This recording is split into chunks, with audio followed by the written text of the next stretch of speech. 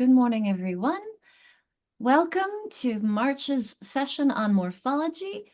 I do have a little quote from Maria Murray for the start of the Reading League to just as an inspiration for us as we start our day. Access to the code identifies the word. So let's let the words rise from the page so that meaning can be heard. So just a way to start us off.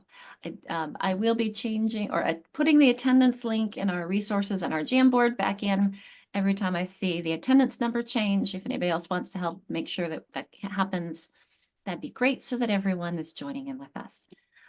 I do have a warm-up. I know that we have some people who haven't taken any of my classes before, at least in this series. So you can give it a try anyway. Put a number and you can either put a number in and the letter that accompanies it, or you can annotate. If you never annotated before, up at the top of my screen where it says you are viewing my screen, there should be an option for annotate, which is a little pencil, I think that is. You might also hover over the screen and get a little green pencil pop up. And when you do that, you'll get this little toolbar, and their little check mark is a stamp, and you can choose different stamps like, oh wait, we don't want the stamp, we want the drawing tool, so it's a pencil.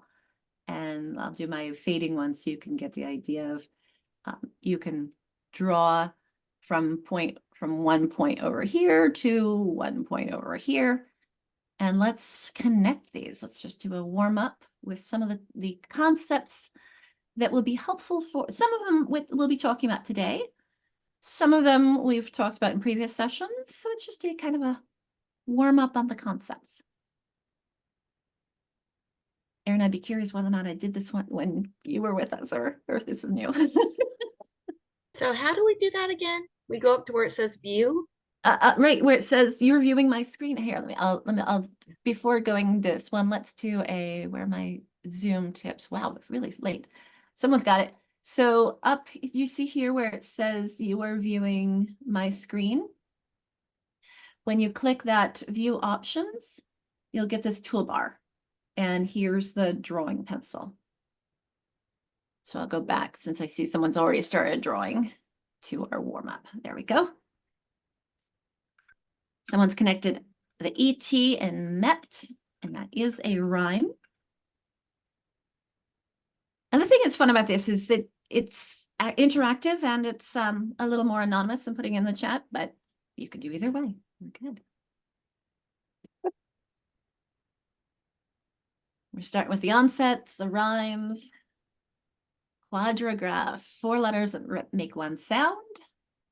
Some diphthongs, ow, oi, even A and E technically are diphthongs. Trigraphs, 3 letters that make one sound. Port, yes, it was not originally a free morpheme, I don't think, but definitely is now. Struct is bound, yes, like spear. Oh, all are amazing. You sure you need to be here today? And ist is, what's it going to? Vowel suffix and full consonant suffix. That was fast. Y'all did a fantastic job. I'll just pull up the lines to confirm those, but I don't think I need to. I think that we've got a fantastic group here today.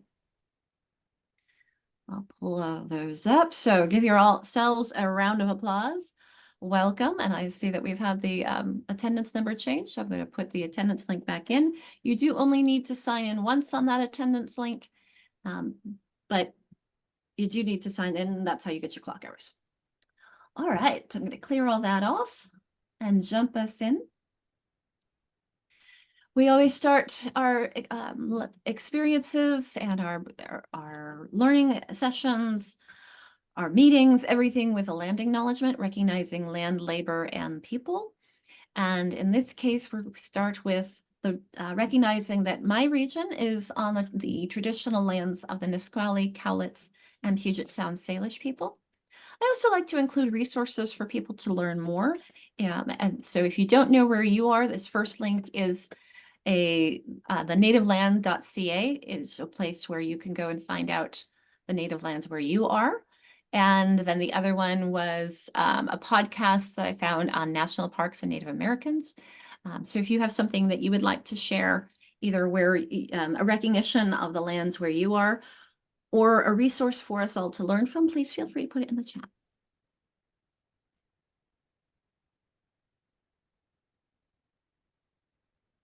Additionally, we start with a recognition of the pain and trauma from over 400 years of racism in the United States, and pledge to stand with our communities of color, especially those who identify as and or categorized as African American.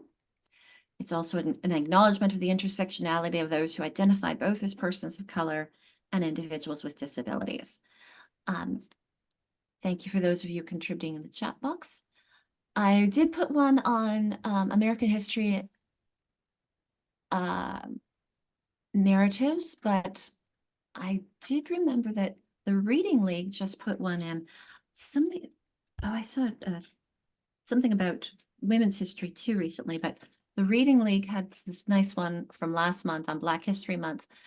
5 American scholars, practitioners, and advocates to recognize, and it goes along well with women's history as well, considering that they're all women. I also like to elevate like Derek Horn's video series that he did on Black History Month and disabilities. So I'll put the reference to that as well in the chat box for people. And if you have something to share, this is, he has a whole playlist on it, but I'll just share, well, I'll share his whole site so you can get to celebrating Black history and people with disabilities. And he's an amazing poet. So again, please, if you have some resources to share, I welcome those as well. As we work together, I do ask that we stay engaged. Of course, you all know, because you're teachers and educators, paraprofessionals, we're all educators in one way or another, that engagement is how we learn, that we seek to understand, we listen openly, we share openly. It's how we learn from each other. That we expect and accept non-closure. There's always more to learn. And I think Erin is a great example from that, considering that she's been here many times. And I always hope to get that she leaves with something new every time. But we use technology to enhance your learning. You'll see that I'll be jumping back and forth. If it's a little jarring for you, just for me to jump to a different screen, let me know, and I'll just give you a heads up that I'm about to do that. Thanks, Erin. And most importantly, to give ourselves and each other grace. That we're in the midst of March, and I know, for some people that's hectic, and for some people it's a nice routine. But nonetheless, regardless of what's going on in our lives, let's just take a deep breath and be kind to ourselves and to each other.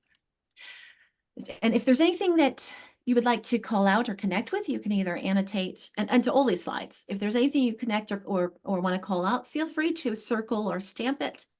That's, to me, my favorite way of engagement. Sometimes I feel funny that if I'm the only one doing it, but invite away, engage away. I love using the stamping tools. It's a way for me to stay engaged with what I'm learning, or highlight something and say, yeah, I agree with this particular thing. And additionally, if there's anything that's missing, feel free to add it into the chat box or raise your hand and include it virtually. I mean, so orally. Speaking of, I'm going to jump to those, our Zoom. Where on earth? Wow, I put this in a weird order. Okay, so I'm going to jump here first and I'll jump back. So I've asked, and you'll see many of you, I've changed if I know where you're from, so that we can understand as we work together and have some context. It's awfully helpful for me to have your name and your district. So if you haven't done that already, you can find your name on the participants list. Next to your name, you'll see more, and then there's that rename option. Everybody is muted upon entry, but feel free to unmute at any time. And if there's no background noise, you can stay muted to have more of a natural conversation. If there's background noise, I do get distracted and I'll mute you. And then there's, I have a question. I think I adjusted it so that the raised hand is on the toolbar. Thanks for checking that out. S. Woolsey. Is it on the toolbar now, or is it still hiding under reactions? Toolbar. Awesome. Okay, cool. That's new. I'll have to fix that, my thing. I saw that option yesterday and said that'll be so much easier because it used to hide and I had to show people how do you raise your hand? So glad that that's on the toolbar and easier for you. So the video on asterisk is simply a request. It's not a requirement. I do appreciate getting nonverbal feedback, but I can't see everybody anyway. I can only see 2, 4, 6, 8. So if you're not on that first aid, you never know. And don't worry about it. If you can't, it's just an appreciation. It's nice to know I'm not that someone's there, because when the videos are off, you can't know whether or not people are really there. Hi, Heidi. Nice to see your smiling faces too. Okay, I think we've went through everything else on here. I'll just kind of pull up the other pieces, the annotations. Okay, and again, if there's anything I'm missing or if you have a great tip to share, please do, and please let us know. Okay, I do try to have guideposts throughout that kind of clue us onto what we're going to be engaging with and how we're engaging. And these are good for our students as well. So in this case, a practical strategy that I'm sharing is that having an icon instead of the words, or having an icon and words, are clues for our kids that helps them with those routines. It helps establish routines. It helps kind of give them a clue as to what's happening. The icon is for our kids who the words aren't so strong. And I find them helpful for myself. And I don't use the words regularly. I just use the icon. But I find it useful for me to make sure I'm remembering everything. And I will be honest, I'm still trying to pepper in the practical strategies, the equity connections, where I feel like they are embedded everywhere, but I'm trying to make things more explicit. And so if you see things or hear me say things that connect and that would be a practical strategy that I don't have that icon on that page, please call it out. The same thing with an equity connection. And that way I'll add the icon for next time so that we can continue to be more explicit in our instruction. So thank you for your contributions and help. But I do see that the attendance has changed, or the attendance numbers changed. So I'm just going to grab the attendance link and Jamboard and resources again and repost that. All right, one last thing that we start with is our teaching and learning beliefs, and that I share because I think it's important for us to ground into why we're here and what's important in our working together. And you can see I've changed the colors to the words or phrases that were important to me. The Jamboard should be listed right under the attendance link, Melissa. It should have. Unfortunately, they were two different. So the top one, I'll put them separate. There we go. That's the attendance. And let me grab the Jamboard for you. It's the one right underneath it. I'll label it so that if I do this again, Jamboard. There we go. Okay.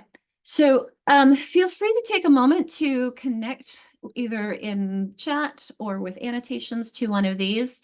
Or if there's something you think that we're missing that's really important for teaching and learning, for those of us who are educators, which frankly, it's all of us. It takes a community.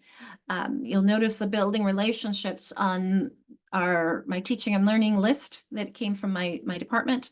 It used to say with students. And while of course that's important, I took that off because these relationships are important too. The relationships we have with each other, with our paraprofessionals, with our administrators, with our communities, all those relationships are important foundations for positive change and for working together and for learning. So I'll just give you a moment if there's anything that you'd like to call out, or if there's anything that you think we're missing.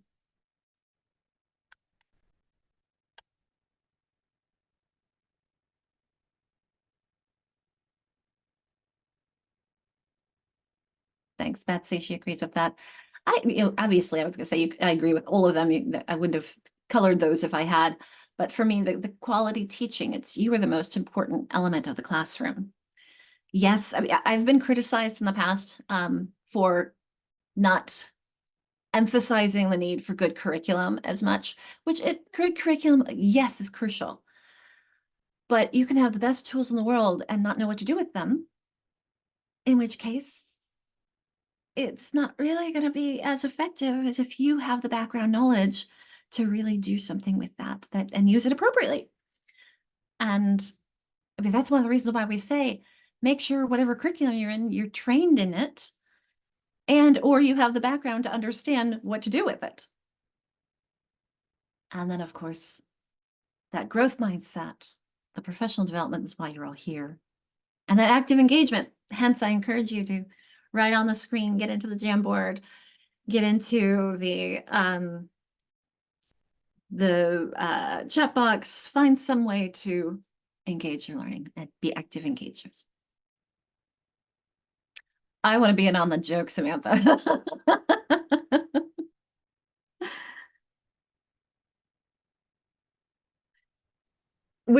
I couldn't figure out how to do the annotate and put the stamp in. Did you get it now though? Got it. It's a good opportunity to practice. Yeah, we're learning something new, like technology and sound ways. Jessica, you need a guide with that too? I saw you raised your hand. People just practicing. Oh, phones. Yeah, that's why I try to provide options. Sometimes the annotate won't work with a phone, or I don't know if Chromebooks work with it or some devices. But that's why you can either go into the chat, or you can go on an annotate, or you can go on Jamboard. But sorry, I won't let you remote control my screen.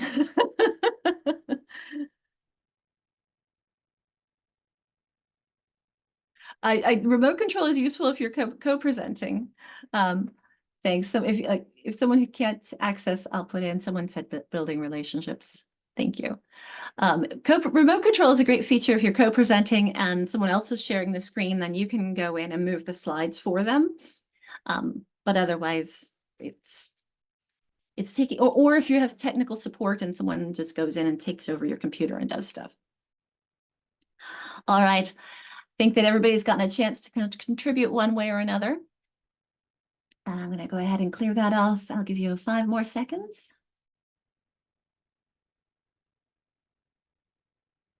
Thank you for connecting. As some of us have screen names that are longer that can be read in their gallery. You know, I was trying that the other day, Melissa. And even if I went to the participants list, I think, what you can do is go to the participants list, grab the right-hand side and slide it over, and then you can see the long name for whoever it is. Thank you for connecting at that building relationships. All right, we're going to clear that off. And we have actually 2 more warm-ups. And now this one, we don't have to have the answers now. It's food for thought. I want you to think about, and we'll come back to this at the end of the day and talk about, why are there 2 M's in commitment and committee? Why are there 2 T's in committee and 2 E's? Why are there 2 R's in referral but 1 in reference? Why are there 2 L's in illegal? How about efficacious but effective? Look at the relation. What's the relationship between those? So just gonna be just some food for thought. Like I said, you don't have to have answers now. We'll revisit it at the end of the day. I'll give you a moment if you want to write them down, take a screenshot, think about these words, these concepts.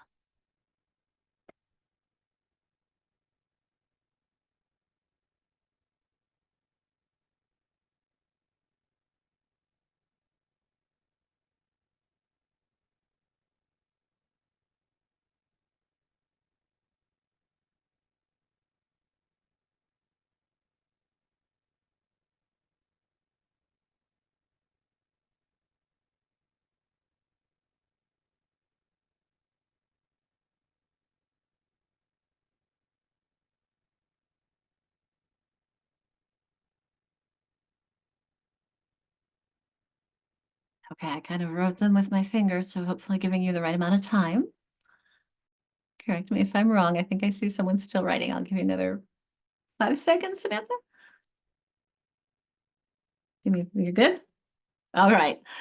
And one last one, this one we will do together. It says I might have a poll for this.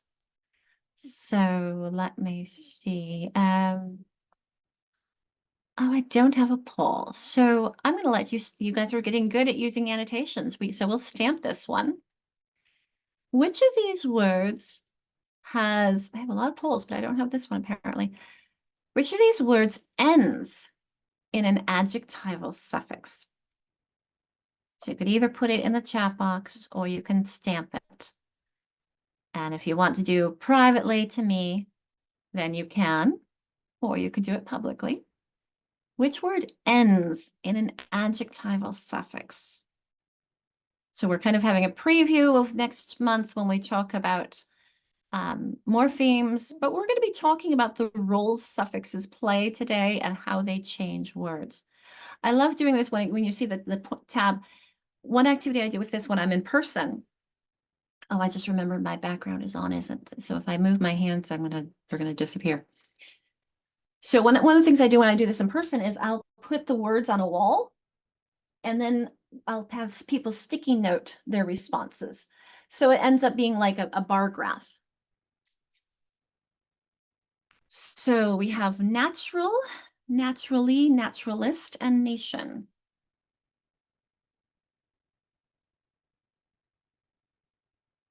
I'll give people just a moment. Welcome, Zoe.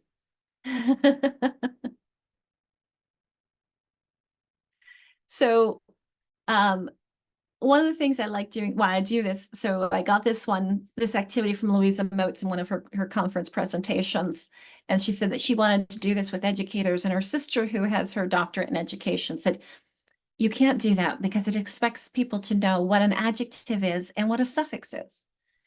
And I will be thrilled to tell all of you that the majority of you are getting this right. I'm wondering if I should move it around and move natural later on. But it also noticed I had to change my wording because I used to say which one has an adjectival suffix, but 3 of them do, don't they? Notice how AL is in natural and in naturally and in naturalist. Hence, I changed my wording to which one ends in an adjectival suffix. It's a natural occurrence, naturally, which you know, the ly, making it, he did it, it's how we do it. It's an adverb. Naturalist is a person, someone who does, and then nation, obviously, is a noun. Any thoughts on that activity before we move on? How did that feel? Anybody wants to orally process? I'm a verbal processor, so I invite others to do the same. And I understand when others are not. This was new information for me, so I'm learning a lot. Thank you, Patrice. We will dive into all of those later on. I just wanted to give us a start and kick us off. I have a question. Yes, Samantha. So I am very clueless to everything, and that's why I'm here. I'm curious what like verbs and adjectives, like what is that umbrella? Like it's not parts of speech, but what would this be under? Well, it is parts of speech, but I like to call them roles instead of labels. I find it more important to call the parts of speech what the word is doing, what role it's playing. Because as we talk about next month, when we do get into more syntax a lot more. So the linguistic term is syntax for grammar, parts of speech, how words work together instead of individually. And as we'll talk about next month, if you can come, many of our words play multiple roles. So for example, the word drum is a noun if it's something I'm holding, but it's also a verb if it's something I'm doing. And so hence, when you just say what part of speech is the word drum, it depends. And so I think that so many of our words, because they can be used in many ways, they're what we call polysemous, poly meaning many, semous having to do with semantics and meaning. Hence, we notice and we can change them. So the parts of speech, so how the grammatical class can change depending on the suffix. Does that help? Gave you a lot more words than you probably wanted, but we'll get there. No, it's perfect. Yeah, I have a lot to learn. Little by little, and like you heard Erin say, she's come many times, and little by little, I remember one time someone said, I've heard you say that 6 times and now I get it. And that's okay. You know, it comes little by little. And that's why I love that I can provide these classes for free. I'm seeing so many nods that it's like, yay. I will be offering a lot more classes and hopefully I can be doing them for free again next year. But even if they're not free, I'll try and have them as low cost as I can. All right, so I'm going to take all these off and we're going to look at the goals from today. Clear all those drawings. These are our goals for today. It's a lot of words, but I had to put on the words into PD Enroller. But basically, we're looking at morphological awareness. We're looking at understanding free and bound morphemes. I'll just draw attention to a few things here. Oh, I can make a line here. Looking at word bases in order to understand orthographic and semantic relationships. So we've got a few big words there. I just used semantics a moment ago when I talked about polysemous. So semantic has to do with meaning. Orthographic has to do with the written form. And these are two things that were fascinating, as I mentioned to Erin as we were starting on. Last Friday, there was a free conference through Fox, I think it was Tennessee, a university in Tennessee. And there was a great session where they stressed the use of morphological awareness for really building kids' understanding of both meaning and the written form and vice versa, and how they support each other. We'll talk about different kinds of suffixes, those that are inflectional and derivational. A hint, we were just looking at derivational suffixes on that last slide. How they change the meanings of words and how the base word can change when we add those suffixes. And then, of course, we'll look at ways how we teach morphemes in ways that are systematic, cumulative, explicit, diagnostic. And actually, this is an area for a lot of exploration and explorative learning. I don't want to use the word discovery, but we can use the word discovery as long as it's supported discovery. Let's call it that way. And there's so much we can help our kids explore and help them be reading researchers and learn about our language through learning about morphemes. Okay, so that's where we're going. I'm going to clear all that off. This is the agenda. Again, we're going to start with some definitions and understanding, and then we will look into how these things work together, and then we'll pull all those pieces together. So sometimes we have to pull pieces apart to put them back together. I tend to zoom out and zoom in many different ways, look at things from different angles to make sure that we can all get it. Whatever works for one person may not work for another. These are the times for today. I do always offer every group, though, to take a half-hour lunch and be done at 3:30. But I also want to honor if there's anybody who can't do that. I mean, we do have a recording, so I just want to offer up and see what this group would prefer to do. Anybody feels strongly one way or another, let's put something into the chat. Or you can annotate, or you can unmute. I'm seeing some calls for half-hour lunch. Pretty much everyone is saying, yes, let's do the half-hour lunch. Okay. We always like getting done early, don't we? We're teachers. We're used to short lunches. I know. Well, I started this in COVID, and I just knew how much, and people weren't used to a lot of online, virtual.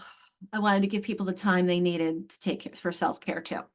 So here are the new times. If you want to take a screenshot of that, I have a sticky note with it written on mine. So we'll have a break at 10 o'clock. We'll have our lunch at 11:45, and then we'll have another break at 1:45. But I don't have a co-host, so if there are things, if I get in the zone and I forget, please just kind of holler at me and say, we need a break, please. And we can always adjust these two as this group needs. We have a nice small group today. Awesome. 27 is a great number. Last night I had 102 librarians. It was awesome. They were so engaged, and we only had them for 90 minutes. It's like, There's so much I want to do, but luckily I'm going to get 3 more sessions with them. So, all right. Well, don't have anything to clear off. Let's jump in.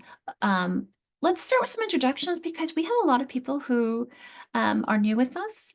And I think I fixed the Mentimeter, but let me just see real quick. And I'm going to put the Jamboard link in against for us.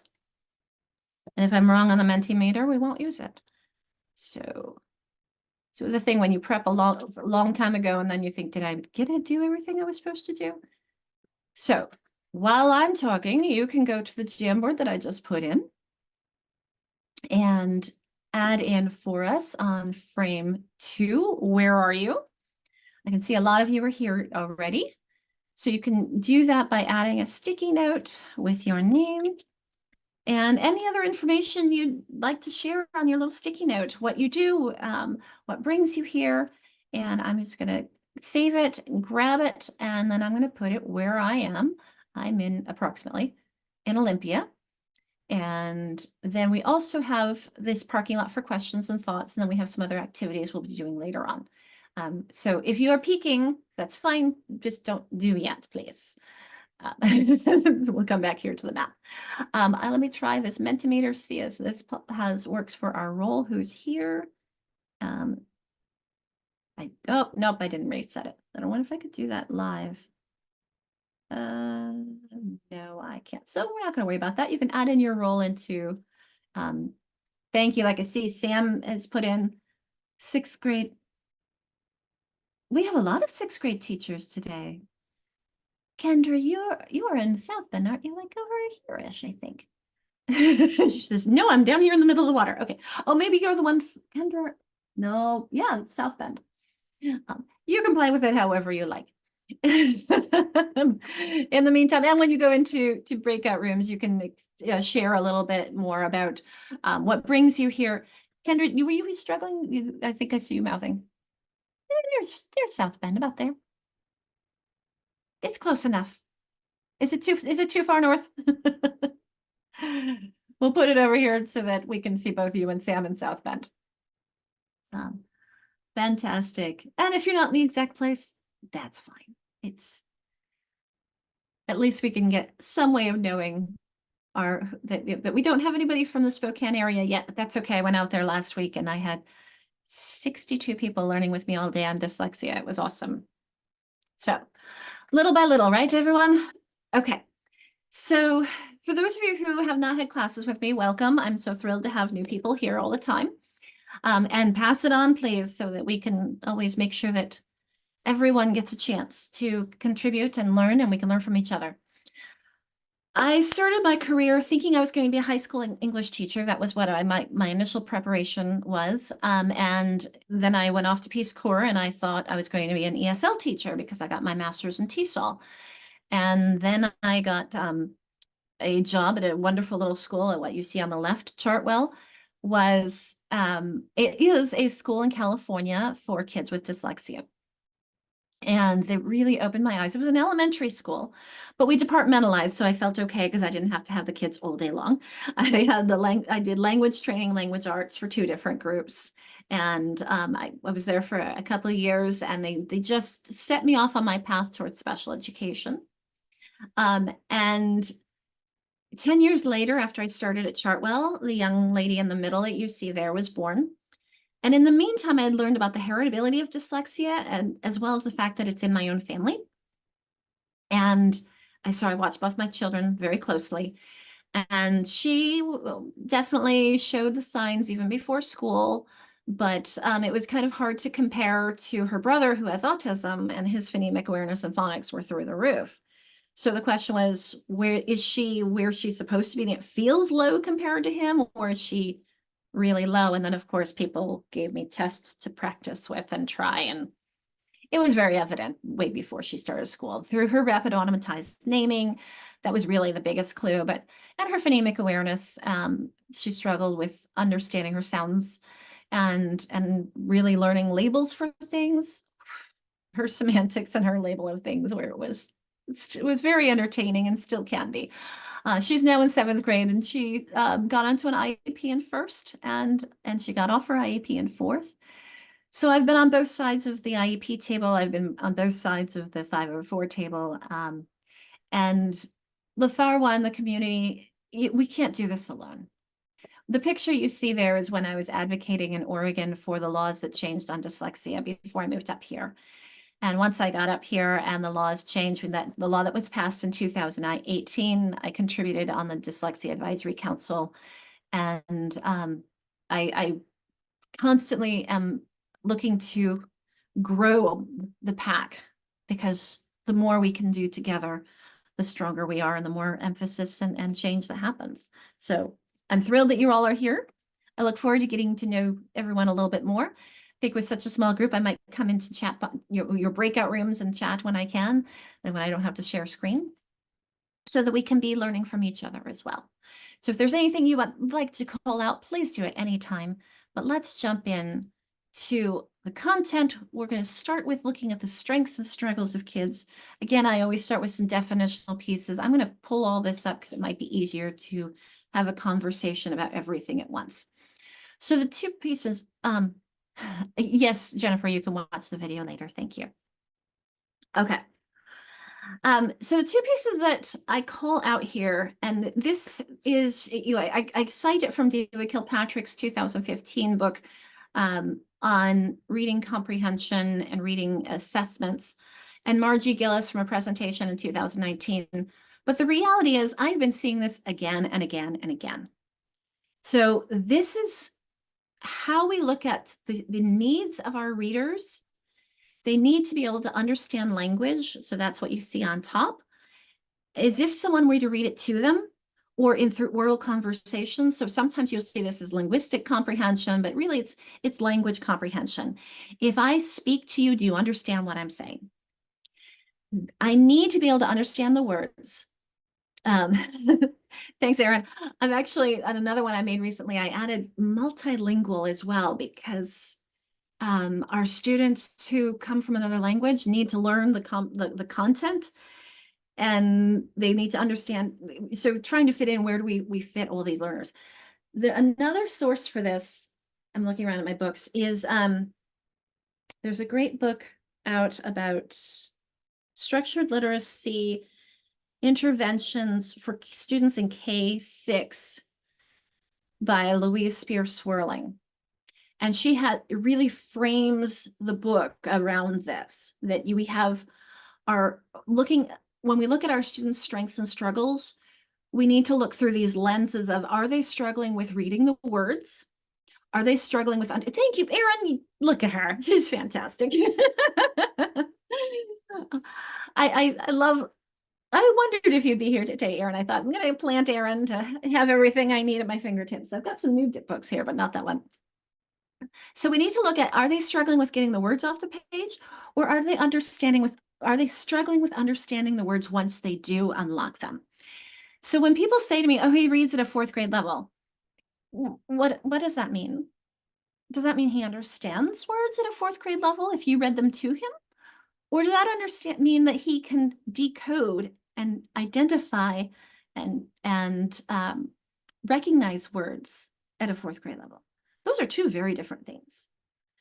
So hence, I like to show this to help us frame that our kids with dyslexia are the ones who are struggling with the word reading themselves. Yay, call out to Yelm that their staff got a copy of the book. It's a fantastic book when I see, and although it does say K6 for some of our kids who are older and reading at the K6 level, I recommend that as well. So our kids with dyslexia, it's the word reading piece.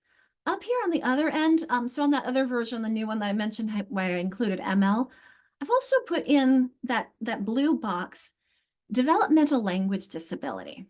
It's a new area that I highly encourage people who, especially those working with younger kids, to start recognizing and looking into. That's where they're struggling with language. The acronym is DLD. And Tiffany Hogan is a researcher who's really talking a lot about that. But those are the kids who struggle to understand language. They struggle to understand the words. They struggle to understand the connections among words. Thanks for adding that in, Erin. And then, of course, down at the bottom, I added the emerging readers because so often we look at this framework as where are the struggles? But at the same time, we all need to learn the words of our language, and we all need to learn how to get the words off the page, the word reading. We need to get both of them. So that's why I added the emerging readers piece. And I will say too, the language comprehension, that's going to continue on forever. As we gain background knowledge, as we gain new vocabulary, I'm going to learn that one forever. That's an up through infinity. The word reading piece, once I get it, I should get to a place where I've got it. Now, there may be some new words that I've never seen before, or maybe I've heard, but I don't know how to recognize it in print. Here's a classic example. Because it's French origin, we may not always recognize quickly and easily the word epitome. It looks like epitome, doesn't it? So that's where the language comprehension supports my word reading. All right, I'm going to clear that off. And check what's in the chat. Oh, fantastic. Melissa's sharing about a kid whose decoding was strong, but struggles to express what he reads. How can I encourage her to dig a little deeper? I don't know the Acadian CFOL. I will look at some of my notes from the sessions. I would also encourage you to just type in Tiffany Hogan and see if you can find any of her webinars or any resources from any of her sessions she's done. She's been presenting a lot. Actually, she has a website I can go grab as well. Tiffany, Hogan. And when we're in breakout rooms, I'll go grab some of the links from my notes from when she presented last Friday. And she has I think it's called DLD and Me, but I'll check it for you. I'll just put in the DLD and Me if I remember correctly. So just framing, as we're thinking about our students and what their needs are, I just like to start here with that framework. I see some people still taking notes, so I'll give us a moment. Are there any things, processes or thoughts that this has? Oh, I do have an engagement piece here. So processes or thoughts, where are your kids? So I'll just give you a moment to engage in some way. Thank you, Alyssa, for adding that DLD and Me.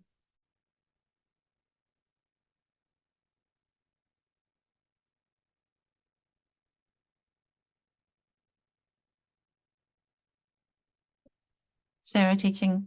Oh, thank you, Sarah, for adding. I thought it wasn't schools, like all grade levels. Well, I'm glad to see that we're getting some purples. I often get people who don't have many of the strong in both. So, but that's our challenge, isn't it? We have a variety of our students, and that's life. We all have strengths and struggles, and that's one of the things that I think is so important to recognize, the imperfection of being human. All right, we're going to move from here into the definition of dyslexia as recognized. Oh, you mentioned hyperlexia. That's also very often our kids with, oh, it won't do that. Our kids with autism we often call here, or it used to be called nonverbal learning disability. And what that meant was that your learning disability has nothing to do with your verbal abilities. It's nonverbal. Nope, sorry, I'm mistaking on that one. That one, nonverbal learning disability is your facial cues and things like that.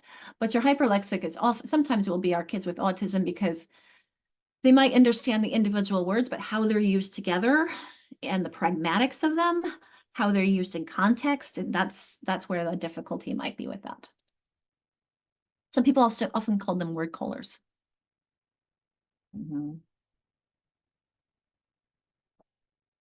I'd be very curious, Samantha, what you just, so I'm not the only one. Which one you just chose. I mean, I think that there's a big emphasis right now on moving toward programs that emphasize background knowledge so that we can be building up our comprehension and really focusing on this before we get into this. And that's where the read alouds come in, is really through the language comprehension. But I think we also not need to make sure that we are doing both. And simultaneously, that was a really big message of last week's Fox conference, is that we're not ignoring either one of these for the other, that we are working on them simultaneously. We might have more emphasis here before going into here, and then having more emphasis here until this is strong and automatic. But the more we have these simultaneous, the more we're building those connections in our kids' brains. All right, thank you for sharing. I appreciate that.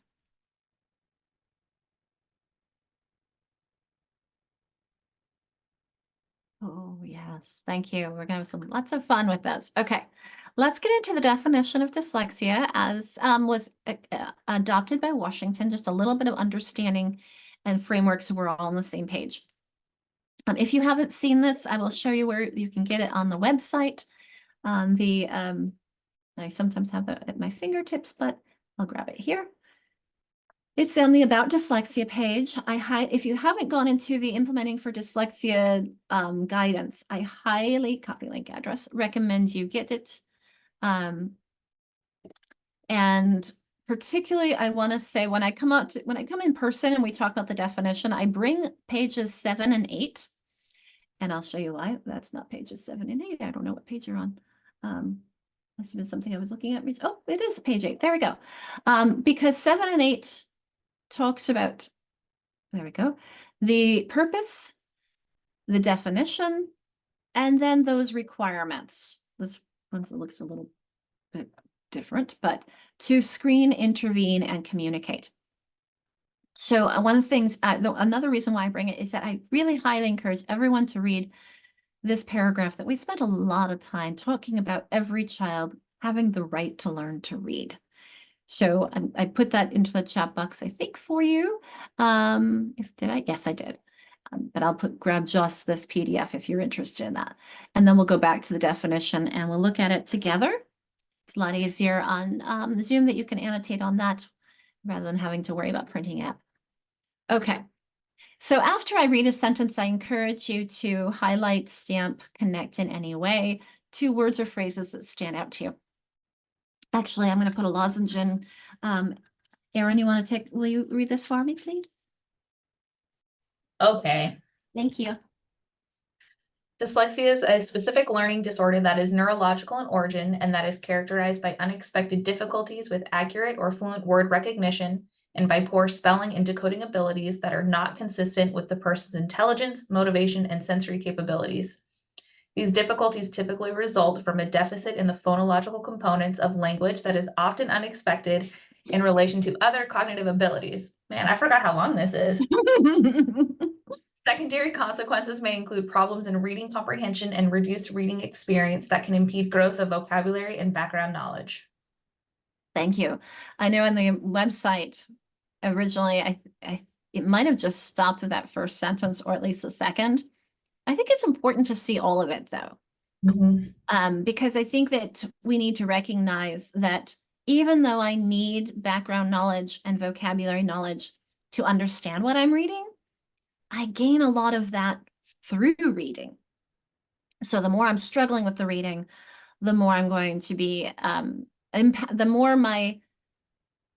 to be reading less. So it's going to impact my reading experience, which will impact how quickly my vocabulary is growing and my background knowledge as well. Seeing what's coming into the chat.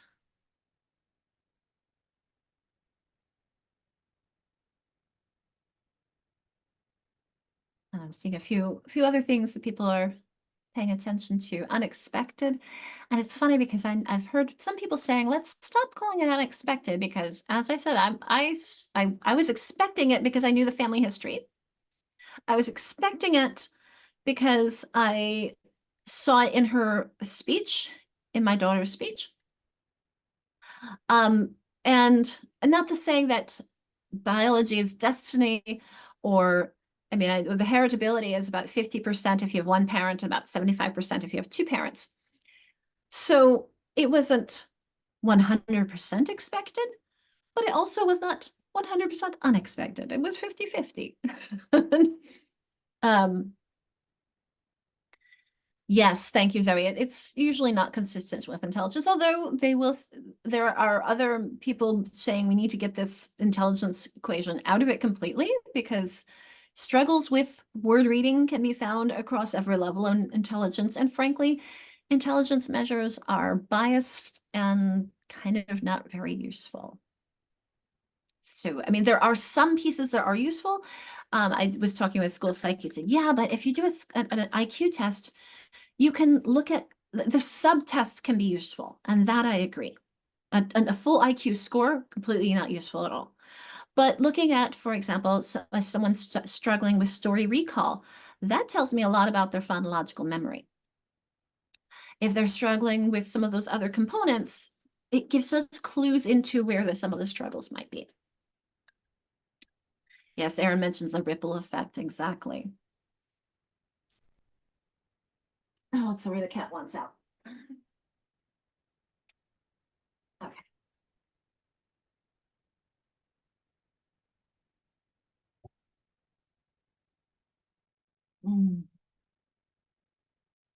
So, love it that someone's brought up the expensive evaluation. It shouldn't be. There's no reason why schools cannot say that this kid has dyslexia without a formal diagnosis. I'll say that again, because I can see people reacting. There is no reason why a school cannot say that a kid has dyslexia, even though that kid never got a formal diagnosis. Because the school determines, in fact, I was reacting doing a citizen's complaint, not about dyslexia, I think it was about autism, that the school is waiting for the kid to get a formal diagnosis. Schools, that's against IDEA, that's against FAPE, that is kind of illegal. A school makes their educational decision about whether or not a student has a disability. They're not making a diagnosis, they're making an educational decision determining that a student has a disability. And then if they find that they do have a disability, whether or not it adversely affects their educational progress and whether or not they need specially designed instruction. So, Christina, they may say that, but they actually can, if they have the qualifications. And frankly, when they're qualifying for special education, it's going to qualify under SLD, specific learning disabilities. And whether or not they have the background and knowledge to say it is dyslexia that we're looking at, they're not going to give you an official diagnosis as a doctor would, which you would only need if you need, like, for example, SSI or I mean, I haven't gotten one for my daughter, and I don't yet see the need for it, and I don't know if I ever will. But I know she has dyslexia. I've done the screenings, I've done the work. We know this. And when you look at her reading comprehension versus her word reading, her individual decoding, you look at her listening comprehension versus what she's able to get off the page, or how quickly, especially as they get older, it's how fluently are they doing it, not whether or not they can, but how much effort it takes. So we can determine that a kid has dyslexia. It's just a matter of we cannot diagnose it. And frankly, we don't need that diagnosis. We need to know where their strengths and their needs are. We should not be concerned about an expensive evaluation. We should not be sending them out to get evaluated, because if you say your kid needs to go out and get an evaluation or something, you need to pay for it. So school districts, just do it. Let's just take care of our kids, shall we? Erin, as somebody who is high up at the district office, do you have anything you want to add to that? Not that hasn't already been said. In other words, she supports and agrees that districts should not be saying we cannot determine, or especially if they say we can't say the word dyslexia, call OSP. Or encouraged to go out and get an independent evaluation, because then as a district, you're on the hook to pay for it. And like, as we've all said, it's expensive. So. And there's no need for it. Go ahead, Heidi. Pardon my ignorance, but just like, are there other disability, I don't know, I'm not using the right word here. Are there other things that could present as dyslexia that would then benefit having the evaluation to rule out dyslexia or pinpoint other things that could be impeding the student's education and making gains in reading and spelling? So I will say that ADHD and dyslexia are sometimes very hard to tease apart. And it is also important to tease apart the specifics of where your student's struggle is. So one of the things I will say about this definition is nobody's drawn attention to the fact that we have this phonological components piece here. That's a really broad concept. That really doesn't tell me much. So if my kid goes and gets a diagnosis of dyslexia, I still only know, I want a school evaluation where I can see where are the strengths and struggles. Are they struggling with phonemic awareness? And we need to work on that. Are their phonemes fine, but they're struggling with the speed of doing that? Is that fine, but they're struggling with the rapid automatized naming?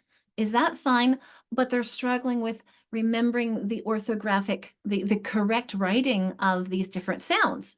Because I think there are many students who are fine when you give them letters in isolation, but put them together, particularly digraphs, trigraphs, all these different strong and weak syllables, they may totally get thrown off there. So Heidi, as an educator, I don't care whether or not you have a diagnosis. I need to see those specifics in my diagnostic tests. That there are free versions of things I can do online. I want to get into the nitty-gritty of what I need to do, where your struggles are, so I know where to help. Does that make sense? The 80 and going back to your question of are there things that these could be very similar? At its core, it's an issue with phonological components. And David Kilpatrick argues that if you're struggling with the word reading component, you're struggling with phonological component. So hence, we need to start there, make sure everybody understands the phonemes and the sounds of our language, and then how to connect those to the symbols. And that's really the basis for word reading, not ear reading, but eye reading.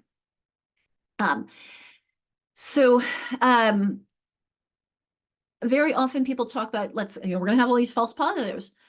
Yes, but my argument would be the kids who need that additional support, when we get a bunch of false positives, we give these people additional supports. Those who needed just that and they're good, they're going to keep going and they're like, okay, fine, I'm good. They'll test off throughout your instruction. You'll be able to see quickly who doesn't really need this, and then you can exit them from that. And those who do need it, stick with it longer. So there are some different, through our instruction, we should be able to tease that out, Heidi. I hope that would help. And there are a lot of things that we would do similarly. I mean, I had kids with central auditory processing when I was teaching at Chartwell. And some similar activities that I would do for my kids with the ADHD, I'd say, okay, let's look at me. I need to make sure they're looking at me. Otherwise, I know they're not necessarily going to hear me well, because central auditory processing, we need to have some additional pieces that not just the ears. I need to make sure let's get that visual as well. Let's make sure that we're getting multiple ways to make sure that they're getting what I'm saying. We've got emerging ML students may present as a reading disability. Yes, it does cause a concern. Again, let's teach. The more we teach, the more we can help getting our kids what they need. So Alyssa, a student might score low on RAND, but not dyslexic. Thank you for that question. Because this comes along to one of the things that I have really, not just I, that the Dyslexia Advisory Council and OSPI, we've really stressed in the new version of that document that I gave you. It's not out yet. Hopefully it'll be out soon. Is that when on the screening that we do for any diagnostic screening, we're finding deficits in those particular areas we're looking at. So in the screening requirements here in Washington, we're looking at family history. We're looking at phonemic awareness, phonological awareness, letter sound naming, and rapid automatized naming. If we find a weakness in any one of those areas, we're not finding dyslexia. We're not finding the why on those areas behind the weakness. We're finding a weakness. So Alyssa, I'll give you an example. I gave the RAN to both my kids when they were in 4th and 6th, and they both struggled on it for very different reasons. For my son with autism, he has issues with rapid automatized naming. He does not have dyslexia. His reading is very strong, but it is a word, it's connecting. His oral reading would be more affected by it, but his understanding and his silent reading is fine. So if that helps a little bit, so the low on RAN, so it could be dyslexia, it could be a slow processing, it could be autism, there could be other reasons for low RAN. RAN is a very complicated concept. It's connecting with your visual to connect to its concept, to get to connect to its label, and then coming out your mouth. Does that help a little bit? Yeah, it did. Would they need to be low in a certain number of those areas? Glad you brought that up too. So I'm looking at my RAN over here. So for people who are not familiar with the RAN, I'm just going to grab it. It measures and looks at, well, actually, this is my kids. It looks at objects, colors, numbers, and letters. And then there are a couple other sets where they combine them. But one of the things that I've been trying to say as I talk about RAN a lot is that your kid who's low across the board is very different from your kid who's only low in the alphanumeric, the letters and numbers. Your kid, because, thanks Aaron for nodding, because your kid who's low across the board, that is a kid I'm going to be more concerned about. If he's only low in the alpha letters and numbers, it tells me we need to build some more automaticity with that.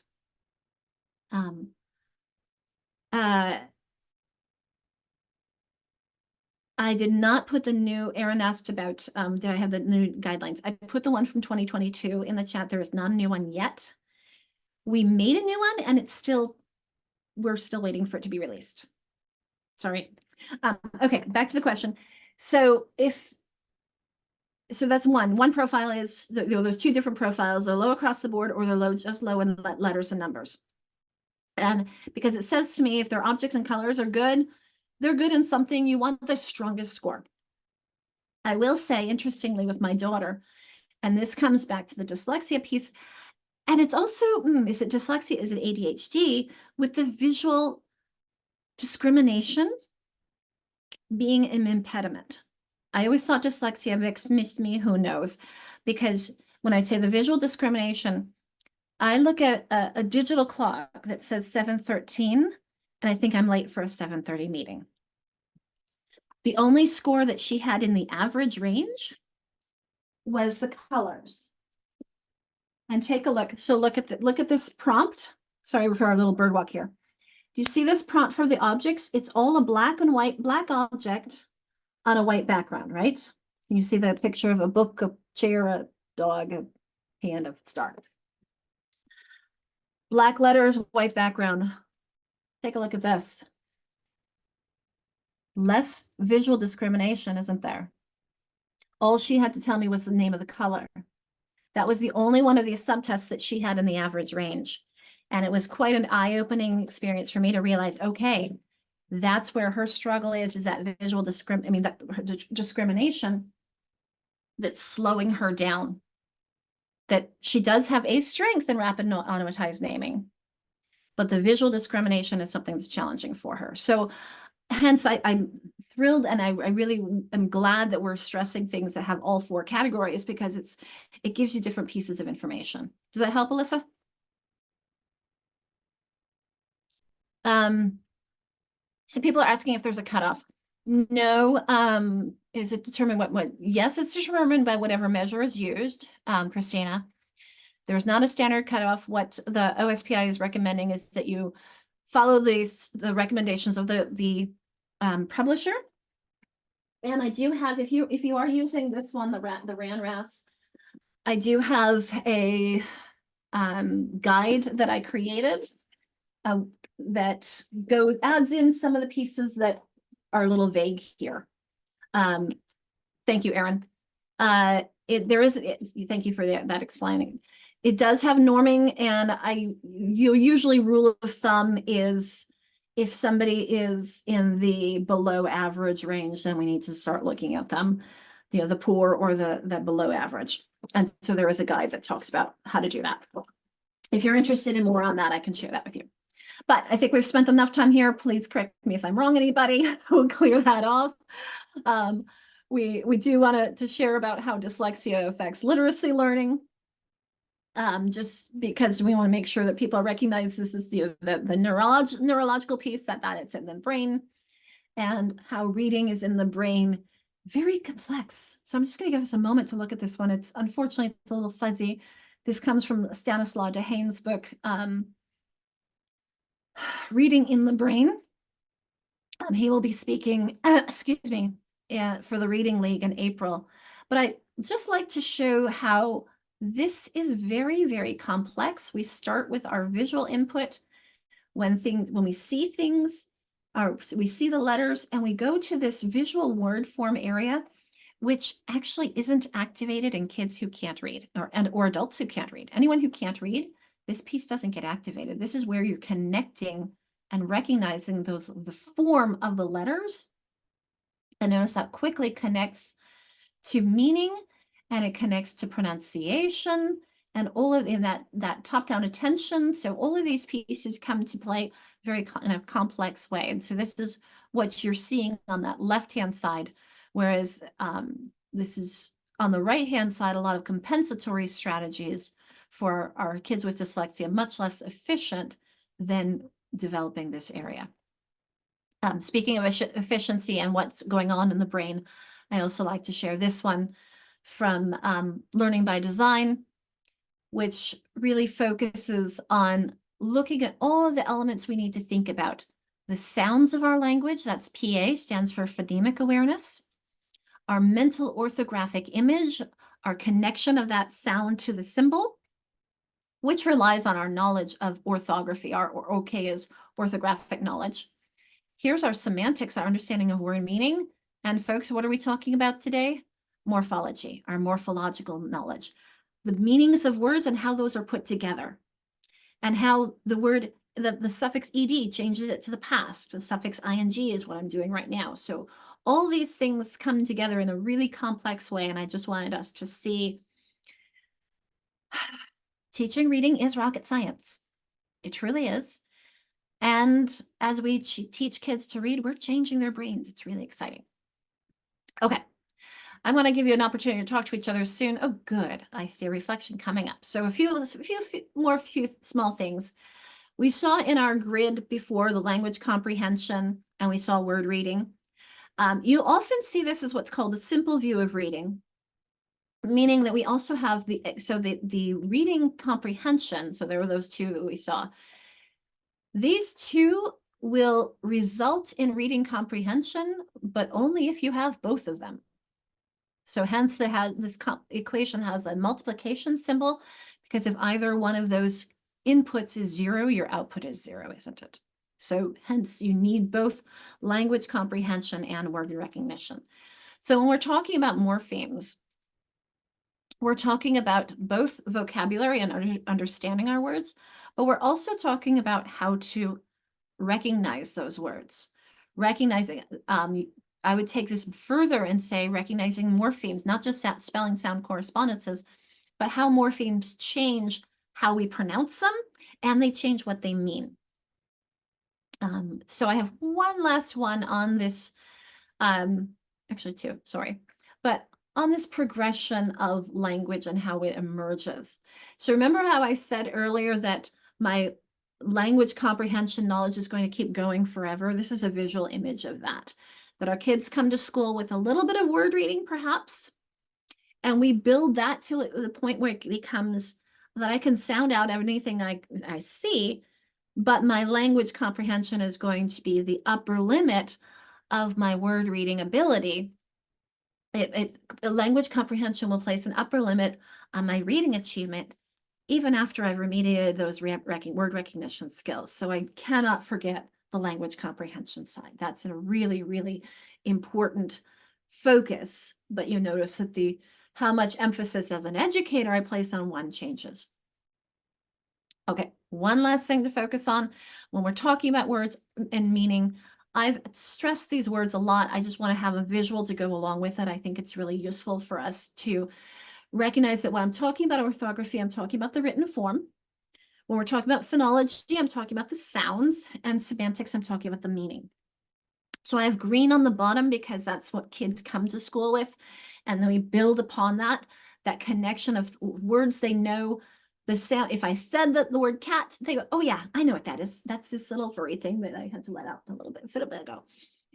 And then they come to school and we build on the orthographic form, the written version. Thank you, Angela.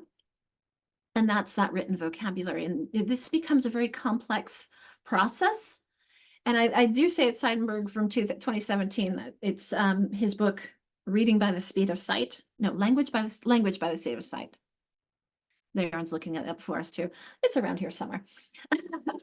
But it's actually, this is a model that he proposed back in the 80s. This has been around for a long time.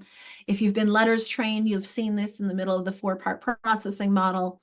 This is something that's really the base for understanding our words.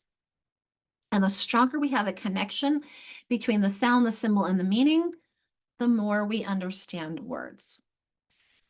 I need to pause and give you a moment to reflect. If you want to take a picture of this, I'm going to have a reflection prompt on the next slide. I'm going to pause the recording and make some breakout rooms. So I'm going to open up to, I'll stand up. Okay, who would like to start? What was being discussed in the other rooms? I can go. Thanks, Erin. So I'll do something that was new that I appreciated, and I put it in the chat. In the 4 quadrants where you talk about the 4 profiles, adding in that little caveat of emergent readers it's just kind of a nice reminder that when we're working with students that are younger, that are just beginning, to not it's often, right, automatically assumed that, oh, they're struggling, there's a potential learning disability. And so it's just remembering, like, no, wait, there is a continuum. They have to have had exposure first. And so that was just kind of I liked that addition to that chart because it makes you think about that piece.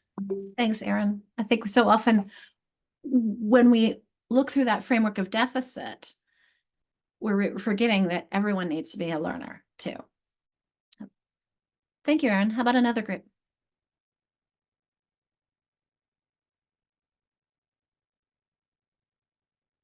I can go ahead and go. Thanks, Jessica.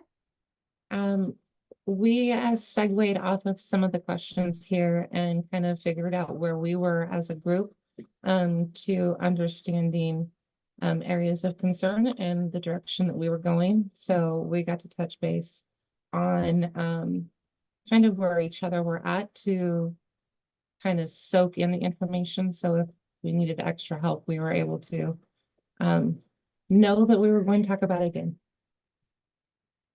Thanks, Jessica. Would someone from either of the other rooms like to contribute?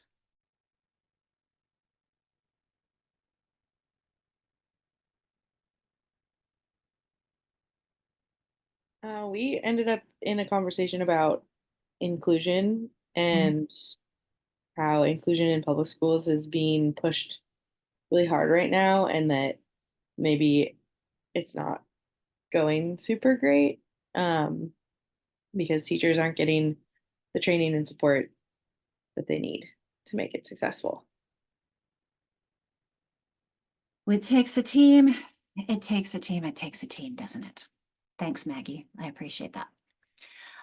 One of the things that I started saying in the group that I went into, and feel free, anybody else from group 2 who'd like to jump in on some of the thoughts, was a conversation about fluency, particularly our older kids who come in not having enough fluency. And where do we begin? We didn't even start there, but really an understanding of fluency. And one of the things that I was saying is I feel like fluency it's very misunderstood. And I do encourage everyone to come to the syntax class next month.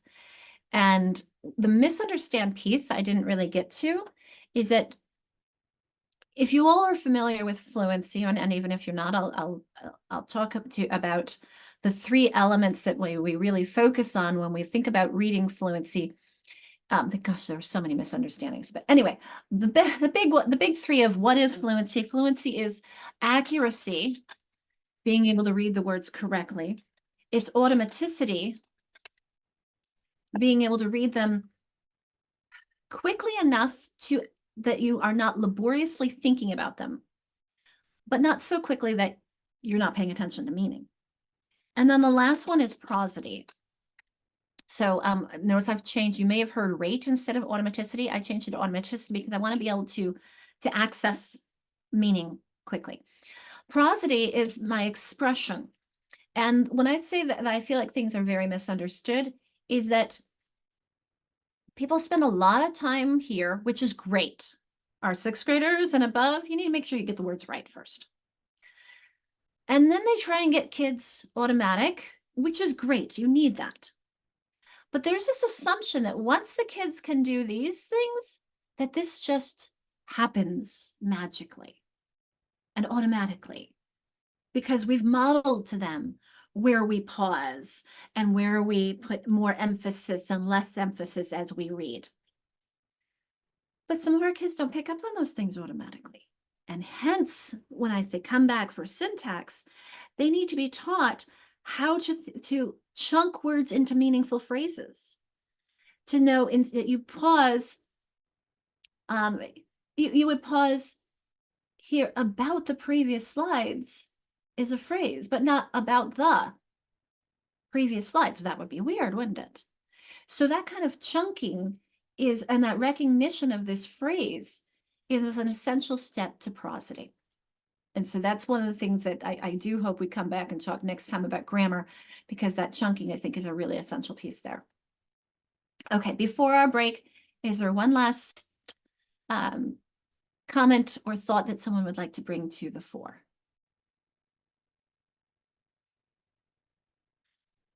Isn't prosody dependent on comprehension? That too. It is both. We can help our kids structure to understand. So they're understanding phrases, the semantics, syntax, and understanding the context and the content are hand in hand. So Betsy, when I understand this phrase about the previous slides, that is telling me about the thoughts. So as I learn and recognize that this is a phrase that tells me about something, which thoughts about the previous slides. So this is contributing to my understanding as well as my prosody. So they really are hand in hand. It's helping me read the appropriate phrasing, which contributes to my comprehension, and it's dependent upon my comprehension. They do go hand in hand. Okay, I'm going to clear all that off, and I see it is 10 o'clock. So I think I have a slide prompt for us a break. Yes, I do. So we're going to come back together at 10:15. So I'll let you go take care of your needs. We'll have a little bio time, stretch, and 10:15 we will reconvene. Alicia, can I ask you a quick question? Has nothing to do with this presentation. Zoom recording. I'll stand up again in just a moment. Nothing in the parking lot. But as we come back together, I will invite anyone who would like to kind of process orally, bring anything to your attention, something that's been circling for you during break before we jump into morphemes. Go ahead, Samantha. Where are your asynchronous hours? Asynchronous. The ones I just put in the chat box. Here, if you go to the on-demand courses, it's this one. Okay, thank you. It's also, if you go just to the OSPI website, you can access it through this second one here. I'll put that, just grab it for you. And I do want to make a point about where on earth is the copy thingy? Copy link, here we go. Open link, save link, copy link. Put that one in for you. I do want to point out one thing on it is that, so there's a 2-hour course on dyslexia and dysgraphia. There's a structured literacy, reading fluency, identifying and intensifying instruction. And then there's this one that says serving students with dyslexia for school psychologists. I advocated that they take off that byline for school psychologists because it's good for anybody who wants to go deeper than this 2-hour one. So anybody's available to take any one of them, and they're all free. Okay, this is where we left off. And I want to take this a little bit further to look at what do we see when we see a word? What are those letters representing? So this, I was inspired by, there's a great book by Virginia Berninger and Bev Wolf, who Bev Wolf is actually in Seattle, and she, I think she worked at Hamlin. Can't remember, but she's in the Slingerland Institute there. And it's called Teaching Students with Dyslexia, Dysgraphia, and Oral Language Disability, OWL LD. It's a green book. I have it around here somewhere. But they advocated that every teacher of reading should be issued or earned a POMS certificate. And you should know your, go back to this one, your phonology, your orthography, and your morphology, because morphology is your key into semantics. I took it one step further and I said, let's go into the etymology as well. So I went from POM to poem. That etymology helps you understand why the orthography is the way it is. It helps you understand why you have those connections in meaning and morphology. So it's connecting our concepts. I don't think that there's not a lot of research on the benefits of kids knowing all the etymology, but I think it's really useful for teachers to know it. The same thing with a lot of our orthographic conventions. Some people call them rules. I don't like the word rules. Or spelling patterns, and again, the labels for them. There are things that we need to know in order to help our kids a lot more than they need to know. We don't want to overwhelm them, but we want to help make things clear for them. Am I the worst model for that? I really don't mean to overwhelm, but there is a lot that really goes into this, and a lot that we need to know. And so I will say, for example, with the etymology and the spelling, understanding, for example, why there's a W in the word to. It can help to understand that the word to, that W there, connects it to words like 20 and 12. Those both start with a TW, as does twin and twist and twine and twilight. All those things have to do with two-ness. So you can help your kids recognize. Now, my daughter, this is unfortunately, we have this visual memory, and she knows there needs to be a W there, so she would spell it T-O-W. I think she still does sometimes. And I have to remind her, okay, I know your visual memory is telling you there has to be a W in there, but remember that O-W represents ow, like in cow, or O, like in snow. So you just wrote toe or towel. It's not what you want. Stick it over here. Remember 12 and 20 and twin. Stick it there. So those types of historical influences can help us understand those connections and can help us connect and understand our orthography and our phonology. I just want to stress that the phonology isn't the most reliable. It's a step, but remember when I sounded out epitome, I needed to know that that's a French word to read it correctly as epitome. And I needed to know its meaning to help me as well. So I'm going to pause on this for a moment, turn off my fire, and invite if there's anybody who has a thought on that.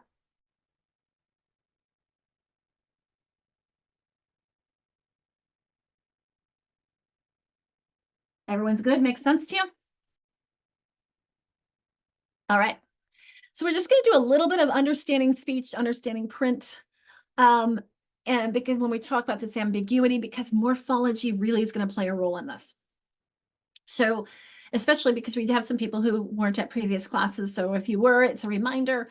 If you're new, this will hopefully give you some basis for what we're talking about.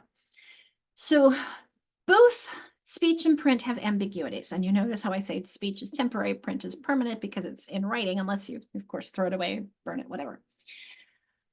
The ambiguity, though, is inherent in language. We don't always use all the words we need to. And this is going to be something fun when we talk about the semantics, is we leave things vague a lot. We assume that the other person knows what I'm talking about. And when I have these homophones, I can use the word sight in speech. I can use the word bear or pair or chard. I mean, I can use so many of these words in speech, and it doesn't matter how I'm spelling it because you're understanding which one I mean by the context of what I'm saying. When I'm reading them, though, it is far more efficient on my brain to have a different spelling, because I can look at that word. I don't need to look at the context to figure out which one it is. The spelling clues me into the different meaning. So yes, the spelling is a clue to sound, but then you say, okay, these both sound the same. Now the spelling's role is to clue me into meaning, the different meanings. So this is where morphology is coming into play. Notice that we do have some words in print that have the same spelling that are ambiguous. There aren't as many as those. Those few, wind and wind, dove and dove, read and read, sewer and sower, live and live. Some people, if you have other examples, feel free to throw them into the chat. I have to look at the context to figure out which one it is. Is it I read every day, or I read the book already? So context is important on those ones. I can't just look at the word. So hence, just recognizing that difference, we have so many more homophones than we do homographs.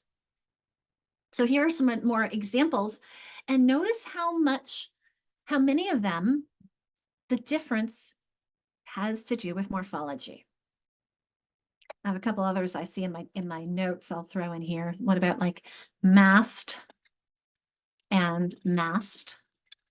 That's tricky ED, making that a t sound. Same thing with past and past. We struggle with those, I think, often in speech. Take a look at these for a moment. Look, notice we've got that ER, that ED here, chard and chard, cord and cord, lax and lax. This is where people struggle when I tell them that folks, it's two sounds. Well, it's the same thing as when you look at tax and tax. We have homonyms here. Now I have a plural. The other one, I have a singular.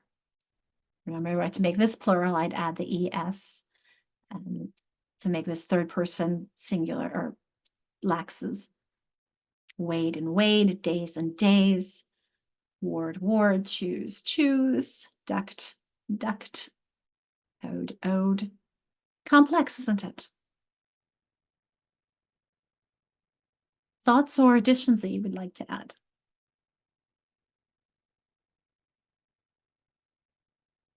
Notice how many of these have a morpheme added on.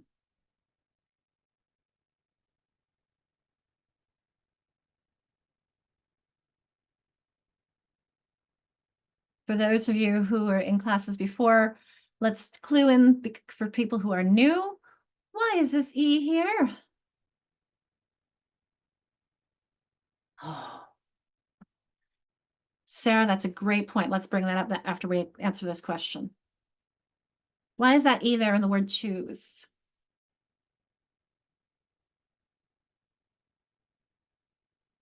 Come on, Erin, you know it. Sorry, my internet's cutting out, so I don't think I caught. I'm asking someone to explain why that E is there in the word choose. Betsy, you probably remember. I mean, I can explain it if you want. Maggie put it into the chat. Without it, it would look like more than one chew, wouldn't it? If we didn't have the E there, and I would have a suffix X, more than one chew. And no, it's an action to choose someone or something. Okay, so Sarah, our students with intellectual disabilities, this is going to be a lot more work because this is complex. And this is, I'm going to take us back to, let me clear all this off. This is really, when we have all these homonyms, we need to remember this piece. And we've got the different sounds, so they sound the same, but the different spellings are representing different meaning. And so we need to take it one thing at a time. I have a teacher reference text around here. Oh, there it is. This teacher reference text from Learning by Design, I absolutely love it as a reference, but it has these pages and pages and pages of homophones that are frankly overwhelming. And so my recommendation is have your kids make their own. And so when you have, for example, the word sees and the word see, they sound the same. Let's have them draw a picture of the S-E-E. Maybe they can help remember the eyes. It has two E's, two eyes. And the S-E-A, have them draw a picture next to it. Or if they have pear and pear, maybe the second one, they could show someone peeling an apple. And the first one, two things that are matching. So having them create their own dictionaries of these homonyms is a way to help them recognize that those different spellings reflect different meaning. That sounding it out, yes, can help you access the sound, but then now that the spelling helps you access what it means. I hope that helps, Sarah. Clear that off. Okay. So we talked about ambiguity in speech, but not print. Let's talk about what is a morpheme. So I'm just going to give you a moment.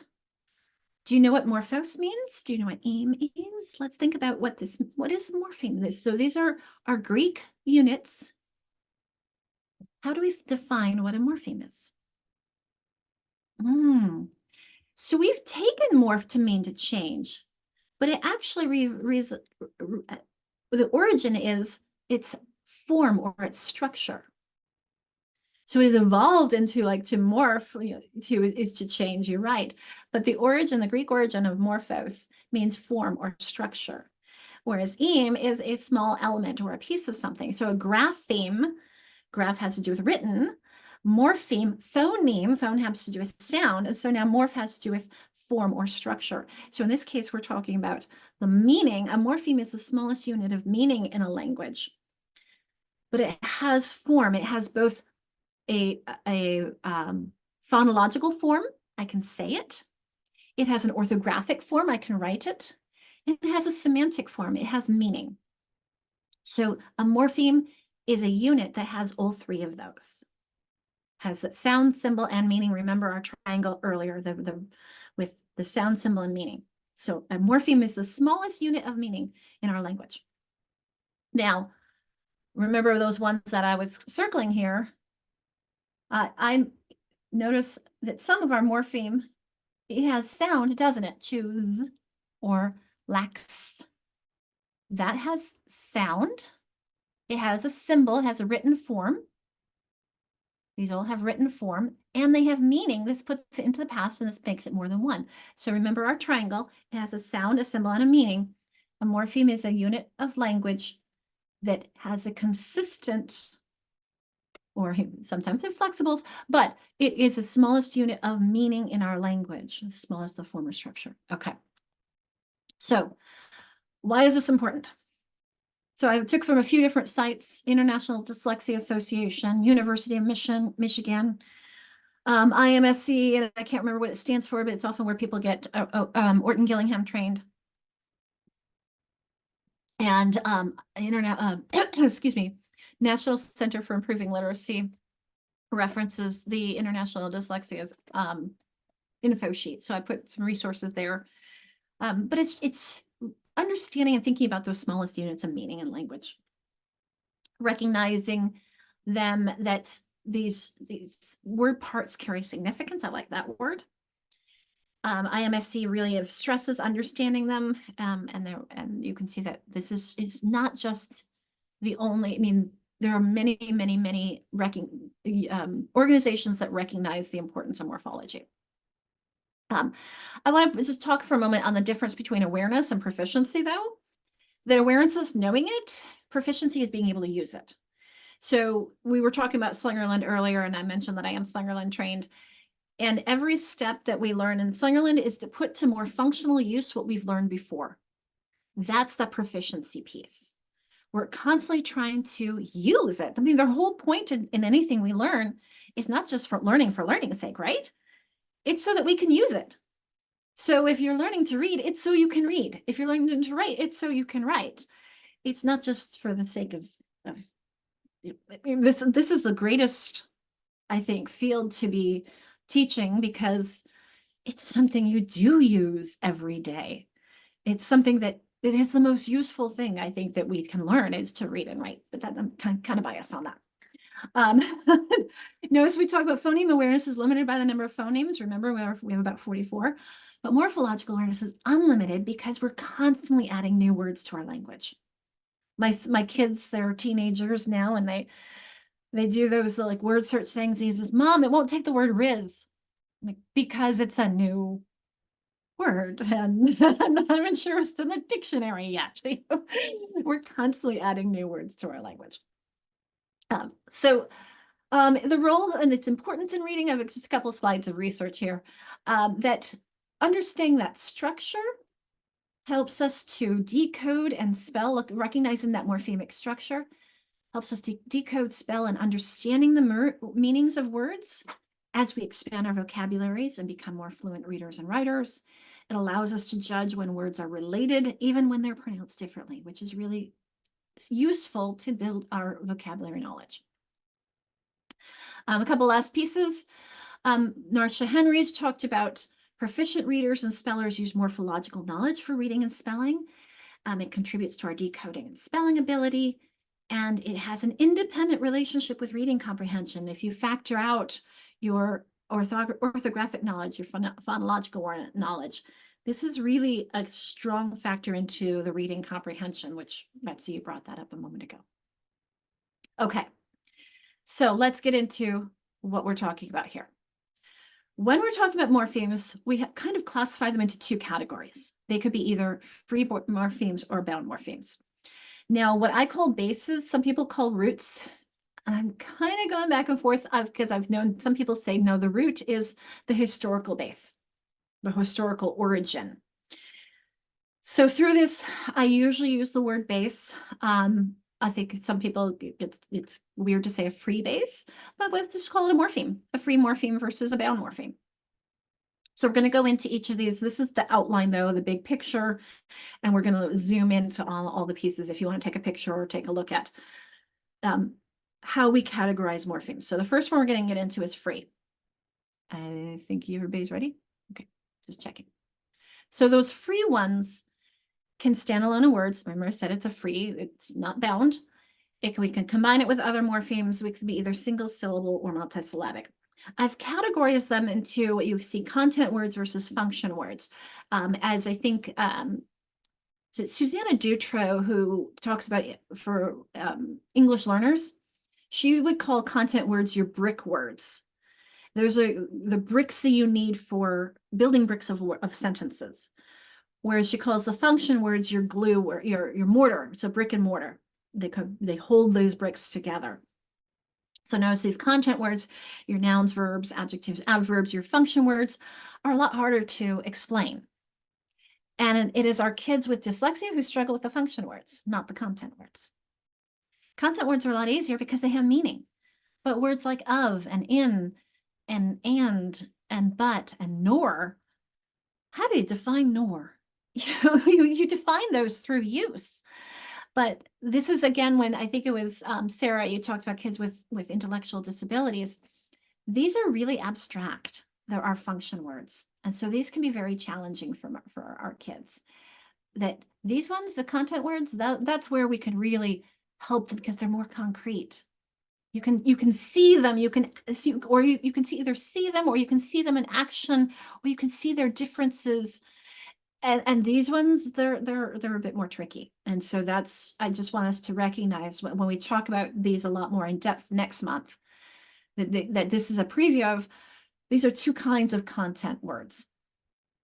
I mean, sorry, kinds of free morphemes, free meaning they can stand alone. Yeah, those function words, those are challenging. One thing to keep in mind, though, that I was showing during the break, Nancy Cushion White, I learned from her, is that when a content word and a function word are homophones, we're going to add in an extra letter for the content words. So this goes along with a truism that I've kind of realized about language is that we write words with as few letters as we can, as many as we have to. So I'll go back to this and so you can see what I'm talking about. I keep meaning to add TWO. Let me grab my thing here because that's another 2, 2, and 2. Let me make that black instead. I'll have to make a note to remind myself to fix that. But notice that the ones at the top, those are your function words. In, for, by, to, or, but sometimes they could be a content word. So I'm going to add an extra letter. I'm going to go stay at the inn. I have no idea what FORE stands, it means, but I know they use it in golf, right? I'd have to look that one up. FOUR, thank you. I'll add that one, Maggie. We're adding extra letters, aren't we? Although I'd love to see the history of that one. I'll show you my favorite site for looking up history things in a moment. But you notice we're adding extra letters. And this is why we can't just have LY or DY. It's a function. These are content words, not function words. We need to add those extra letters. And it makes it easier for our eyes to recognize that, for example, BY, that's just a quick little statement. All of these function words, we kind of swallow them often. They don't usually get the same kind of stress. Oh, thank you, Erin. The forefront, yes. Isn't that a prefix when that's the case? But I think it's been removed from a prefix to be a free, also a free morpheme now to address, it is in the for of this. I'm not saying nothing. Thank you. I love having you with me. All right, other thoughts on this? So our tip is to help our kids recognize that there's the default is as few letters as we can. But then when we have whoops, sorry, I didn't mean to click that. Extra meaning, we add an extra letter and show the connections as often as possible. Like I said, with my daughter, when she with the 2, let's connect it to 12. What this is, I'm going to the store. Notice how you barely hear it. I'm going to the store. I want to go to has extra meaning. And then of course we have the number 1. Okay, let me clear all that off. And we'll go to then bound morphemes. These ones are where things are more complex. These are where those who are teaching 6th grade and up, most of your words are bound morphemes. And once we start, even 3rd and 4th grade starts having a lot more of the Latin and Greek words, there are going to be a lot of bound morphemes. Anglo-Saxon words, the words that our youngest kids encounter are pre-K, K, 1, 2, 3, even a little bit of 3, not a lot of bound morphemes, except for inflections. We have 6 inflections in English. 1, 2, 3, 4, 5, 6. In a moment, we're going to talk about suffixes, and I'm going to ask you for the 10 most common. Well, most of these are on that list. So we're going to go into each of these a little bit more in depth, but this is, again, the broad overview. So if you don't get a chance to take all your notes here, that's okay. You're going to get some more of them. But I just wanted to give you the broad overview of the morphemes that can't stand alone. And this can be very kind of challenging for our learners because, for example, I was working when I was teaching high school. I wanted to do a lesson on the suffix ION, like in vacation, coming from vacate, and mission coming from what? Okay, let's try that one again. Action coming from act, and fiction coming from what? That's where I started learning and realizing those bound morphemes of fic and miss are challenging because I don't know what fic means. And I'm going to have to look that one up. So this is where I started realizing a lot more about bound morphemes that's some of them are easy, like port, because port can stand alone, but SPIR, like inspire and respire and inspirational, that one's a trickier one because it can't stand alone. Another one I like is spec, like spectator, spectacle, inspect, respect. So all that has to do with seeing. So there's an opportunity to learn so much about language through this. I also have a resource, I was reminded by our icon, that Common Core Appendix A. Let's see if this link will work. If not, I will take us to another. Nope. Okay, in our structured literacy folder here, I do have a good link to Common Core Appendix A right here. And I'll put this in the chat box and I'll open it up. As I'm doing so, I'm going to put a poll up to see how many of you are familiar with Appendix A and its resources. So let me put that poll up and we'll get it for us. Because Appendix A has some really surprising resources that I do completely understand if you've never heard about it. It's always got some hidden things that I really want to make sure everyone's aware of. So I'm pulling it up for us. And as always, you are not alone if you have never heard of it. So let me share our poll results. We have 68%, close enough for me to share that a good number of you, your share results, no idea. You've heard of it, you haven't explored it. You've read through and know about these pages and the foundational skills. Okay, I'll stop sharing. I'm going to take us to it. So it's awfully big right now, but I'm going to take us in there. So this is, if you haven't heard of it, there we go. I'll make it smaller. I get it because look at the title. Research supporting key elements of the standards and glossary of key terms. That doesn't tell you. Aaron's like, yeah, I know, I've been through this before. We know that that's ridiculous because check out what's on page 17. You have a list of phoneme grapheme correspondences. Pretty useful. And we have a list of a little bit about phonological awareness, general projection of phonological awareness skills. We have orthography and syllables, chunking syllables. Here we go. Morphemes are presented in English orthography. Not much, but there's a little bit. So a little bit here when we talk about inflections and derivations. So we'll get into those in a little bit. So I just wanted to provide this for you as a resource for knowing more. So that is in Appendix A, and I put it into the chat box for you. Okay, so we're getting into prefixes first. I'm going to give you a moment. Oh, no, why is this coming up? Sorry. I don't know why I've got some animations there. I didn't recognize that. This came to me from a book that I read, which was fantastic. I think this was from Beneath the Surface of Words by Sue Hageland. And I just appreciate this helpful tips on how prefixes change words. They might negate the meaning, they might make it more intense, and they might change the direction of where it's going. So dislike is to not like, disturb, that your base word is turbid, from which we get turmoil. So disturb is intensifying, it's more turbulent. And dissent is thinking differently from others. So these are some tips on how we change those meanings. There's the examples. It comes from Beneath the Surface of Words. So I want us to start thinking about some common prefixes. I'm starting with prefixes because they come at the beginning of the words, but frankly, they're a lot harder. So these are the ones that our kids are sixth grades and more, they're encountering a lot more of the more advanced prefixes, but we do have some common ones. So I'm going to open up to the chat box. Can you come up with any of the top 10? I'm sure you can. Think about your youngest kids and all the prefixed words. Which ones do you think are most common?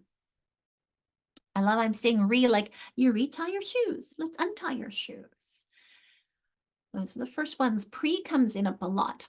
I'd be curious what percentage of prefixed words have pre. Let's look at when it comes up. And dis, X, I love that inclusion.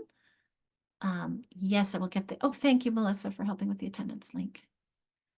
I love it, Jessica, that you're recognizing A as a prefix. Alive, awake, around. I wonder if about, if it's a prefix in A. Those are really, really old Anglo-Saxon. And when you think of wake is to awaken, to wake someone up is an action, but are you awake? Notice it's making it into an adjective. Versus live is like a live situation. He is alive. It's a noun. So it's changing. Sometimes a prefix, like it says, even like behind or beneath, between, those are really, really old Anglo-Saxon prefixes, A and BE. And they add and create and help the meaning. Like I said, alive, awake, around. So you have a round situation, but it is around it. So it's changing the meaning of the word. These are complex stuff. All right, let's see how we did. So A and BE are not there. And actually, I'll take you, Christina, to my favorite etymology site in a moment. We'll look that up. So we have I think we had, do we have on our list? I know we had re and dis. Oh, yep, Kendra's got and in. Look at all those variants of in, though. We're going to talk about those in a moment. I think I saw dis in our list, right? I didn't see non, I think. Oh, but Samantha got non. And in and am. Over, look how common those are. And miss and sub. And so if yours isn't on the list, well, that simply means that it's not as common, but notice how quickly, quickly our numbers drop off from, so even if I just taught these top 4, I'd be teaching access to a lot of words, wouldn't I? So I'm going to jump us over, Christina, with your question about A, and let's go to Edym Online, which is my favorite resource. Helps if I spell it correctly.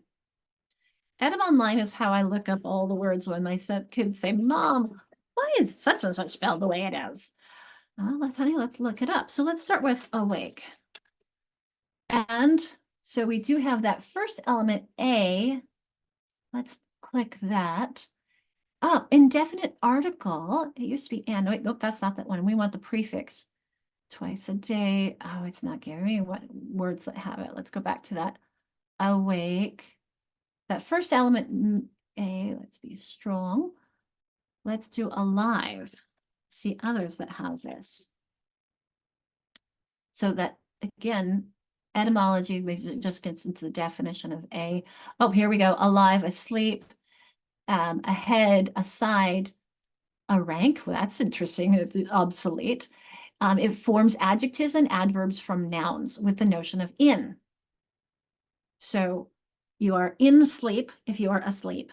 You are in life when you are alive.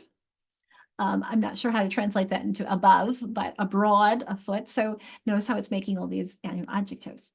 Isn't this fun? I love learning about language. Okay. So that was our prefixes. Let's talk about these ones where we have all these variants of in and im and ill or not. So here are some more examples of those, what we call chameleon prefixes. And I want you to just take a look at these and think to yourself, why do you think we're changing that letter? And notice illegal is one of those words we had earlier from this morning. Why are we changing it? Why are we not using in all the time, or come all the time, or sub all the time, or add all the time? Erin, do you remember from when we've done this before? I'm trying to like pull my brain back to that moment. Probably been at least a year.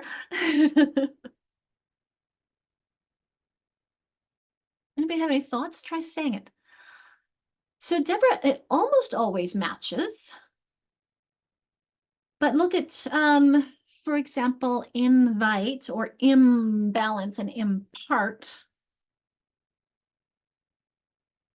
But you're right, it has to do with how it's pronounced, isn't it? So on those ones I gave you as an example, invite's not too hard. Concept, no, the slide from the n to the k or the v, not too hard. But conlude, it does. It totally is how the sounds flow to another. Now think about what your mouth does when you make the b or the. Remember, b are all made the same way. So hence, it's easier flow to go imbalance, impart, combine, compare, because the and b and p are all made the same way in the mouth. Just the is a stretchy one, a continuant, and the b and p are the plosives, one with the vocalization, one without. So that's why sometimes our suffix, our prefix will change depending on what the suffix, what the base is. Unfortunately, sometimes we have chameleon roots too, or bases, like when I said the word mission, and you say permissible, that's spelled the same way, but how about I permit you to do it? Sometimes it's MIS, sometimes it's MIT. That's Latin's fault. And then that's where you can get a little confusing. All right, so are we good on prefixes? Anything you want to add or contribute to? This is one of the ways that print is based on. See, it's a complicated relationship, isn't it? Aaron. Oh, you're making me think about the origin of uncle. Because your example is a really important one that I want to draw attention. I don't think that there's a relationship with un and uncle. I'm going to look it up, but under your example is going to take me someplace. The root probably family of the mother. Okay, apparently it was a diminutive of literally little grandfather. So that's really fantastic. So the un might have to do with little, or the cul might have to do with little. But one of the things that I think that is more complex than I would want to get with my kids, and I would recognize with uncle, like I would do with the word finger or sing, and helping our kids recognize that sometimes an ER and an ING is not a suffix. Just like sometimes that UN is not a prefix. It's part of the word. Like ER makes it like farmer or dancer, somebody who farms, dancer, somebody who dances. This is not someone who things. This is just part of the word. So sometimes a letter string is just a letter string and it's not a suffix or a prefix. But speaking of, let's move on to the suffixes. Let's see if you can come up with some of the top 10.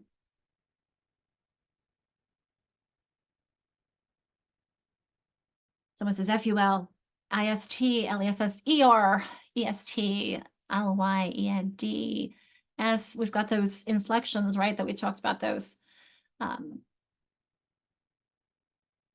Our 6 inflections. I love Aaron says AL. I don't remember if that's in the top 10. But we do use it a lot, don't we?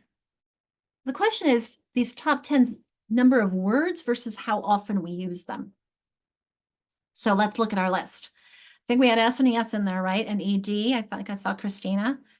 NESS made it into the top 10, Deborah. Suffix Y, like, sunny or even happy. We don't really, we teach that as one word in a unit, but it is hap, like in happenstance, or happen is related to happy. ION, look at all those. We've got ION, TION, ATION, ITION. That ION is definitely in there a lot. That ER, OR, LY. Any surprises here or thoughts you want to add?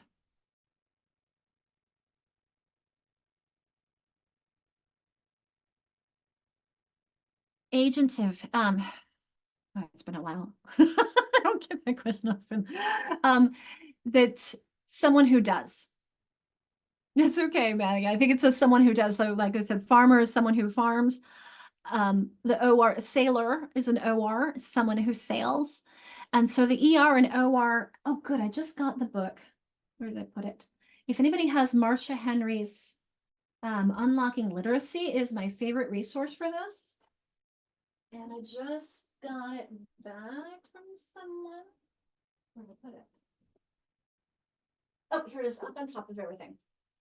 This is my absolute favorite resource for the suffixes and prefixes because she has great lists in the back.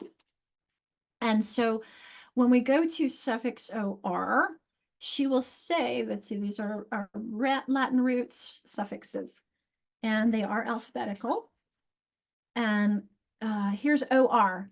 So one who, that which are nouns primarily used with Latin roots. So like creator, curator, depressor.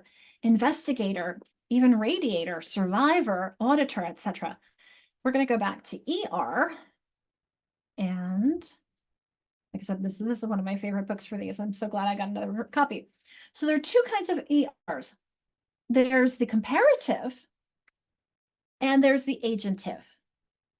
So, you know, like it's stronger is comparative, but the agentive would be someone who does. So archer, catcher, helper, prowler, etc. Does that make sense or help with that, Maggie? I love that difference between the comparative and the agentive, and that or who, which does. Okay, one of my favorite books. This it's only like what, $30 online mostly or more. I have a lot of favorite books though, don't I? Okay. A couple of resources that I found are useful.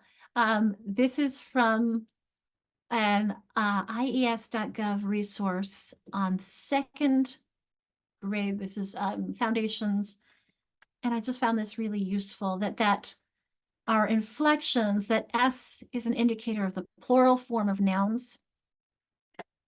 That apostrophe, as the S apostrophe marks the possessive form of nouns. And then the S is attached to verbs, to, you know, the third person things. So I think that this is a great way to help us look at the differences between those inflections and the derivations. So I'll just pause here for a moment. And let's see, 1, 2, 3, 4, 5, 6. The EN and ER, darken, darker, they are not as common as far as whether or not they are considered an inflection or a derivation. So that's why I put the asterisk on those, because to darken, it actually changes the part of speech. But there are some cases where if it makes the past participle, then it is an inflection. Same thing with ER. If you're making it, for example, redder, you're not changing the part of speech. But farmer, it's still a noun, but it's very different. It's derivational because it's changing it from a place where you go. A better example would be like baker. Bake is an action, baker is a person. So that's why the ER is in both categories too. Very complex stuff, isn't it, guys? There's a lot going here, huh? Taking a breath. We're okay. All right, let's get into some of these suffixes that, okay, I already gave you the inflection. I'm just going to pull these up. It might be easier for us rather than have you come up with them because this is complex. So notice some examples of these. Inflections can make nouns or add to nouns. So notice why we're adding possession or plural. Gender, we don't have a lot in English. Notice alumni is Latin. We have more gender in other languages like Spanish. You can say prima and primo. French has gender on suffixes. When I was in Morocco, Berber has gender suffixes that are actually prefix-suffix combination. So afroch is boy, tafrocht is girl. We put a T on the beginning and the end of it. English, we don't really have the gender inflections. But most of these, like the possession, the number, our kids know this in their speech before they start school. By the end of first grade, they should be learning the spellings for most of these common inflections and recognizing when to use them. So I'll just pause and see, how do we feel about these? Do your kids, do you feel like, other than gender, feel pretty comfortable with your kids on those ones?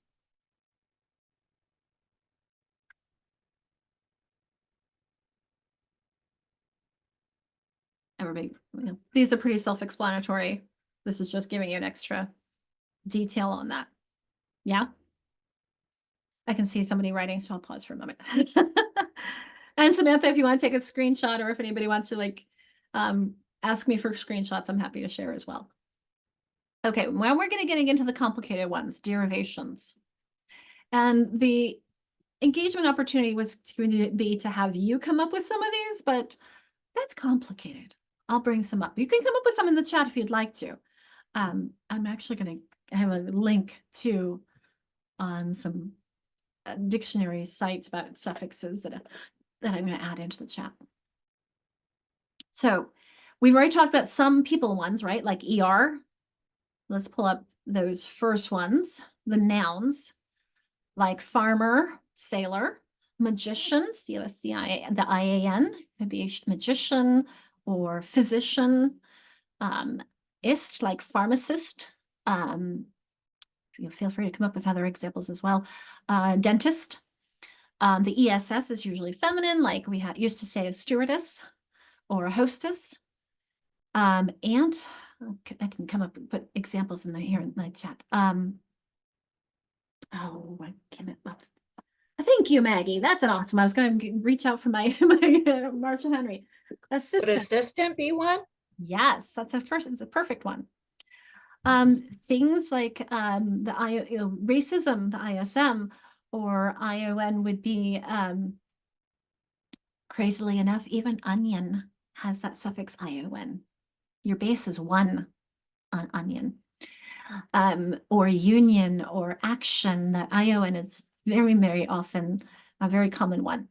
Other ones like contentment or the IT one, I'm trying to think of, happiness, unity, love it, Cindy. Oh, unity, thinking about the union, love it. All right, some that make verbs from things.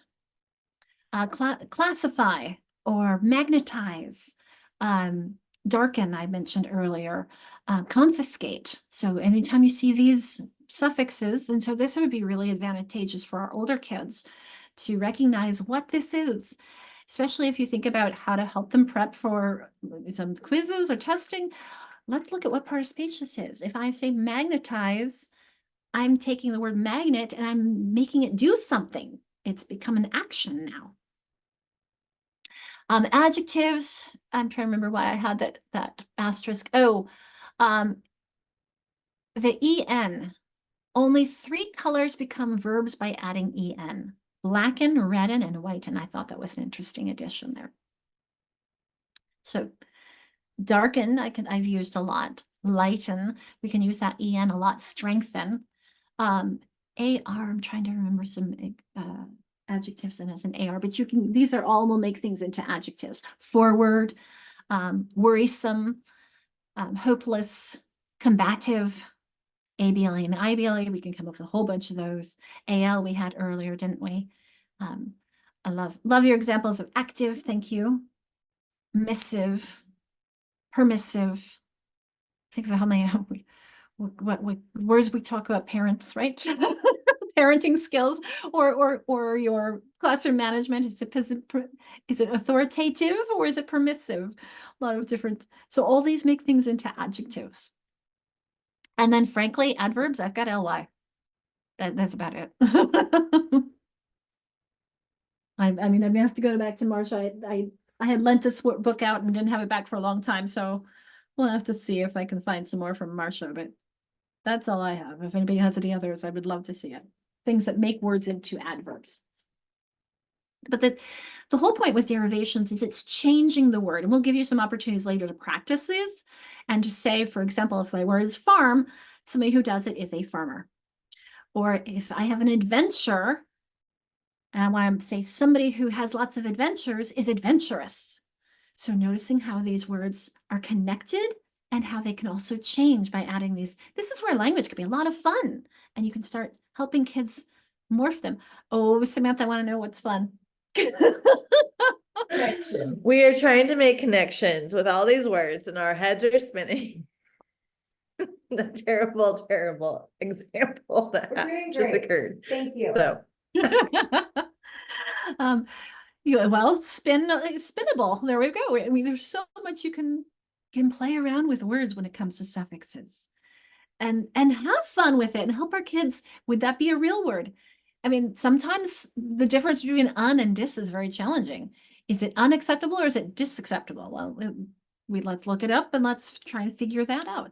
And again, language changes. Thank you, Angela. We appreciate it. Okay. Let's also recognize that this is changing remember we talked about the relationship between pronunciation and morphemes. Look at these three different sounds: matched, blessed, picked, coughed, versus preferred, hummed, raved, vowed, and invented, slotted, offended, boarded. Notice how that third column is the only one of these three where that ed is adding a syllable. The other ones, it looks like it's adding a syllable, doesn't it? But when you pronounce it, it just adds another sound, another phoneme. Matched. Still only one syllable, matched.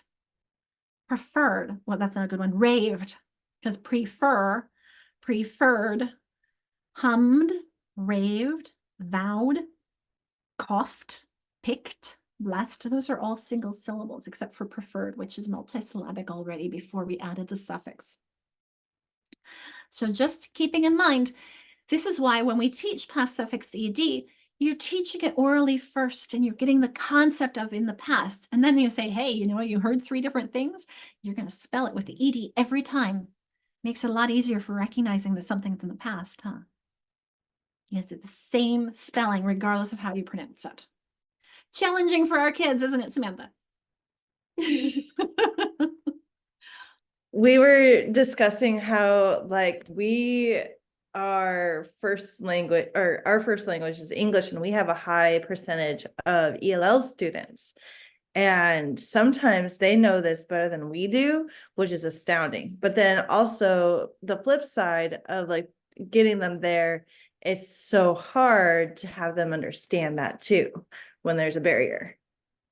Erin, I would love for you to talk about, you know, getting the rule, because frankly, this is one of the things that I have to learn again and again, to think about the ch and s and k and f.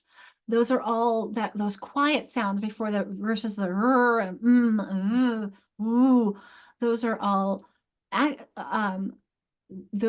voiced sounds versus the t invented t, d, making the ed.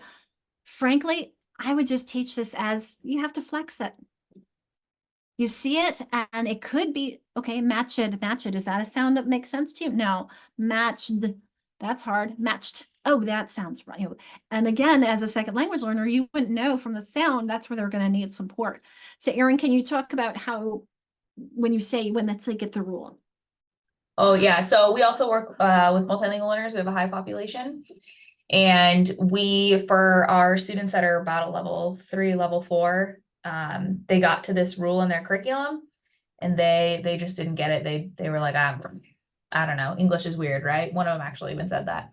But anyway, so what we ended up doing is we did a word sort with it and we used a little less complicated word, but we had them go through and talk about like, what is the last sound of each word? And then they had to identify if it was voiced or unvoiced, but we had already pre-taught that vocabulary. So the students already knew what a voice versus an unvoiced sound felt like we had them do the throat, they had to feel it. And then from there, we had them identify if it was the t or the d sound for ed. And then once they got that one, then we added in the id sound and to help them identify that if it ended in the t or the d, then you had to add ed and it made a new syllable. But we'd already pre-taught some of those like terminology prior. Thank you, Erin. I love it. You were talking, when you said English isn't crazy, I was looking for my book, English Isn't Crazy by Diana Hanbury King, but I'm not finding it. But I did find this other one I made reference to earlier, Students with Dyslexia and Dysgraphia, from Lessons from Teaching and Science by Berninger and Wolf. I mentioned this one earlier. I'll have to look for the English Isn't Crazy is one of my favorite books by Diana Hanbury King. I know I say that a lot. Okay, so now let's get into bound bases. We've mentioned a few of these, though this is just some examples, but I'm sure you could come up with words for each of these. Interject, object, construct, spectator, video, that I think vision is related to VID, VIS. I think it's a chameleon. Spirit, inspire, dictation, dictionary, indicate, indicative, science or prescient or conscience, dermatology, I'm trying to think of some other DRMs, interrupt, Crohn having to do with chronic Crohn, infer, refer, pedantic, pedal, juncture, conjunction, they coming together. That MIT, MIS one we talked about already, credence, credo, credible, incredible. It's I'm trying to remember the FICE one. I didn't have good notes on that one. It's been a while. So let me give you some examples and where I got this. Sacrifice, love it. That seems like a suffix. Let me go to the source of this, and suffice. Oh, there you go. That's definitely. So let me show you the source of this comes from, hopefully this link will still work. This is an opportunity to check. And if not, I'll go grab you a new one. See, they make me so mad when they do that. Let's check if it's in this one. I'm going to go down to morphemes because I want you to have this tool. So let's make sure it's in here because it is so much fun. And these are the RIDE morphology cards. These? Yes. So this is the link for you. This is where I got those. And so you'll see this is from RIDE, which stands for Rhode Island Department of Education. And they created these morpheme decks. So you can see for example, it starts with prefixes. And then on the other side is what it means. So for example, that prefix bi means two, like bisect or billion or biannual. And then we have, I'm going to scroll down to, what was the one we were looking at with FICE. So we're going to go down to, these are bases, clause, so dic like in dictate, to say, to tell, fin, fide. Oh, I thought FICE was from this one. I'll have to go to Edam Online. As fact, like fiction comes from fact. That one was whenever I said I did a lesson on fiction and I had struggled with that. Well, fact means to make or do. It's like factory, reading upside down, simplification, beneficiary, perfect, even fiction has to do with that. So I'll put this into the chat box for you. And then I see a couple other things that come in. It is a fantastic, fun resource. Let's try that one. That one doesn't work. No, that one doesn't work. The new one does. The other one that I want to draw your attention to that I absolutely love in here, that for those of you teaching older class, these science morphemes. Now there's a lot of stuff that later I'll give you a chance to look through these, but these science morphemes are just beautifully done. Absolutely love these. So take a look at these and you can see these, for example, come on, it's coming up slowly. But look at all these beautiful heart, like cardi means heart, graph meaning right, geo, hemo, hydro, neuro, micro, all these science morphemes, macro and micro, and hypo meaning there's just so much fun with a beautiful picture. And this is set one. These are all of these science root words, astro, atomos, etc. So I'm going to put this link in too because it's a lot of fun to explore. There's so much we can be doing with morphemes. Here is an example of that I appreciate as well, looking at roots, just as an example of, look at all these things with the word for. This came from Edam Online. And somebody used the word for earlier. And I've got some examples here that I put on here that it has to do with quadra. So when you think of a quarter, is the same root as four. Look at that, quarter and quarterback and query and quadra, quadrilateral. So that quarter comes from the European root meaning four. Cadre, the fourth, 14, squad, tetra. Look at all these things that have to do with four. Tetra is the Greek version. Tessellated, square, all these have to do with four. So you can help your kids see a quarter, the qua in quarter, and the what did I say? A quarter of something that has to do with four. And there's, when you think of a quart, is four with the 4 cups to a quart. How much easier would that be to remember if you recognize that in quart has to do with four? I always think of it goes, let's see, 2 cups in a pint, 2 pints in a quart, 4 quarts in a gallon. You know, rather than remember that, just remember that in quart has to do with 4. There's 4 cups. And there's our quartet has to do with 4. So much that you could do with that. So have fun with your roots. Have fun with connecting and recognizing these connections. And it might make things easier for your kids to remember. Okay, I have an activity for us to do that I'm going to give you an opportunity to do this activity. And rather than, do you want to do it whole group and then have a discussion in small groups about it? Or do you want to do this activity in small groups and discuss and then come back whole group? How strong is this? Anybody have a preference? Small to whole. Okay, so I'm going to key up this activity. I think it's in the Jamboard. If not, I'm going to put it in there for you. Let's take a quick look. And I may have, yeah, it is here. Oh, somebody started doing stuff on it though. Hopefully you didn't see that. So, because I don't want to give it away. But I want you to think about, did I add any on this one? I did not. But you can come up with your own examples and talk about how many morphemes in these words, how many syllables. If you'd like to add on syntax and meaning, you can. But really, it's the morphemes and syllables that we want to think about and have a conversation about really how do we identify, how do we recognize, and then I do have the key that we can talk about when we come back from our discussion.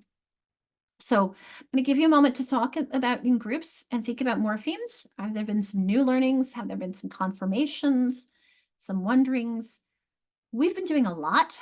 I want you to have some opportunity to verbalize, to internalize, process, write to remember, and to talk about it.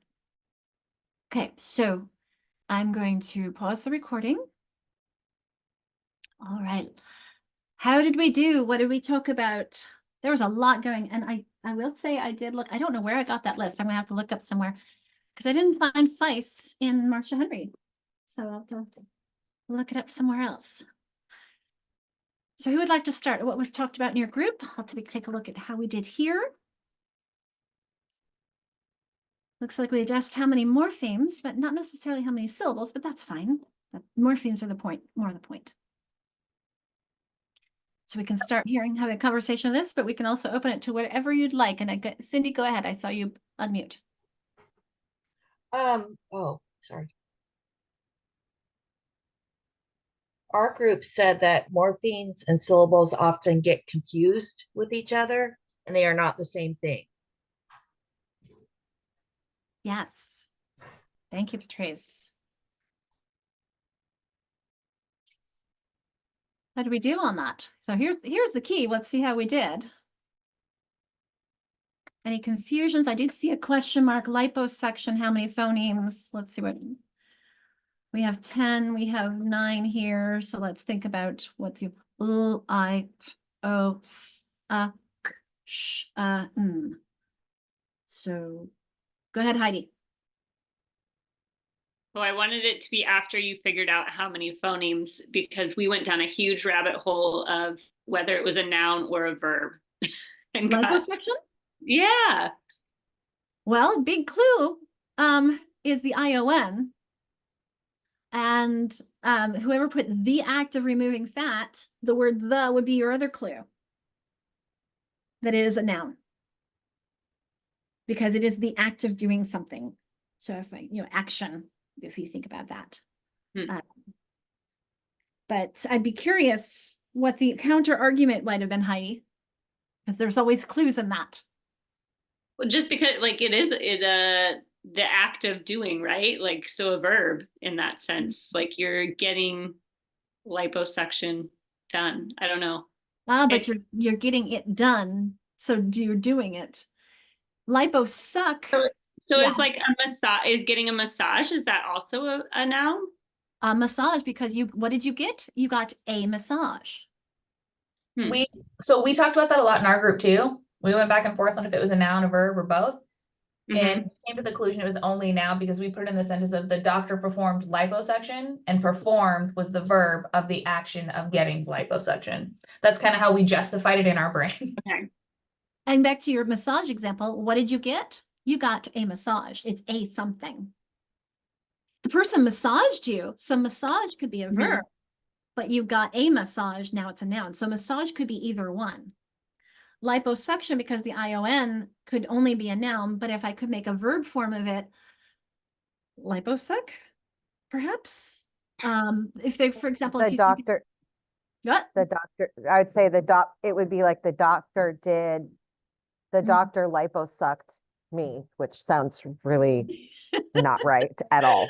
Yeah, I'm not sure if it can be made into a verb, but there are a lot of things with ION can be. So if I said, for example, I'm taking a vacation, everyone needs to vacate the room, or he vacated my premise, my house. So vacate could be a verb and vacation as the noun.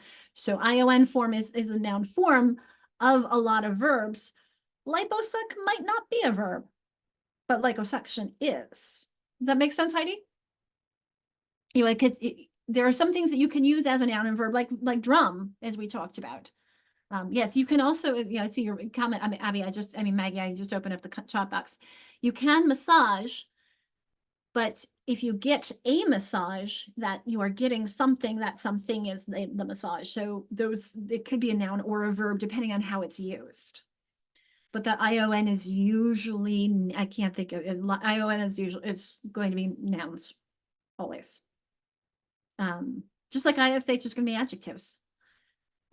One fun way to look at what are words with ION or any suffix is my favorite. Here's the one that's not working. My favorite dictionary site is onelook.com, and I'll show you some things you can do with it. Let's find words that have ION. Now, it is going to look for words that have that letter string. They're not necessarily always going to be suffixes. Sometimes it might be part of the word, but let's take a look and have those anyway. I'm going to go commonness and common words, and we've got a whole bunch of ION words. Absorption, resolution, option, action, population, they're all nouns. Lesion even, these are all nouns. Even lion, which is not a suffix, but you get the idea. Go ahead, Alyssa. Oh, I was just wondering if one of the other groups or you could talk about the strategy to identify morphemes. Do you just have to know what the morphemes are? Or is there kind of like a strategy you could teach kids to find morphemes if they don't know what they are? It just seemed like I know a strategy to find the phonemes. I have a strategy to find syllables, but with morphemes, it's kind of like you know it or you don't, it seems. Is that true? Well, it's a unit of meaning, and sometimes it's very, very complex. So I would love to hear what some of the other groups have to say. But I will say, for example, the OR, we talked about OR being a suffix. Is it an OR in alligator? No, because it's not someone or something that alligates. So if I took it off, am I left with a whole, something that could be a word? Like AL could be a prefix, like in alone.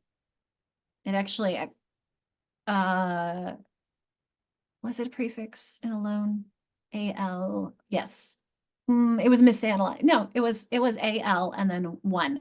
So that was misanalyzed as being A and lone. So a new base was born. But so you could say, well, is AL a prefix? No, this is one unit of meaning. It is an alligator. So, Aaron, you say you start with teaching students to find the base word and pick out the piece of the word that they recognize. So suction and liposuction, you notice that. That free base suck. It has to do with how much of the recognition of meaning you know, Alyssa. And so it's when you asked, you learn the suffixes and prefixes in these parts first and then put them in, or the other way around. I think it's a bit of both.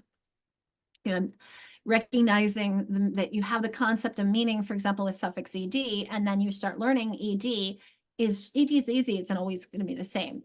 But things like er and ing, I mean, I can't think of a word that ends in ed that isn't being used as a suffix, but I could be wrong. That would be fascinating to go through and see if there's a word that, oh, there we go, shed. Perfect example. Thank you. Maggie gave me one in red. If I took the ed off, I don't have a word, do I?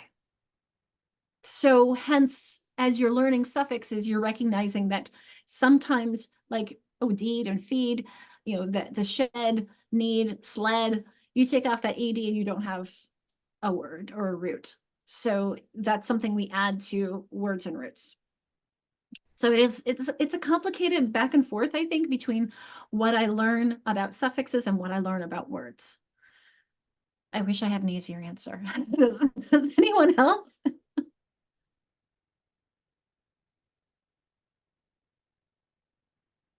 And just because it has a prefix or a suffix doesn't mean that that necessarily has meaning to it either. Anyway. Or maybe it has a really old hidden meaning that's hard to explain. I mean, this, I want to jump back to when we talked about the prefixes, these chameleons. Is it useful to recognize that AL and AF and AR are variants of AD and they mean toward? Maybe. I mean, aggressive, it definitely helps understanding that that means you're going towards someone. And I find it interesting thinking about subtract having be below and suggest, how is that? And support, well, support, you're supporting from below. So sometimes these connections and meaning are really old and hard to recognize. And sometimes this provides us with some additional information that's useful, and sometimes it doesn't.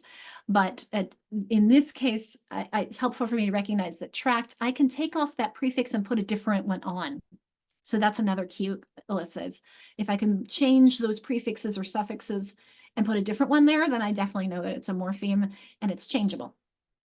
And with the example I gave with alone, I have a video that in my resource list where Gina Cook explains it and talks about how alone was originally all plus ONE, but then they misanalyzed it as A plus LONE, and we got a new root in lone. So it's how are we analyzing it? How are we recognizing it and building our words? Jessica, you said you need rewards. Fantastic. The order and that structure, that sequence is really useful as well. Awesome. Thank you.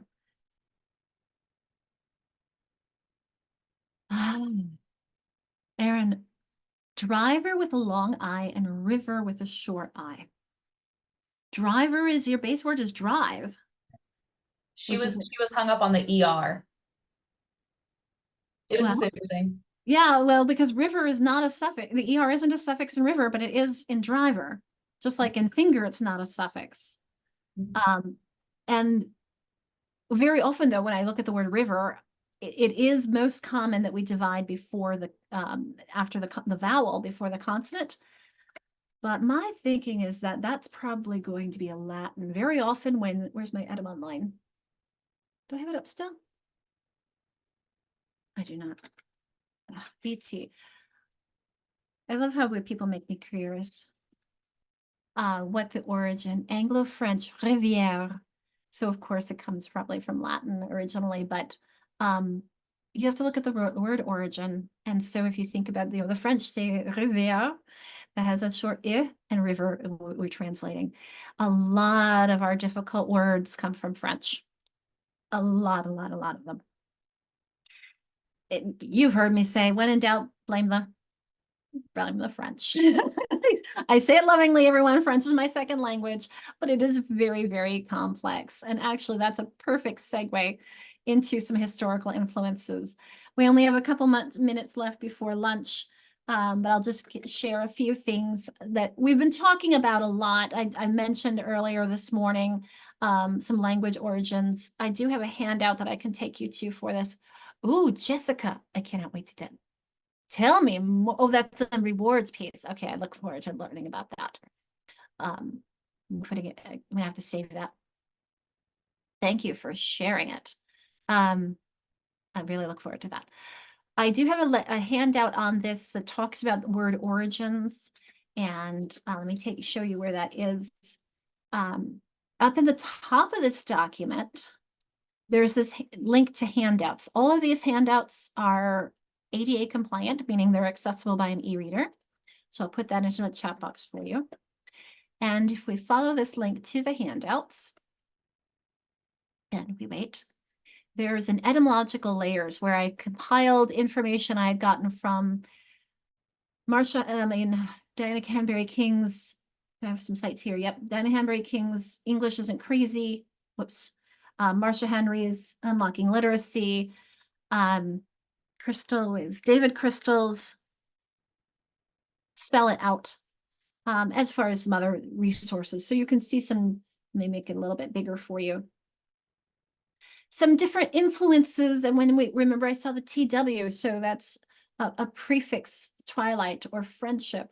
Even hood, I should have underlined because childhood is, thanks, Erin, is a suffix. So here's an example, Alyssa, when you said, how do I determine if something's a suffix or not? Well, in this case, I have childhood, I have adulthood, I have, you can think of another example of a hood being a suffix.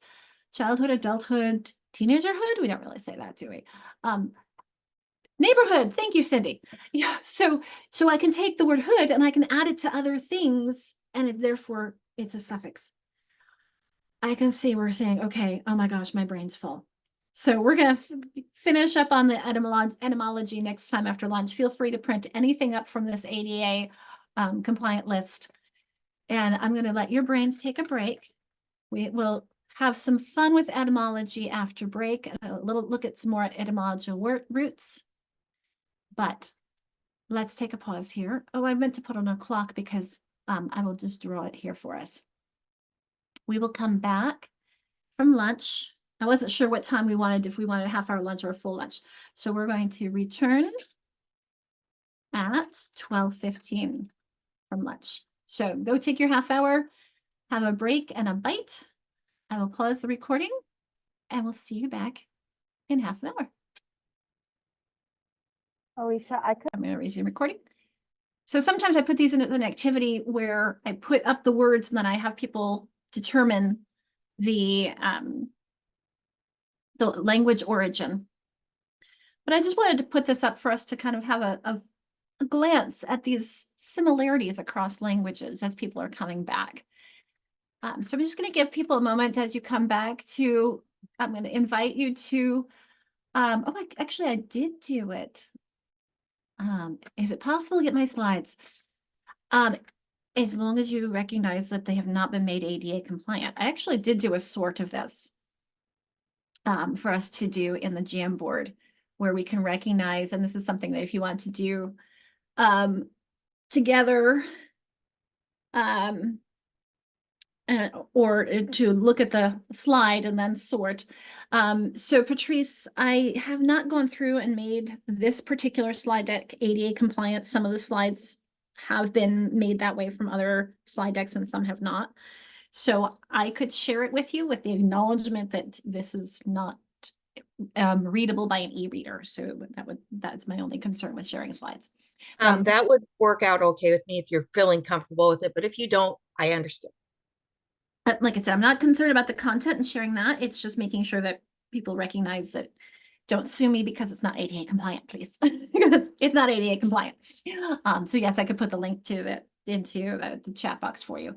But that's also one of the reasons why I created this resource list for resources. And then it also became a place where I would put some screenshots down at the bottom, resources that I find. You can see there's the word reading one,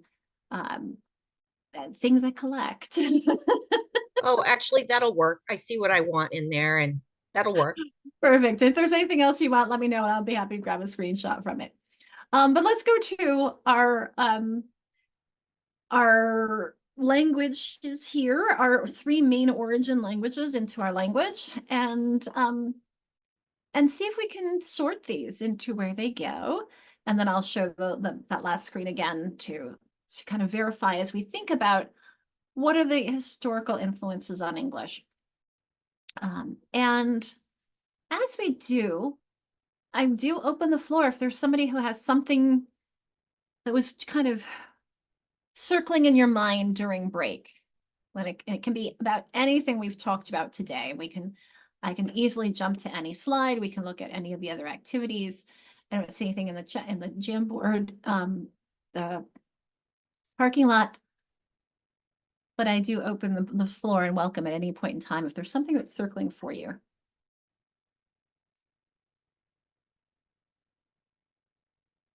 I see some people starting here, trying here. Definitely. Anglo-Saxon are those common everyday words.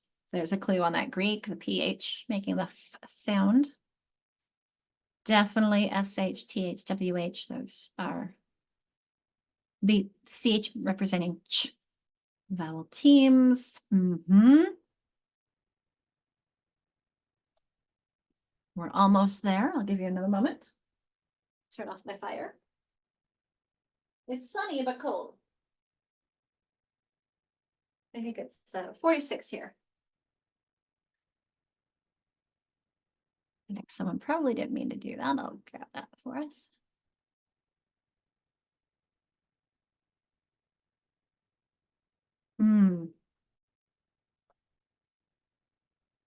Remember all those chameleon prefixes? The A, D, A, G, A, F. Those were all on our Latin base words. I'm going to move that one over here for us. Yes, the SK come from Norse. Yes, Betsy. Betsy, I would also though warn about teaching, having kids memorize blends and to recognize that it is a much more efficient skill to teach them to blend so that they can attack any blend and blend those together. I think we are close. However, I would like you to think about, I see two that need to be rearranged. Let's see if you can find those two. And I'll give you a hint for one of them. Think about chlorophyll, chameleon, chemist, chorus. Yes. And so something from the Greek needs to move over to the Latin.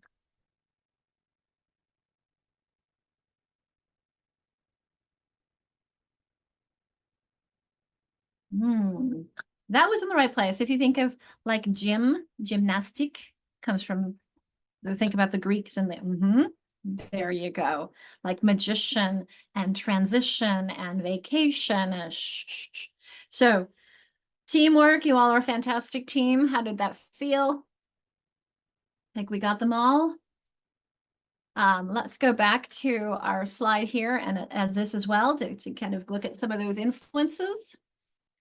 So you see those mostly closed and open in Greek, mostly closed syllable in Latin, some vowel consonant E, some are controlled, but you've got all the different kinds of syllables in the Anglo-Saxon. Greek does not have very many syllable teams. And I do have this on Latin and Greek bases too, that the Latin is entered English from many sources, especially French. A lot, I mean, our French words, most of them come directly from French, and we have some that come directly from Latin. That's where our language can get really, really complicated. Notice that fixed structure, that a Latin suffix is not going to be a prefix. It's going to be a suffix, period. Whereas the Greek morphemes can be, I should change them from Greek and Latin bases to morphemes. The Greek morphemes can be moved around more easily. If you think about graph, you can say grapheme, graphometer, graphic, and you can also say pictograph or spectroheliograph. It can be at the beginning, the middle, the end. It doesn't really matter. Think about the Latin and the Roman armies. They were very regimented. If you were a person in the front, I don't remember what they were called, you were always in the front. And if you were a person in the back, they just were very, very regimented in their order. The Greeks, not so much. They were a little more loosey-goosey, and hence you see that in the language and what we can do with it. So we have a little bit more flexibility on that.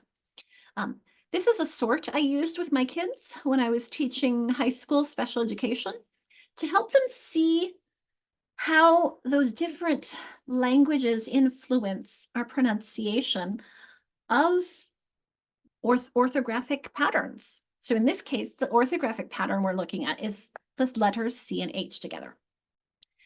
Notice in column 1, and this would be if we were in person, I think, Erin, you did this in person, where I brought little cards and you had to sort them.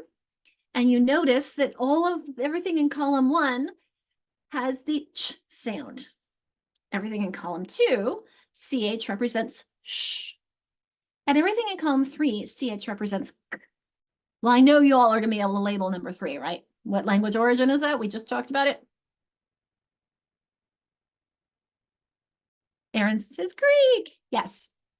So this one is Greek. What about the other two? What language origins? Just think about the kinds of words, say them. What do you Two think? is Latin. Latin through which language? I'll go with French because we talked about that. Look at all those. Quiche, chaperone, chagrin, chivalry. Can you not hear the French in that? Brochure, chic. Yeah, it's definitely, those are all Latin via French. I'll put French / Latin. That, because French is a Romance language. But the other reason why too that French is such an influence on Latin for us, and why there's so much, oh, I love charcuterie, yes, is that the French invaded England in 1100, and they stayed for 200 years. That is why there's so much French in our language. I mean, if you think of, for example, the peasants and the people who were not the high aristocracy, they ate cow, and they raised cow for the French, the aristocracy, to eat. And what they eat? They eat beef. In French, it's boeuf. So the English, who were already there before the French invaded, they raised cow and pig and chicken and sheep. But the French ate boeuf, beef, and mutton, and do we have a word in English for poulet, like French? I mean, like chicken, I guess poultry. There we go. That comes from the French. And I usually use the beef and pork as examples. So you can see we kept the Old English words, but we adopted those French words, and we just changed the pronunciations. We don't say boeuf, we say beef. But nonetheless, we've adopted a lot because of those French. And so I think I've given away column number 1. Which language is that?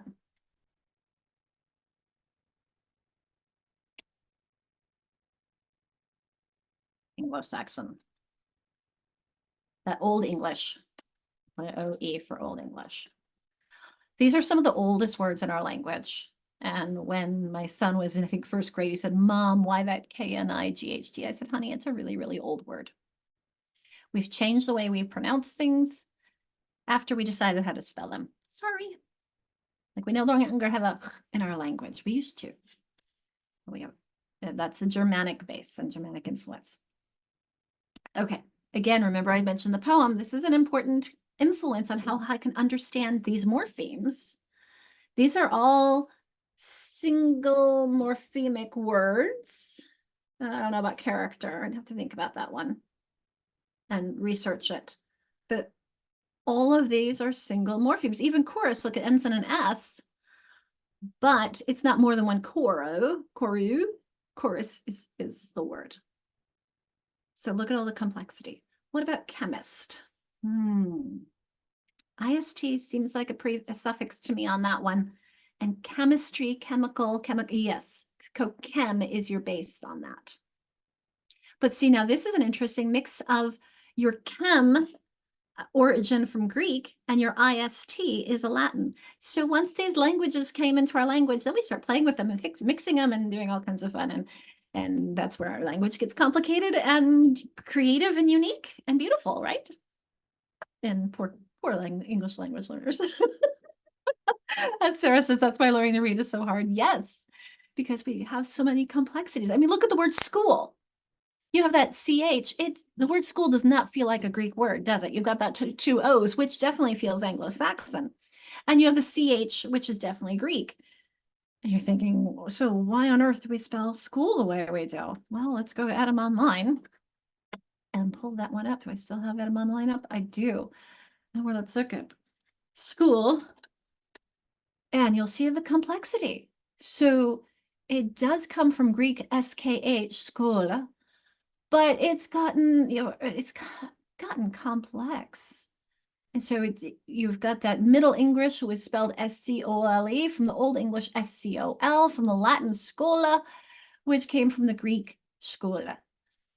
So originally that SCH is a nod to the Greek origin, but then Middle English and Old English, and then it came to the O-O. How do I spell that? Ooh, it gets complicated, doesn't it? We make nods to Old English things and Old French and Old Latin and Old Greek in times when we don't necessarily need to. Great example. So one of the video that I have on the next slide, which we probably won't have time, we'll see later if we can come back to it, is I'm going to get you the link to it though. Making sense of spelling. I've made references a few times with the alone and onion. Those are both references I learned here. So I'm going to put that in the chat box for you. But she also has another one that talks about why is there a B in the word doubt? Well, it's a nod to Latin. Even though the original word in English did not have a B, it came from, actually, when they started using it, they started writing it, didn't have a B. But then they said, oh, wait, we want to make sure people don't forget it comes from the Latin root of debutere. That's not helpful for us anymore, is it? Because we don't learn Latin in schools anymore. At one point it was. They tried to do that with other words, I think. That was that doubt or debt? Debt was the one that the B is inappropriately there. They're like, oh, let's put the B there because it matches like with doubt. No. So sometimes they misanalyze things and then they stick, and the S in island is one of those.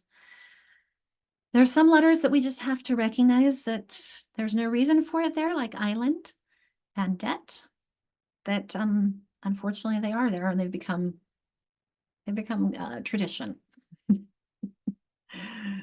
like when that story of your mom who always cut off the edges of the roast, and she said, well, because my mom did. And why did she do it? Well, because her mom did. Well, we'll go back to the original person. It didn't fit in the pan otherwise. So that's kind of how we do with some of our language words. Sorry. Okay, if we have time, we'll come back to this, but let's get into some instruction and morphology. Did we hear from everybody first from your conversations? Is there anybody who wants to do some summarizing your thoughts from your small groups? I want to make sure that we've honored that enough. All right, let's jump in. Stop me at any time because I know that there's a lot here. Okay, so when we're talking about instruction, we want to make sure that we're hitting all of remember I said there are all these elements that we can pull them apart to understand them, but through instruction, we need to bring them together. Hence, we've got this in a wheel because there's really no one starting place and stopping place. They are continually working together to support our students. So these are two different versions of a language wheel or an instructional wheel. And I want to point out where morphology fits into these. So first one on the left, Margie Gillis. Let me get my little drawing tool here. She includes it. That's a fading one. I'll put it here. She includes it here under morphemes and vocabulary because she talks about the influence of morphemes and understanding those morphemes on learning individual words. I would argue that it goes over here too, because morphemes influence how we spell things. Notice you'll see that the International Dyslexia Association had it as its own piece. And I kind of like that because it includes my references to both my spelling. Where's my, not my, I don't want that one, not that one. I wonder if I can not make, there we go. It makes a connection to my sound syllable correspondences. It connections to my syntax. It connects to semantics. It even connects to phonemes, haven't we? We noticed that as well. So this, and it connects to our syllables, which we just talked about. So we need to make sure we're addressing them all, but we're pulling out the morphemes so we can make sure we understand them. So I'll put these links into the chat box for you if you'd like to learn more about both of these resources. Copy link. Here's Margie Gillis from Literacy How and the International Dyslexia Association. Okay, So let's start with the outside though, the how. What do we mean by systematic and cumulative? This is from Marcia Henry's book. This picture is from an older version, but it's also repeated in her book from, I think her second edition came out in 2020 or 2000. I don't recall. It's been a while. 2010. 2010 was her second edition. But I think it's really useful for us to see, and I think, let's see if in the book she talks about grade levels approximate. Maybe it's been a while since I've found that version accessible. Anyway, I'll draw on it. Where the first year, remember I mentioned that our early ages, let me make this a little wider for us.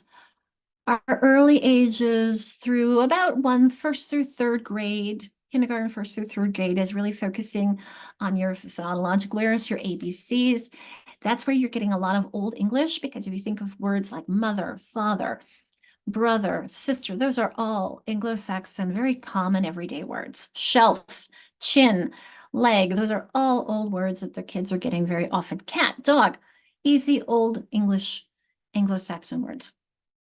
Then about fourth grade, and then of course beyond third, fourth grade, they start looking at actually really here with the Latin and groups. So maybe this is, second, third, where we're starting to recognize and think about different prefixes and suffixes. We're starting with compound words. We're looking at different kinds of syllables. And then we start going into the Latin, Greek, so fourth grades and beyond. I'd be curious whether or not some of your programs that you're using address Latin and Greek earlier on than fourth grade, maybe even some in third. I'd be curious where you're seeing some of that. And I do have a sample scope and sequence I can put in the chat and I'll make sure it works for you. This one comes from Logic of English.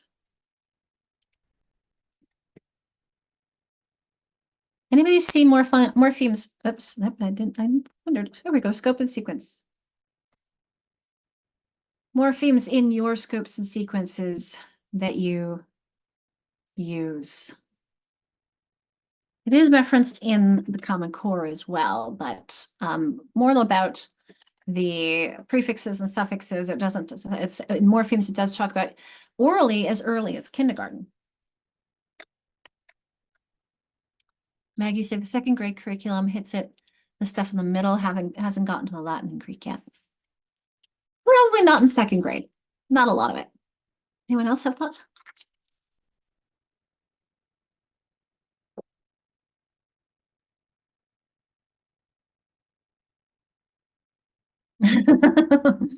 As a SPED teacher, let me guess, Sarah, regardless of what age your kids are, you're still working on those second grade skills.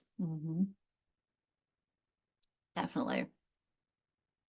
Although I worked with high school kids in special education and we needed to work on the Latin and Greek. And this is one of the things that I really appreciated from Friday's session from the Fox, is they were talking about how we can use morphemes to help in using multimorphemic or at least more advanced morphemes to help our older kids who are struggling with these skills. Let me get this one. Who are struggling with these skills, let's sneak it in through more advanced words. And so, yes, we are still working with these harder words to help them access the skills they need. So definitely, thank you. Okay, let's jump into a reminder of these sound symbol correspondences. Apparently I put in here of our the reason why, because this is talking about etymology, particularly when it comes to these really rare patterns. We've talked about some of those weird things like the UGH. These are things that we've talked about in the past of the different ways of spelling, the different sounds of the O can represent here, the different ways of spelling the long A. This is where our kids with dyslexia really struggle, are those connections of where you have to slow down and think. And the handout here is one is in our Dyslexia 101 handouts. There is one I would recommend us to look at for these is keywords for yellow cards, where you can see multiple ways of spelling different sounds. But we're going to focus in here on these rare relationships because this is where morphology is so crucial and interesting. So as we talk about looking at relationships, notice the relationships between say and said. Everyone says said is crazy, right? But they don't have a problem with paid or laid. And it's spelled the same way as said. It's the past tense of these two. So let's show these relationships. And later on, we're going to talk about the Y to I rule, which isn't happening here so much because I'm not adding an ED, but we do have the Y changing to an I because we don't have a Y in the middle of a word in English. We have an I. So if we're just going to stick a D on that and make it said and paid and laid, you have to change that Y to an I because in English, we don't put a Y in the middle. We put an I there instead. I and Y are very interchangeable. Now, some people would say, okay, wait a minute. You've had a D here and you had an ED here and you kept the Y because we kept the ED. Well, this is a longer word. We have a blend here before that. Remember, Betsy was talking about blends. And I think this one probably came into our language later than these. This is an older way of making things in the past. This is newer and easier. Let's stick with the easier thing when we can, right? Okay. This one, again, we see some prefixes. He goes, he's gone, I'm sorry, prefix suffixes, and the suffix ing. And people have no problems with these, but sometimes our kids struggle spelling does, don't they? Show them the connection. Just like we have goes, we have does. That imperfect relationship between speech and print. We have gone, we have done, and we have going, and we have doing. Look at some relationships here. You see the L's in will and the L in would. Same thing with shall and should. There's no L in can, but my theory is that these two were already in the language when this came in and it rhymed with those two. So let's spell it like those two. Let's call it spelling like with analogy. You know one thing, and so your new one sounds like it, so let's spell it the same way. I tell people, give it a try because it's probably going to work. Here's some other relationships is going from teach to taught. You see that CH becoming a GH here. And the TCH, again, the same, becoming that GH. So show those relationships as much as possible. Okay. When we're assessing, there's so much we could be doing here. So much. Let's think about transparency. How transparent are the words? Let's go from more transparent to less. Let's go from words that can create a lot of generativity, that can create a lot of words from it. Let's also think about the complexity, less complex to more complex, to less complex in the beginning to more complex. Making sure that we're scaffolding for our students and making sure that we're not, giving them all this really, really hard stuff that I'm going to give you before the easier stuff. So let's make sure we can identify it, we can produce it, and then we can make connections and learn things from it. Okay, so we're going to have a couple of sorts for you to practice with. I'm going to give you, I don't think I created this one in the Jamboard. I'm going to check real quick, but I'm going to give you time to go into your groups to talk about how you would assess and practice these. And I have some assessment in the Jamboard I know is there, but I'm going to leave this up while you're in your breakout room to talk about how would you put these together? How would you sort them around? They might already be sorted. So I think they're already sorted. We talked about the different kinds of ED, but now I took them off, and here's a conversation for you to remember which are the ones end in ed versus d versus t. So we're going to put that up while you're in your breakout rooms, as well as in our Jamboard. Our next frame here is derivation expansion. 7 and 8 we're going to go into. 7 and 8 we're going to go into next, but so you don't have to go ahead with 8, 7, just the number 6. Think about expanding or reducing those words. So for example, pay, the expansion would be payment. Or you could expand it as payee. What kinds of suffixes could you add? What happens when you take off those suffixes? So some conversation pieces, this one as well as how to teach suffix ed, some food for thought on that. And then we'll get into the different kinds of ways that morphemes change as we add them. So I'm going to pause the recording. Is there anybody who would like to share either something about these words and how those could be used? As you notice that all the first ones were the ed, the second was the d, ending in that voiced sound as we talked about before, and the third in the unvoiced and the t sound. Or something from this exercise. How did those feel? And actually, this was an exercise I did with my kids at Chartwell that someone, one of my colleagues gave me. Oh, I love how someone took to justify to justice. Love it. Anybody want to share some thoughts? I have a question. So when you say expansion, does it have to be on one end, or can it be both ends? I don't see why it can't be both. I love that. And look at how someone took complete and made it incomplete. The point is that you're recognizing that your base of complete can be made incomplete, or let me think of other prefixes that might go with it. It can be made different through adding suffixes or prefixes. So yes, Samantha, you are expanding it in either direction, or you're reducing it if you're going from the right column to the left. Nobody put subscription for subscribe, like we had prescription. I was thinking also prescribe, but script is your base there. Predictor, I like how that one's been added. This is always fun to see what different groups do with things. Persuade, prevent, perfect, persistence.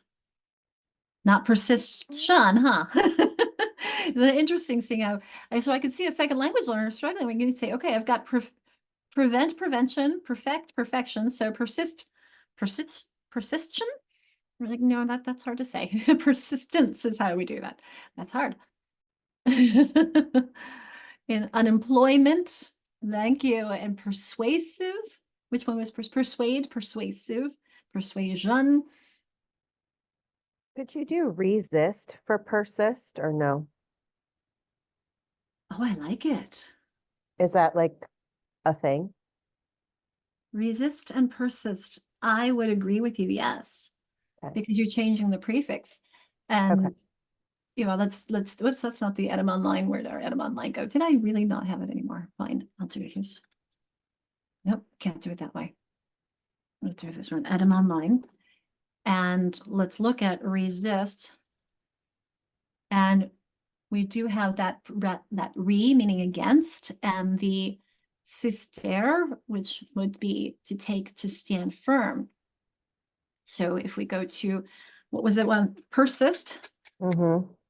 And we have that Latin root per, and the same duplicated root stay, sta, to stand or make firm. So I'd be Okay. curious if I go that, oh, wow. Insist, desist, destination.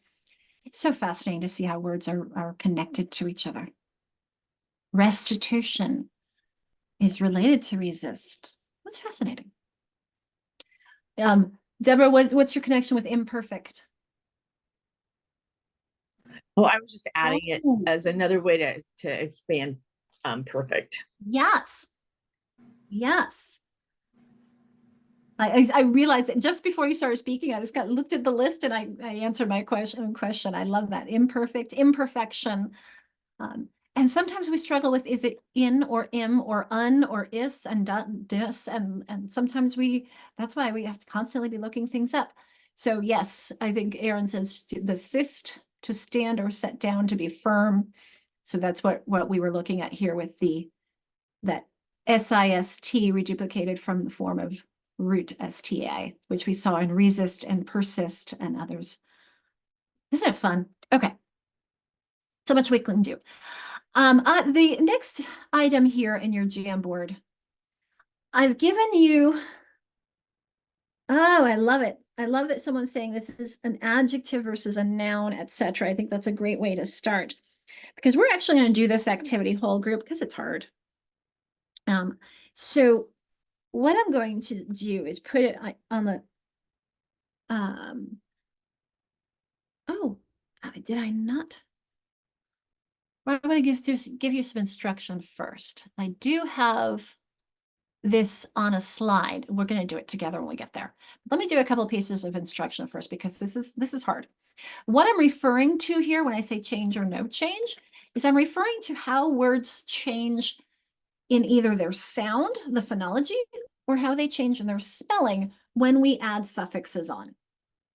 So let's, first we're going to go through the sounds one. It's easier for spelling and reading, but harder for the, we notice all these are really more advanced words than the other one, than the orthographic.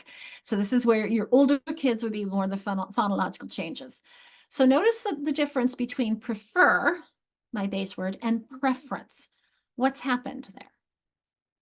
Prefer, preference. What happened to my base word prefer? I'll highlight it so we can see it. Listen to the base word, prefer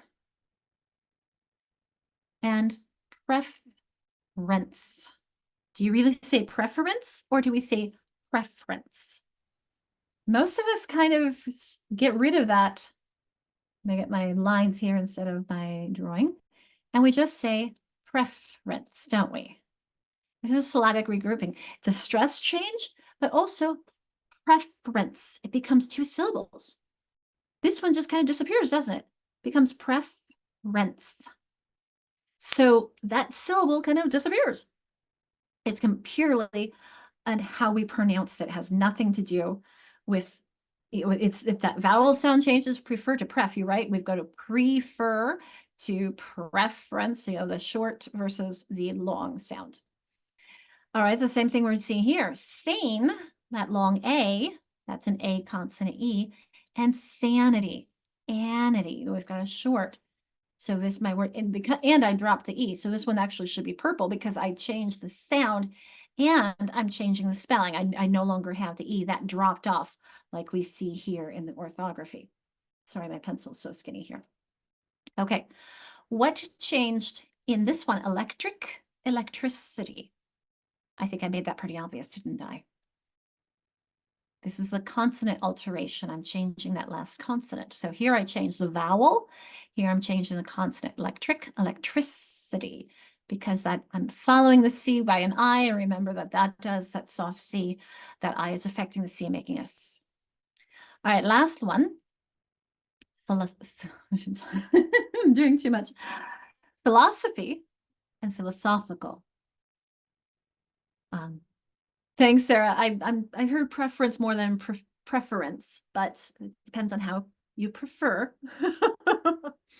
So it could go both ways, just like when we had the word earlier, the word often, and we had 2 different options. Some people say often and some people say often. Both are acceptable.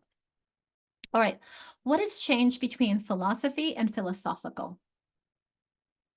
Philosophy, philosophical. It's an accent change, isn't it? Philosophy, philosophy, philosophical. There it is. Philosophy, philosophical. Here's our strong syllable here versus here's our strong syllable. So it's the strength of the syllable. Those are things that you can play around with and tell your kids to flex them until we can help them find the correct pronunciation. On the other side, yeah, caramel and caramel. It depends on your regional dialect. However, in spelling, there's a key here that's really crucial. This is the orthographic changes. There is a reason why we're going to double the final consonant, or we're going to drop the E, or we're going to change the Y to I. Remember, the Y to I one is one we talked about already, because the I and the Y are interchangeable, and we put the Y at the end and the I in the middle. Unless we put the I and the E next to each other, the Y and the E, that's okay. We'll get to those details. But these have to do with me being able to pronounce them correctly. And the keys to pronunciation we see in our syllables. So let's talk about this in a moment. I'm going to go through how to teach these, why to teach these, why these are the way they are. But before that, I'm going to give you a one more tip on how things change. And I do actually have one thing that I want to say on this, is that the reason for this is that if I had only one N, it might look like whining.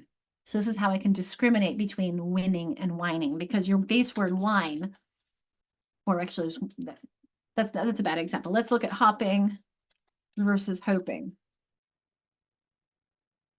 And I doubled my P in hopping, distinguishing it from hope, where I dropped the E and made it hoping. So again, the reason why things are spelled the way they are is for a fast and efficient recognition of what that word is. Word identification is our goal, right? So hopping with 2 P's, I've doubled that final consonant in hop.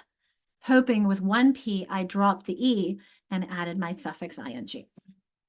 So we're going to get into the how and the why in that in a moment.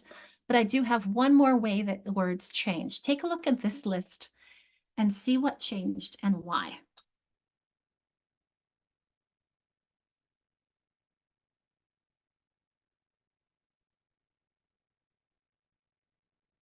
Erin, did I have this one last time?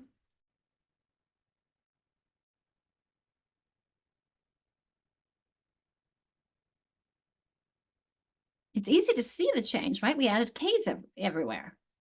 Why did we do that?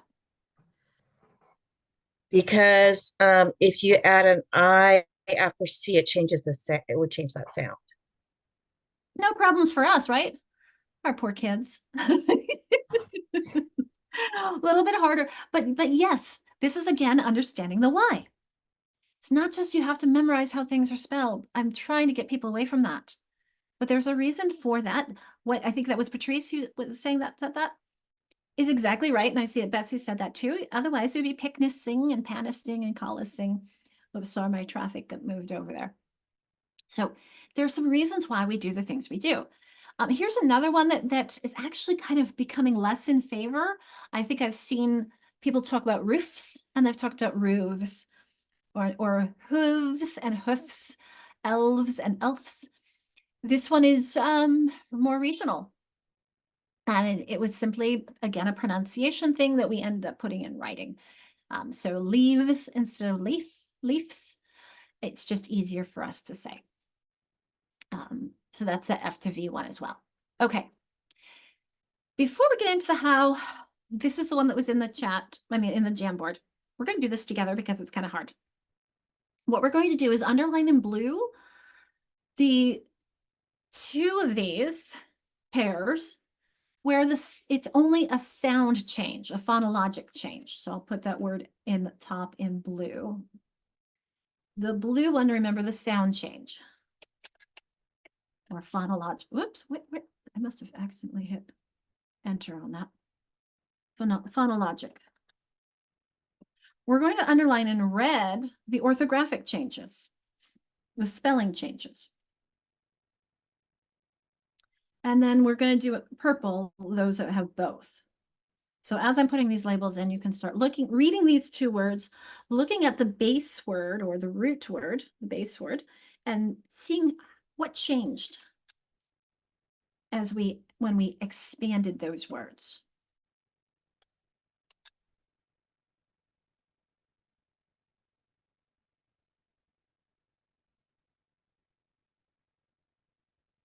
And we'll do purple for both. Oops. Oh. And I have to go out of that first.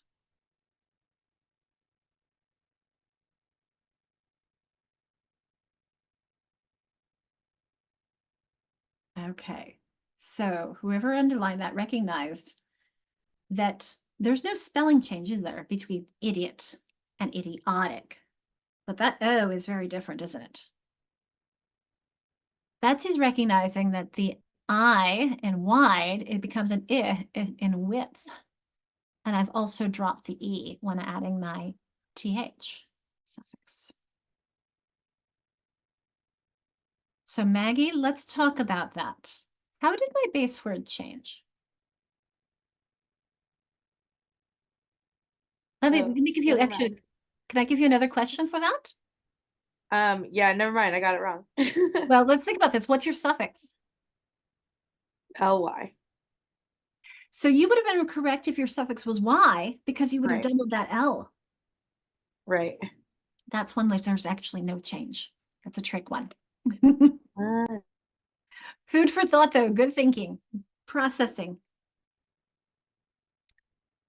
Okay, defer and difference. Do you just see a change? In fact, I don't see a change in that.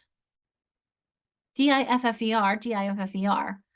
I'm going to put that one as blue because difference. It depends on how you pronounce it. Some people say difference and some people say difference. So that one's, it depends on your pronunciation. Let me get a blue line here. Whoever did the sun, sunny, I hope you mean for red, definitely, because that doubling the N. Personal, personality, that is definitely blue. Jessica's noticed we doubled the L in propeller.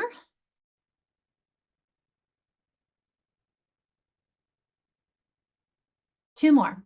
What's changing in athlete, athletic, and combine in combination? Deborah's trying to get the blue and the purple. There we go. And let's see we've just talked about the fact that there's no change here. It looks like a doubling, but if it were suffix Y, it would be doubling, but we're adding suffix LY, so there's no change on that. And we do have the purple there because athlete, athletic, that is changing. Here, I'll bring these all up. Usually, no, that's a mistake on my part. Usually. That is just a no change on that one. That blue line should be on idiot and idiotic. That was a mistake on my part. Okay, so we said red, but I also say extend, extension. We don't have the D anymore, so it's a both. But I see how I definitely agree with you that red, and of course you're going to go from a D to a S because of that. So that's a naturally one. Athlete, athletic, combine. Complicated, isn't it? Very, very complicated. The pronunciation we can work out. It's really the spelling ones where we're going to have to work with our kids, and perhaps a lot. So I'm going to help you, show you what I did with my kids when I was at Chartwell. And first, though, I'm going to show you a preview that is very complicated. We're going to come back to this. So this is what I would put on my wall after we've done all the learning. And I'm going to show you how to get to the learning. So this is like their shorthand version of what we're going to get to. So be patient with it if this looks like Greek to you. But to do this, the best place for us to get in there, and let me get in here and see what's coming up next. Perfect. Okay. Is we're going to go to our ADA compliant handouts, and we're going to go see how it says spelling rules for. There's a reason why I'm giving you two versions, a Word version and a PDF. We're going to look at the PDF because it's easier, but you'll understand why I have the Word version as I start explaining this to you. So I do invite you to print this. However, I invite you to download the Word version, because when I was teaching at Chartwell, we would have our students put these in a page protector and keep it as a reference list. But I would not give it to them all at once. Not my kids with dyslexia, though, that would overwhelm.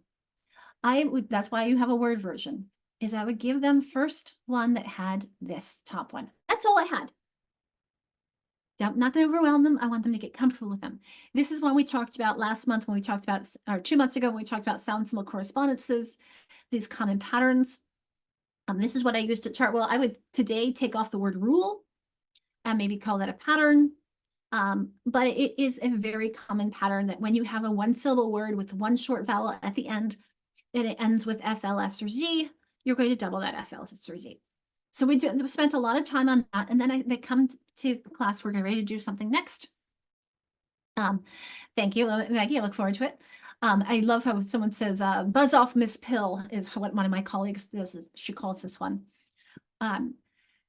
So when they come into class, we say, "Take out your page protector. Give me that spelling rule page back, because now you're getting a new one." So your new one, I'm going to slide down. Oops, you can see it. Is this one. And then your new page just has 1 and 2. And then when they're ready to go move on, we slide it. I give them another one that has 1, 2, and 3, and then I give them another one that has 4.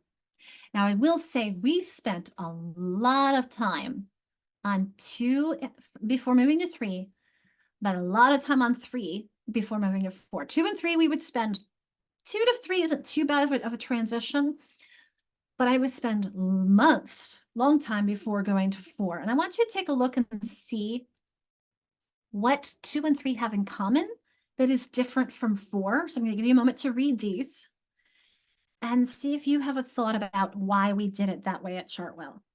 Why did we wait? What's different about 4 that might throw kids off that is the same in 2 and 3? Can you see it okay, Kevin? Thank you. Now, try and get that a little bit.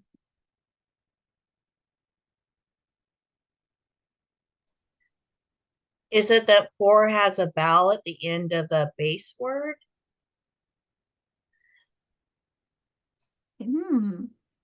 Well, pave has a vowel at the end if you want to say a vowel letter versus vowel sound.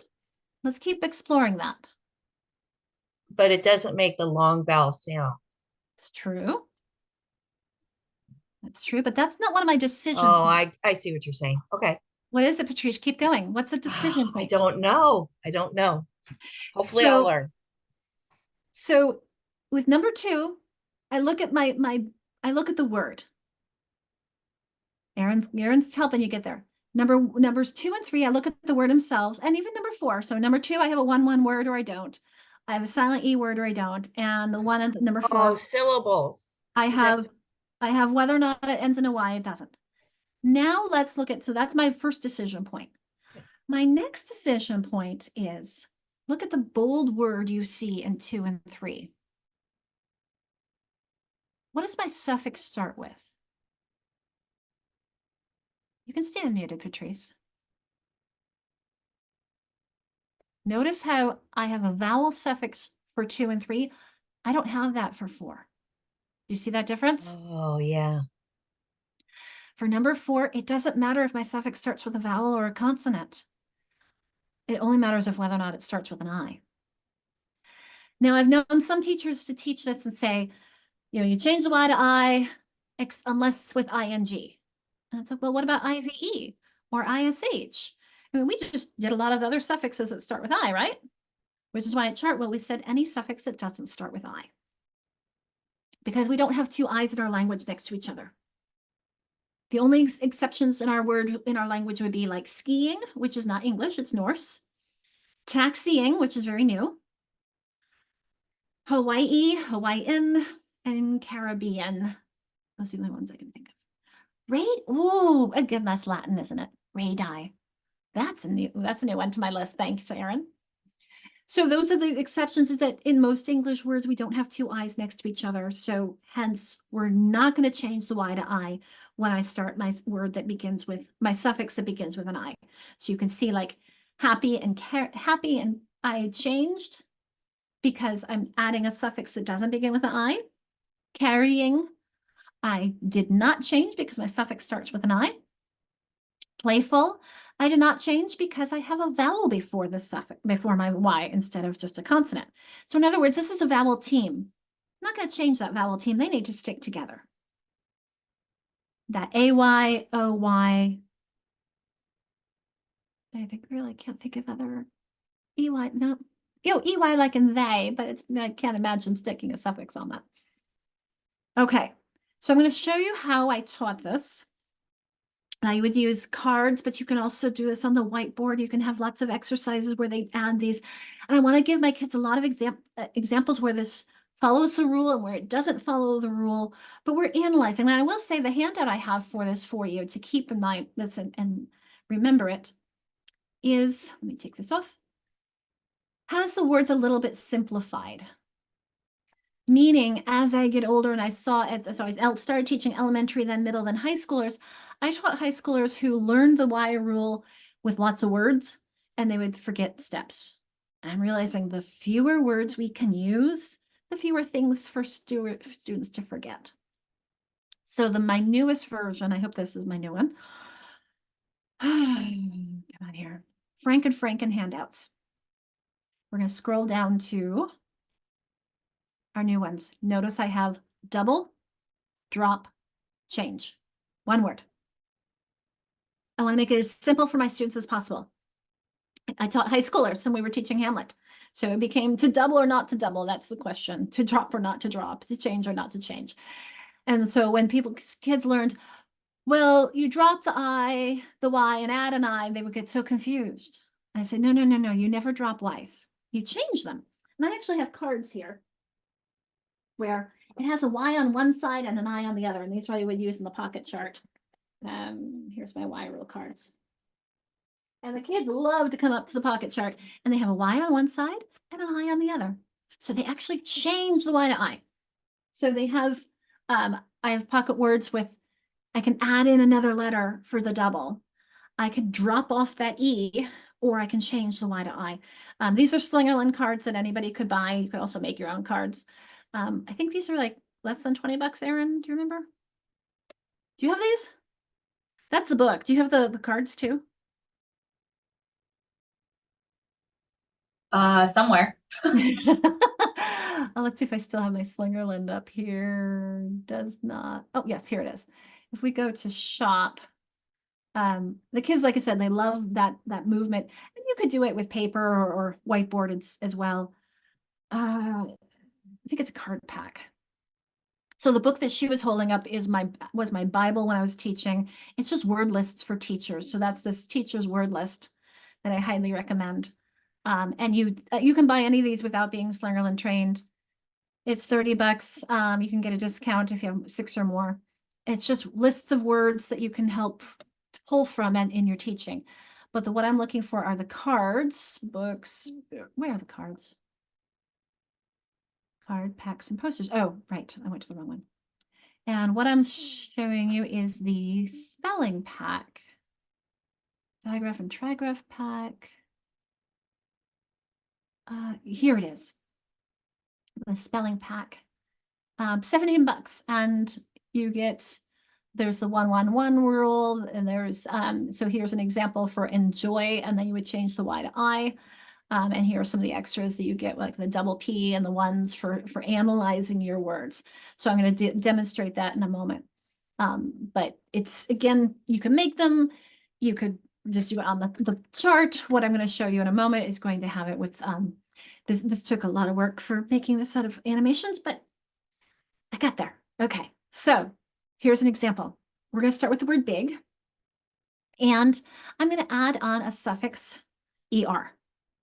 So you can have these cards or you can write them or whatever. You can have the kids write on the paper, write the word big. I want you to write the plus sign. I want you to write the suffix ER. Now we're going to analyze that word. Big is a 1-syllable word and it ends in 1 consonant after 1 vowel. That 1-1-1 is important because if I had 2 anywhere, I'd stop and I'd just add my suffix. But I have a 1-1-1 word.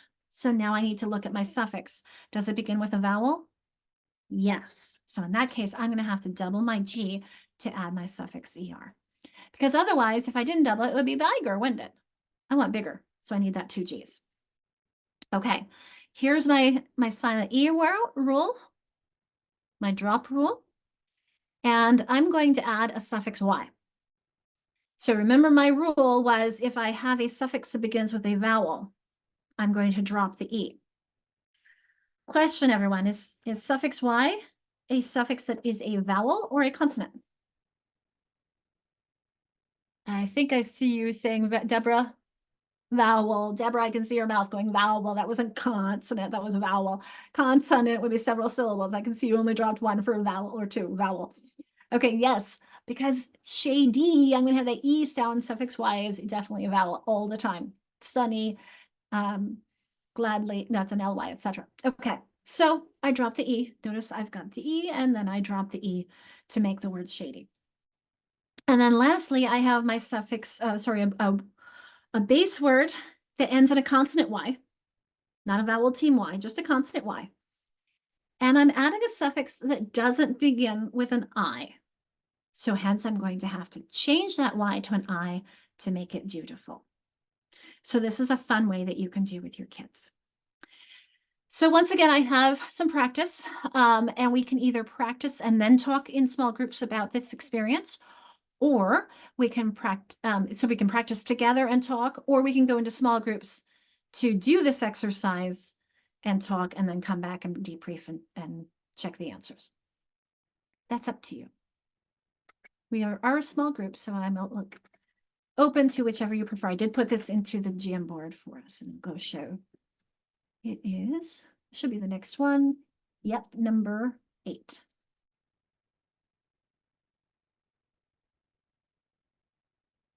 Any preference? Do you want to go do this whole group or small group? How confident do you feel? Everyone says whole group together. Oh, I got a couple. I've got some small. Most people are saying together. So let's do this together. We have 16 words and 21 people. So most people will get a chance to do a word. So I'm going to ask you to, when you pick a word, tell us which ones and what number you're doing. And then you'll tell us about how you would spell the new word and why. So which rule it's following and whether or not it's following, etc. Okay. So it's a verbalize to remember. We verbalize to internalize, we write to remember, and we process aloud. And I will help you, I promise. I'll go first. I might not be right, but I'll do number 1. Okay. So you change spin to spinning by adding another N, by doubling the N. Why?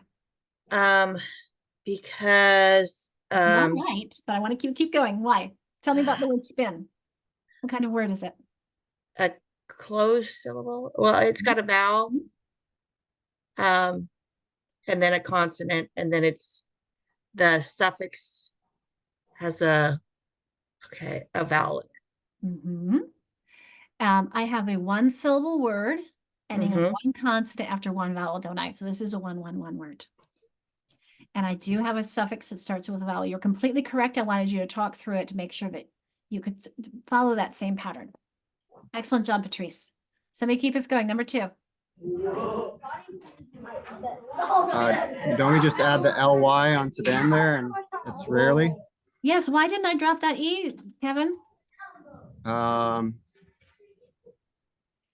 Well, actually, I always remember like a vowel after the consonant makes the A sounds like A, but that'd be rarely. But so now I'm like, sorry. Remember, our rule was if we have a silent E at the end, I drop it when I'm adding a suffix that starts with a vowel. Is this a vowel? Yes. The L? Oh, no, the Y. My suffix starts with a consonant, so I just add it on. You were correct. All right, thank you. Talking through the Y. Okay, number 3. The question is going to be whether or not we change that Y to I and why. No, because of the consonant. So remember with the Y rule, it doesn't matter if it's consonant or suffix. Question is, does this start with an I? Okay. So we change the Y to I with any suffix unless the suffix starts with an I, and it doesn't, does it? So how do I spell my new word? Do I change the Y or leave it?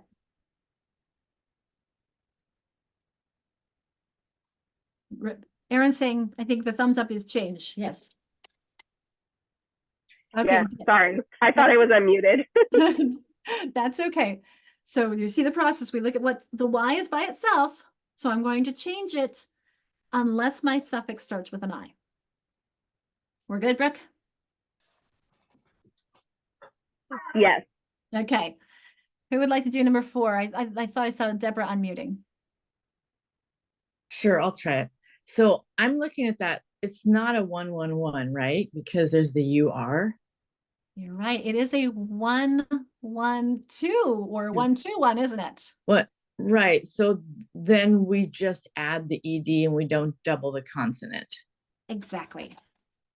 But that is the rule that I am looking at because it doesn't end in an E and it doesn't end in a Y. So my other rule that I'm looking at is whether or not it fits that 1-1-1 pattern, and it doesn't. So you're right. We just add the suffix. Excellent job. Keep us going. Number 5. So, sorry, really quick, the 2 references the 2 consonants at the end of the word. Yes. Okay. Thank Keep us you. going, Heidi. You're unmuted. Oh gosh, okay. So Heidi, before you do, it could be 2 consonants at the end of the word. It could be 2 vowels in the middle of the word. Would it, okay, if there's 2 vowels in the middle of the word, would it be a 1, 2, 1 or? Yep, it could be the 1, 2, 1, 1, 1, 2, anywhere. If you have a 2 somewhere, just stop and add your suffix. It has to be 1, 1, 1. Now, with the exception, so there is an advanced doubling rule that we'll talk about next, where it could be with multisyllabic words. So, for example, begin, I would double that in. But with my kids, we didn't get to that advanced doubling rule yet. We're just talking So about then, the does the next word, joy and full, does that apply as well? It's a 1, 2. It has 2 vowels in a row, so you just add the suffix. We're just going to add the suffix, but not for that reason. Let's look at, because this ends in a Y. So now here you're having to decide whether or not to change the Y. Right, but the suffix doesn't start with a vowel, so you leave it the same. You're leaving it the same, but not because of that. So remember, let me go back to our list. Oops, where'd our... It's because it Yeah, remember, it doesn't- doesn't matter it's a with... vowel. What matters is what comes before the Y. Or, yeah, so it's the O that makes it stay a Y. Exactly. I need to keep that oi together. Okay. So you're right, I'm just going to add the suffix, but in this case, it's because there's an O before the Y, not a consonant before the Y. Make sense? Okay. We'll get there. Quotable. Question is, do I drop the E or not? To drop or not to drop? And why? I'll do that one, and yes, you drop it. Because that's how I memorized to spell it. But I don't remember the rule. So remember, we drop when our suffix starts with, look at the word rarely. Notice how we didn't drop because my suffix started with a consonant. In quotable, I'm dropping because my suffix starts with a vowel, right? A vowel. Yeah. Exactly. So we're going to skip number 7. I want us to think about what we just did for number 6 and look at number 8. How do we spell number 8 and why? I can try 8. Thanks, Maggie. You know, this is a hard one. Yeah. I think that you want to keep the E because if you have an A after a G, it's going to say manageable instead of manageable. You are exactly right. That's that soft C, and sometimes those things going to override. So again, our whole key is to identify the words. So whatever mechanism we have to get there, in this case, manageable, you were exactly right on that. Okay, who would like to do number 7, whether or not we change that Y to I?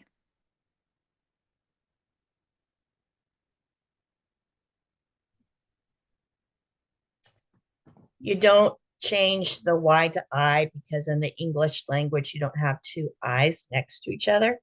Exactly. Okay. See, we're getting better at this, aren't we? Okay, number 9. Do we double or not double that T? And why? Who hasn't done one? Melissa? I'm getting tired. Okay, so I'm just looking at the list in front of me, and I think this one is whether or not to double the T, right? So it says when you have a 1-syllable word, and it is, ends with 1 consonant, and it does, after 1 vowel, and it does, you double the final consonant when adding a vowel vowel suffix. So that's not a vowel suffix. So so you're, as you're going through this, you're like, okay, our question is, do we double? Do we drop? Do we change? And that alone is putting me on cognitive overload.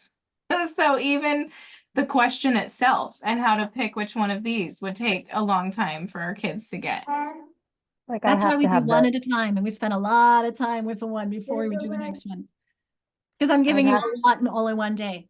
You're right. I need to have the rules in front of me, and they're not. That's what I'm struggling with. I get it.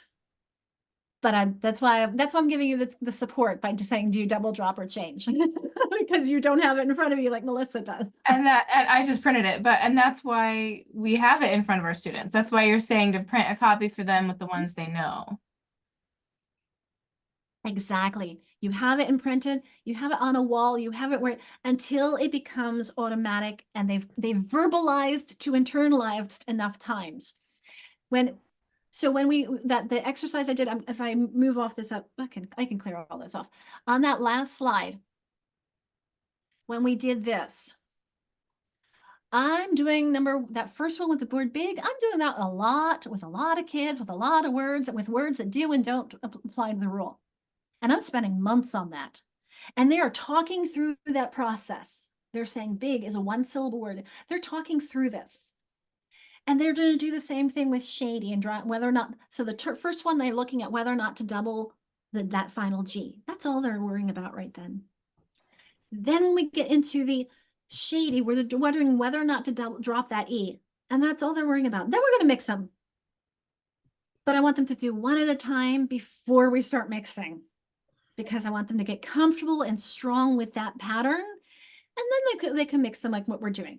I'm giving you words that I know that are all mixed up because you're adults. I think we can get there. Go ahead, Samantha. So I've never heard of the numbering system, the 111, 121, and 122. So I see Aaron has posted the rules, but is there like an unlimited or more combinations than that? Could it be like 211 or? It really doesn't matter what order you put them in. It's simply that if you have more than one vowels, you just add your suffix. If you have more than one consonants at the end, you just add your suffix. Now, my hesitation because when I teach this to my kids, I'm only starting with 1-syllable words.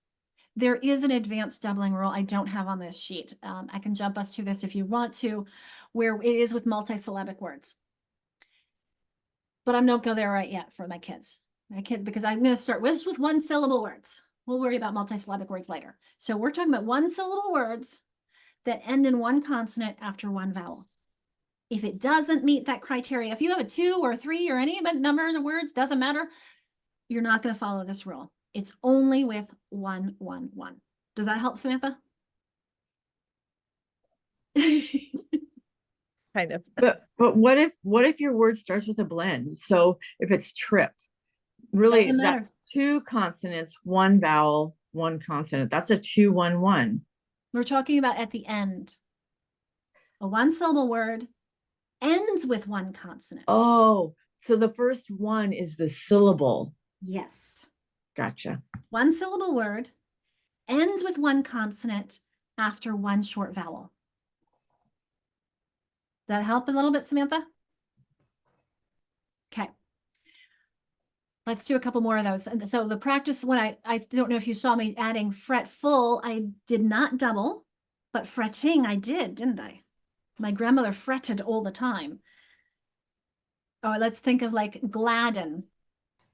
Oops, wrong way. I want to use my tool here. Gladden. I don't glad. Oh, I do eat double because my suffix begins with a vowel, but gladly, I don't because my suffix begins with a consonant.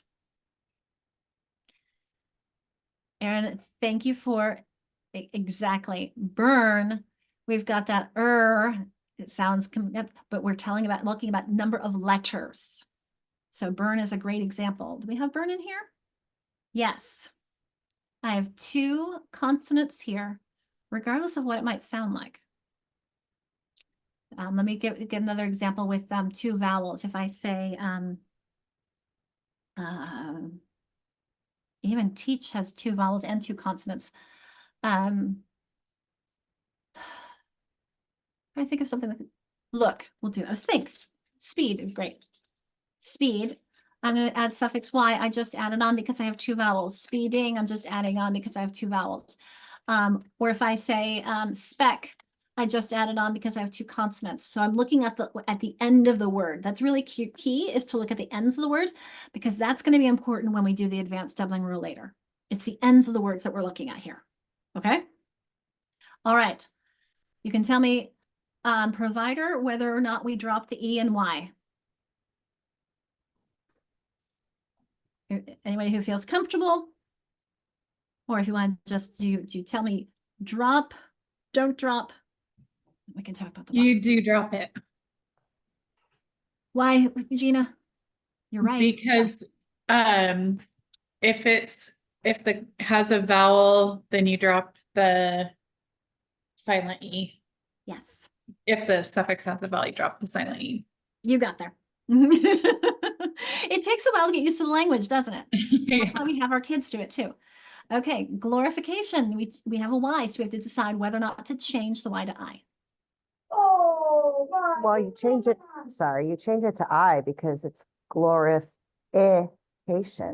Well, I don't that might think make, the, you're noticing the change in pronunciation too.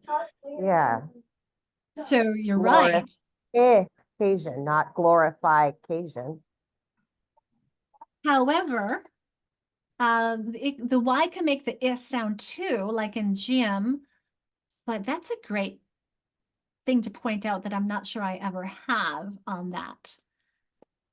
But for example, if when we had what was the other, we said dutiful, duty. Okay, let's think of that example. Duty, it had the E sound, but dutiful, it's an I sound. it's an I. Yeah, you change it when you say it even. I'm thinking that the Y sometimes makes the I like in gym, but not as often. You're right. That's a great catch. But it's also because we have a suffix that doesn't start with an I, and we have a consonant Y, not a vowel Y. Thanks for pushing things a little bit there, Sarah. Okay, examination, drop the E or not? Drop the E because your suffix begins with a vowel. Excellent. How about scarred? What's the decision rule I have to make here? Double, drop, or change? Double R, Why not? Why is that? because otherwise it'd be scared. Yes, because SCA, whoops, can't talk and write. Scar plus a double, I'm doubling the R to make it scarred. If it were one, SCARE, I drop and make it scared. Excellent. This is the utility of this. After teaching those two rules, I love telling my kids, now go home and ask your parents why hopping has two P's and hoping has one. Because how many of us who just don't think about these details know the answer to that? How empowering is it for the kids to say, I know why. All right, requirement. We are leaving the E because my suffix begins with a vowel. I'm sorry, consonant, can't talk. Signification will be just like glorification. We don't need to do that one. And sprightly, do we change or not? I'm sorry, we would drop or not drop in sprightly?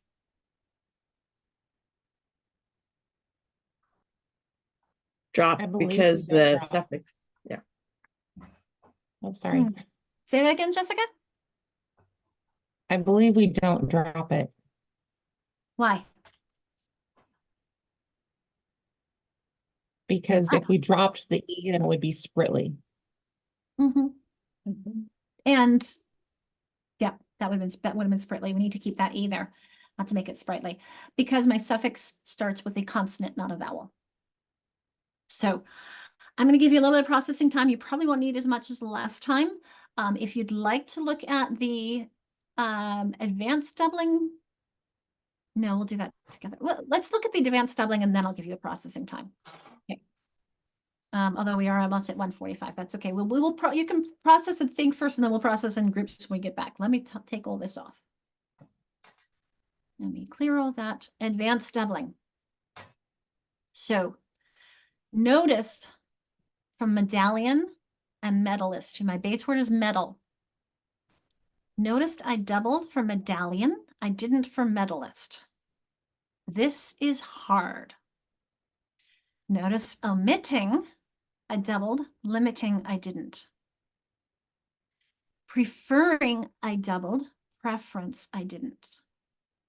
Conferring, I doubled. Conference, I didn't. Yet they all have the same base word. What's the difference here?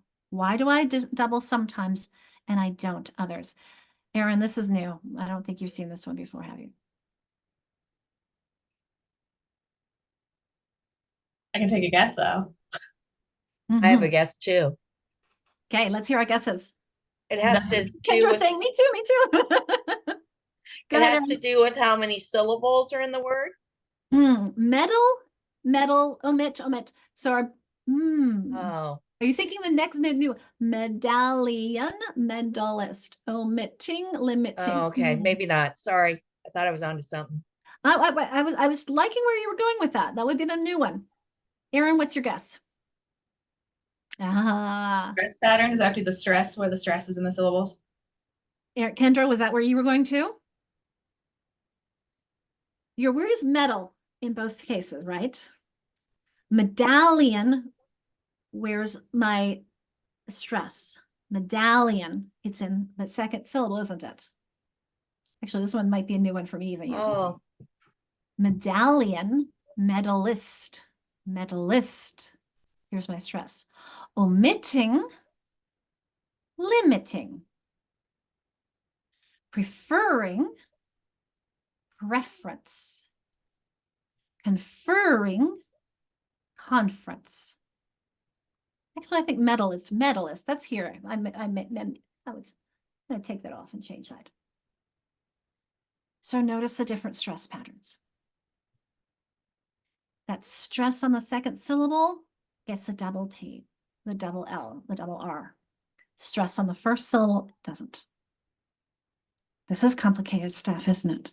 Which is why I never got here with my kids. Because my kids never got this far. I'm giving it to you to give you a little bit of extra pieces that's saying that this does happen. If you have kids who are going this far, wow, hats off to you. Because this is the pattern is that you only double for the multisyllabic words if the final syllable is stressed, it's accented. Usually we use, if I did this at all with my kids, it would not be on ones where it could be one or the other like this. It would be more like this, where I'd have forgetting, I would double. Opening, I wouldn't, because where's that stress? Forget, open, double, don't double. Rebellion, doubling. Occurred, doubling. Paralleled, not doubling. You see where I'm going with this. Controlling, doubled. Committee, well, I'm doubling because my accent's here, isn't it?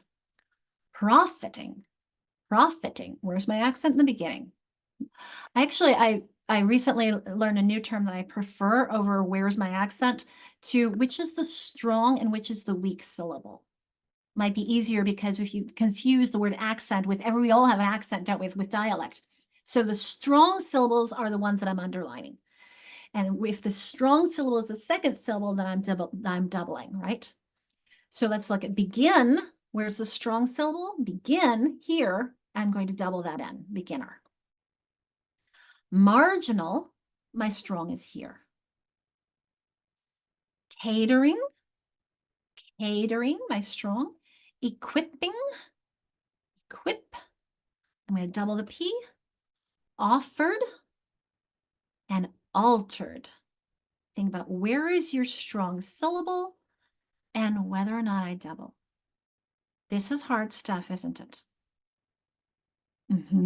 Yeah, I didn't get to this rule very often. These were too hard for my kids. You may have kids go there. That's why I wanted to take you here. I'm going to clear all this off. We did go a little bit further than 145. So what I'm going to do is instead of from 145 to 2 o'clock, we're going to go to 2:05 so you can get a full 15 minutes. But if everyone comes back at 2, we can have a soft start if you only need 10 minutes, and we could leave a little early. But I wanted to make sure that you stand up and take a break for those of you who've been sitting. If you need to get some water or other things, I'm going to put on here our pause. I'll pause. This shorthand that I said that I would put on the wall for my students, this is why, notice that first one says a base word that ends in one vowel, one consonant, and it's accented. Now it's going to apply to that advanced doubling rule as well. because single syllable words are always accented. So we don't have to worry about whether or not there's an accent on the single syllable words. It's when you have the multisyllabic words and that last syllable is accented, then I'm going to double, just like I did beginner, just like we have runner. So this is the shorthand that I would put up on the wall after we've learned the rules. And I do have the double on one page. So after we've learned that rule, that would be up. And then I have the drop on one page and that would be up. And I have the change on one page and that would be up. So I will share screen with this while you're in your breakout room to kind of give you a reference point to talk about. Just kind of how did that feel? I know it's a lot, but remember we take it one bit at a time with our students. So I'm going to open up the breakout rooms and pause. Let's hear some of the conversation. I can go back to the prompt if you want. Maybe that will prompt some of your thoughts. But what were some of the things we talked about? It was hard stuff, huh? And those of us who know, as I think I was talking about in the break, those of us who know the orthographic patterns and the spellings, we don't think about the why. And that's, as a new learner, the why is so crucial. I'm seeing some nods. What were some of the things you talked about?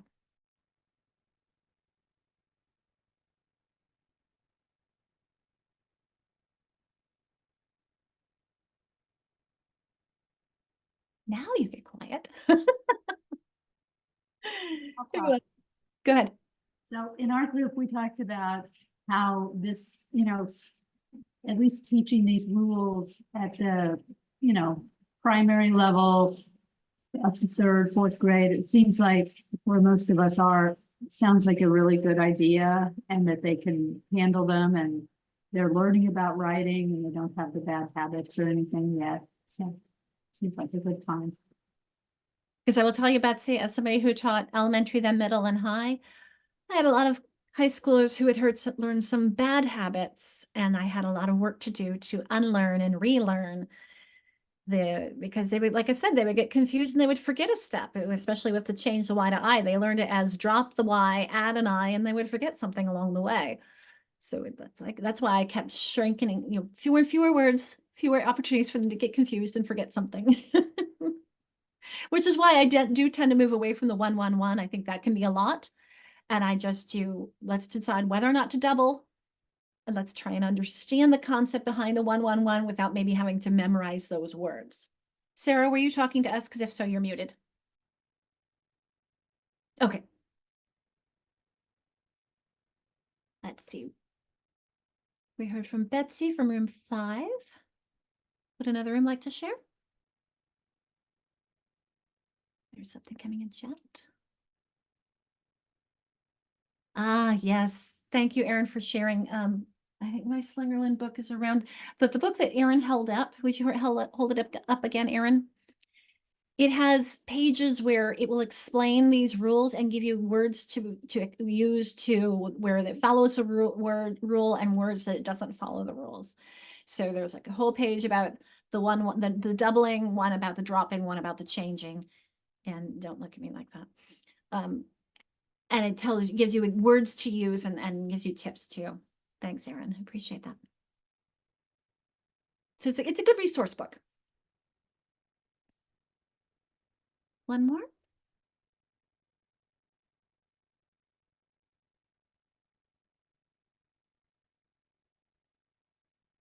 Okay, jump in and interrupt me anytime. You all should know that by now. Okay. So we have some activities, some things that we can do with our kids. How can we help build their awareness? Yes, let me go to our other link, Harriet. Sorry, Heidi, I saw your last name and then jumped it to the first. So the book that she's referring to was here on the Slingerland website. Let's go to the books. Where did we go back there? Thanks. There's been so many links and stuff that I'm just trying to keep up with it all. Thank you. Under textbooks, what she's holding up is this one with the arrow. And actually, when you hover over it, it goes to this page, which shows you an example. This is the, which rule is this? Is that the E? It looks like, yes. This is the dropping rule, the silent E rule. So you can see the steps. Step 1, Here's you going through the silent E rule. You've got the card pack that I was showing earlier. This is a silent E world, so you must drop the silent E if the suffix begins with a vowel. So it goes through all those steps to do that. And then for the other steps, you refer to these other pages, which have those lists of words. Oh, looks like that. I can make it bigger, not clearer, but bigger. But this is what it looks like, and I'll put this link in again for you. Oh, there we go. And like I said, this one I think is $30. I try to provide resources or references to things that aren't too expensive for you. So let me put this into the chat box for you. Thank you, Erin. It's that teacher, Beth Slingerland, and somebody Murray, I think, Carol Murray. I remember, I think the name is. If you find online an old one that's brown, it didn't have the arrow. I think they're out of print and therefore it's very expensive. But this one, luckily they reprinted it and made that one for us. All right, so let's go back to where we were. Here we go. Things that we can do with our kids, activities. This is where we need to get them active and engaged. So I'm going to put in some exercises for you that you can do. And some real spellers is a great source for these matrices that you see at the bottom here. Let me put those in.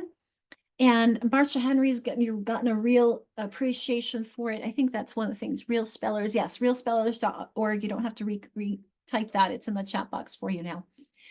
And look at this example of abrupt or corrupt or disrupt or interrupt or disruptive. I'm not quite sure that the dis and the pro before those, I've never been able to figure those out. If somebody else has a solution on that, great, please tell me.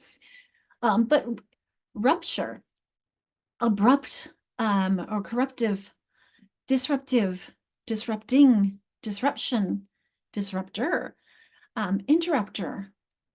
So you can see all the different words you can make, or you can have the kids deconstruct. And frankly, I've talked to people who've used these matrices and are like, this is really hard for kids.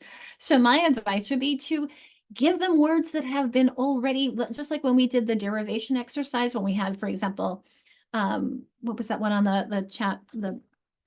We're on our Jamboard.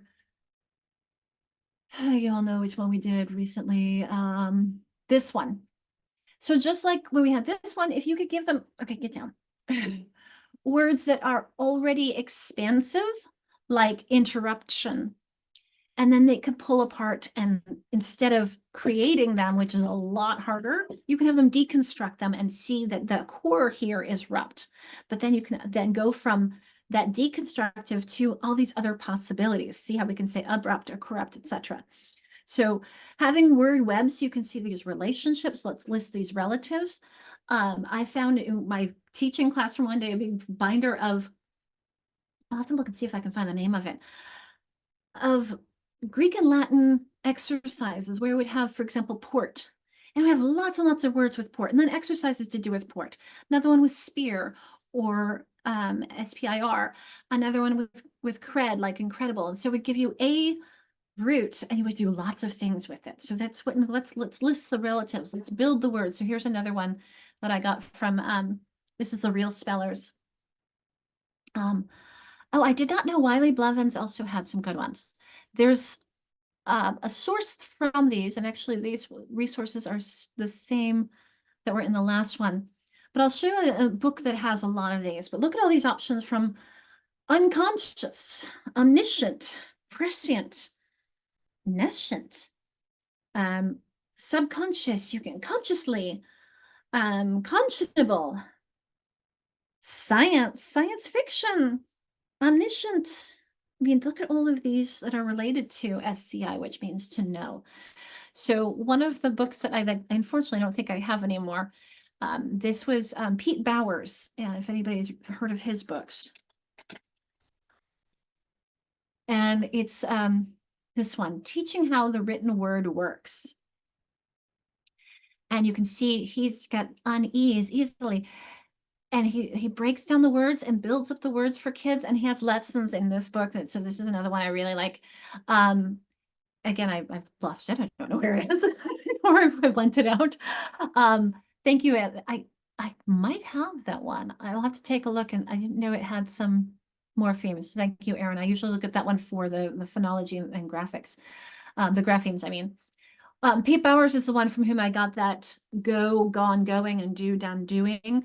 Looking at these relationships, so it's really a way to help our kids build these words and see the relationships with graphemes.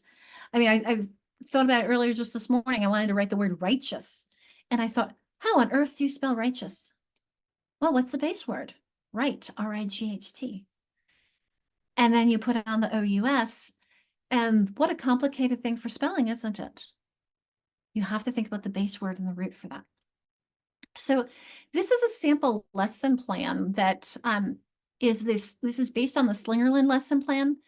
And the question is, where does morphology fit in here? So I'm just going to give us a moment to look at the different elements and what we do. But in a Slingerland lesson, we start with our visual cards and we can start on the visual side or the auditory side. But if it's a visual card, I'm showing you the card first. And if it's an auditory card, I'm giving you an auditory prompt first. So a visual card, that's what you would look at this card and you would say be Bob, or you could do it in cursive. If I say, Betsy, what letter makes the B sound? Betsy would say be Bob, and I would show it to her as a reinforcement. So that's both, you could see the visual or written with the cards. Now decoding is when I'm putting up words on the board and they're going to be underlining their vowels, dividing between the syllables, and they're going to box their prefixes and suffixes. We always isolate what is your base word because that's the hardest part. And that's the key piece. Another source for an exercise, and this is something that you could do, but there is somebody who made an app about it, was Learning by Design has, is this it? No, probably not. Learning, that's leaning, not learning. Learning by Design, which I don't want that one. Has a word app where you can practice just this. So you may have heard me talk before about their app when it comes to sound symbol correspondences, but take a look at what their other game does. Build the base.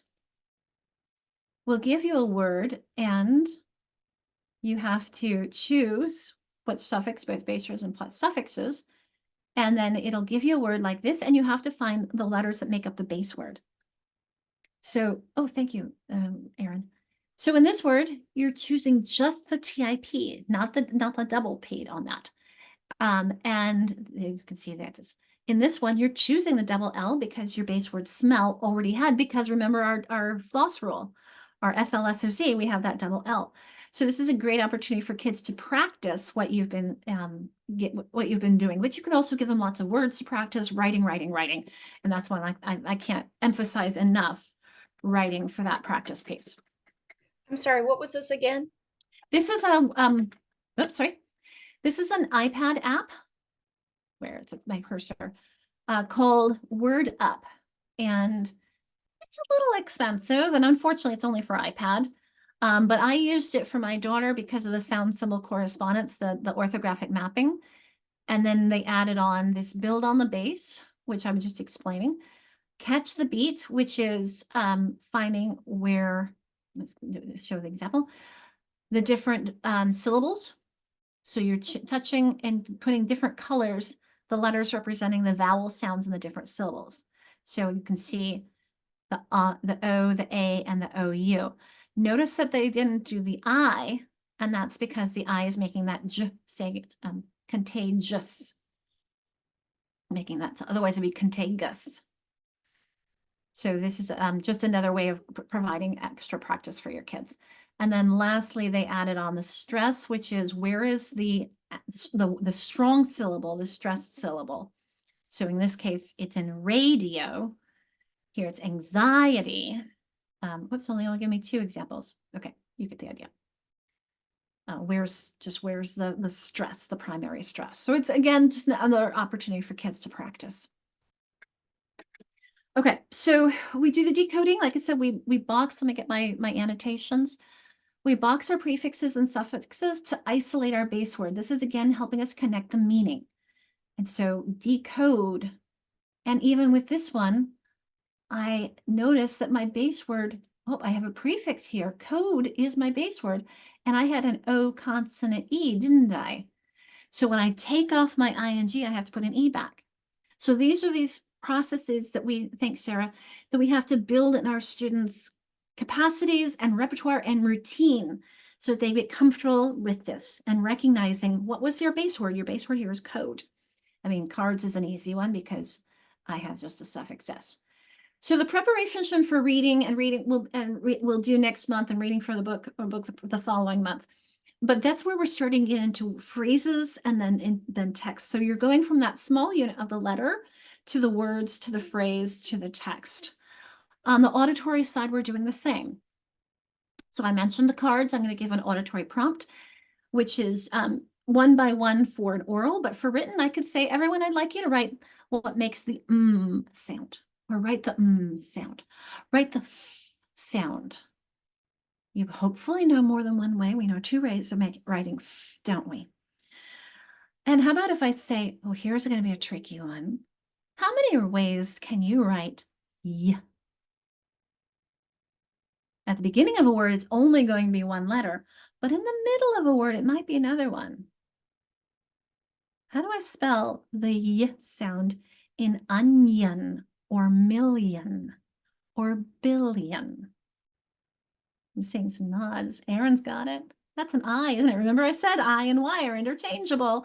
So it's a Y at the beginning of a syllable or word, but it's that I in the middle. So that's where I'm focusing on how do I write these sounds. The encoding is writing individual words, and it's in spelling where I'm starting to add on these affixes, these suffixes or prefixes, expanding those words and helping my kids recognize how they change and slowing down to think about, do I double, do I drop, do I change? And then with dictations, I get into larger units. So I'll clear that off for you if you want to take a look and see. This is just a sample. There are many different ways, but this is the way that I was taught. This is what we used at Chartwell. I think UFly is doing some great lesson plans where they will have all these pieces put together. I'm not sure how much they have on the writing side as much as the reading side. That's one of the things that I really feel like it's been my big mantra lately, is to teach reading through writing. The more we can write, the more we can solidify things in our students' brains, because we read, what did I say? Verbalize to internalize and write to remember. We want to build the muscle memory in our kids' hands. So manipulating cards is a great first step as they're talking through it, but then they need to write it so they build that muscle memory. So that writing is a really crucial piece. Okay, I do have another sample lesson plan. Hopefully it's large enough to read. These came from Jones, and I'm trying to see if I have a reference for it.